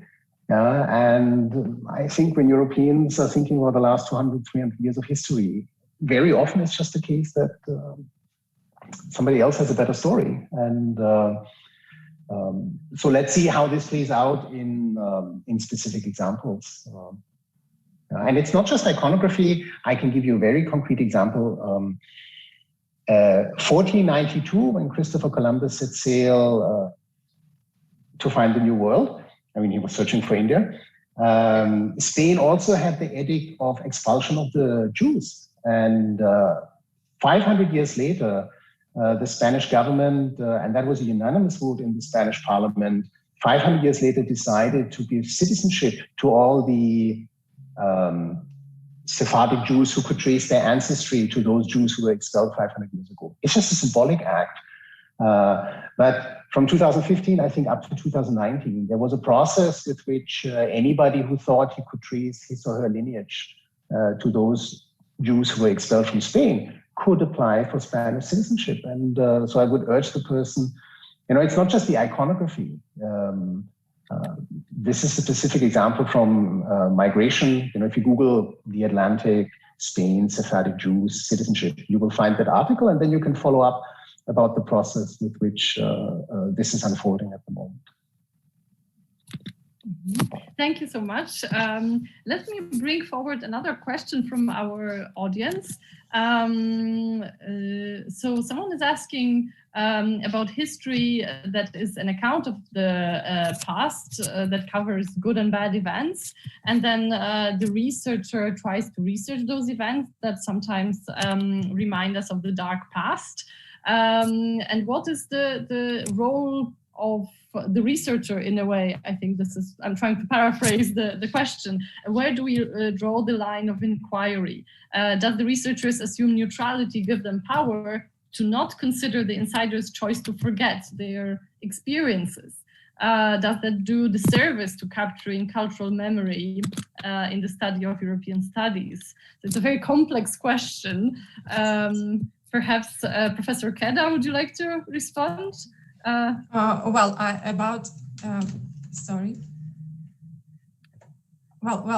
the role of a historian or about the role of a scientist in the process of history writing. It's a very, again, complicated question, and it depends upon a historiographical trend or historiographical school. If we talk about positivism, that a historian should stay aside, stay apart from any political, political groups, and he has to choose only facts and to choose them very thoroughly in order to create an ideal picture. But as far as we now live and write our histories in post-positivism era, then we all know that it is practically impossible to write history which will be absolutely free from any impact. It is impossible. It's a fiction. That's why I think that it depends very much upon the person, and when we read any scientific research, we should read also about its author and his belonging to certain political, social, historiographical group. It will help us to understand his point of view. That's it. Absolutely. This is the question which we cannot give the only reply which will be right. Absolutely, and I think this issue of positioning of different researchers, different authors, and sort of placing them in a specific context is very important. Also, as an, I guess, advice to our students that begin their adventure with sort of academic research. Let me just bring one more question from the audience. Someone asks that since we mentioned governments in European countries that spend institutional resources discussing cultural memory, and South Africa does not shy away from its apartheid past either, what should we in India be doing to discuss partition more? There's a lot to learn from it, and it was one of the biggest cross-border forced migrations the world has ever known. And can this help forge a stronger identity in South Asia as a whole and possibly hold promise to revive SARC? So perhaps I can ask Professor Lasia to answer this question if she would like to. Yeah, I don't think I will ever be able to adequately answer this question because it is a very complex issue, as it is with cultural memory anyway.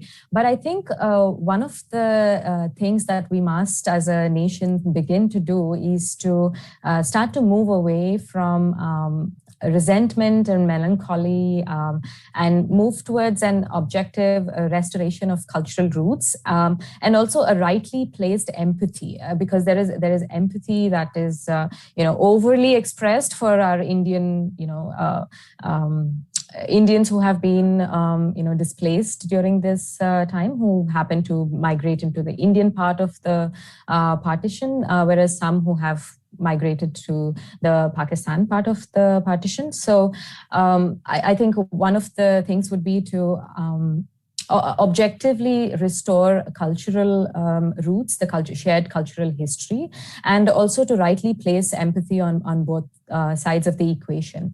As far as the repercussions that this will have in integration in the Southeast Asia, I think there are many diplomatic,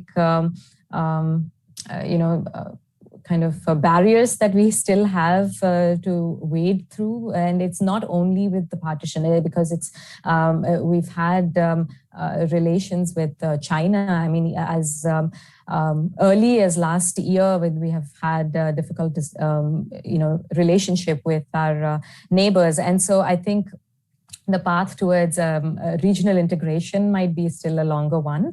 But as far as preserving and restoring cultural memory with respect to the partition is concerned, I think the answer for that or the healing from that would start with a rightly placed empathy and restoring back the shared cultural history. Thank you. Thank you so much. And I think this point about rightly placed empathy can serve us also as a very good sort of ending recommendation for our discussion on cultural memory, because in the end, we are talking about humans, about individuals, about societies, and it's not always easy for societies to kind of go beyond these categories or labels that we put on specific people, specific groups. But in the end, this kind of human empathy is what we need. And of course, speaking as scholars, as academics, I think the points that were made earlier about critical approach, about this kind of a reflection, self-reflection on us as a society, on us as a collectivity, is incredibly important here. So thank you so much to all of you for making these amazing points. And I think we've had a fantastic discussion. So thank you for that. And let me turn to Galina at this point, because I think our time is running out. So thank you so much. Yeah, thank you, Agnieszka. Actually, listening to all of you made me think that perhaps we should have titled this session Role of Cultural Memory and Cultural Forgetfulness. That would have been a more proper title. And you raised really fascinating questions, none of which got answered, but that wasn't to be expected anyway. But while listening to you, it made me realize what an intensive sort of construction work is going on right now as we speak when it comes to cultural narratives, where facts which are woven from facts which may be true, but are also so highly selective when it comes to choosing which particular facts to take. Well, thank you very much. It has been a great session. And well, thank you in particular, Professor Lassia, for staying so late and work for our conference. I wish you all the best, and yeah, take care. Thank you so much. Thank you. It was a pleasure. Thank you. It was fantastic. Thank you.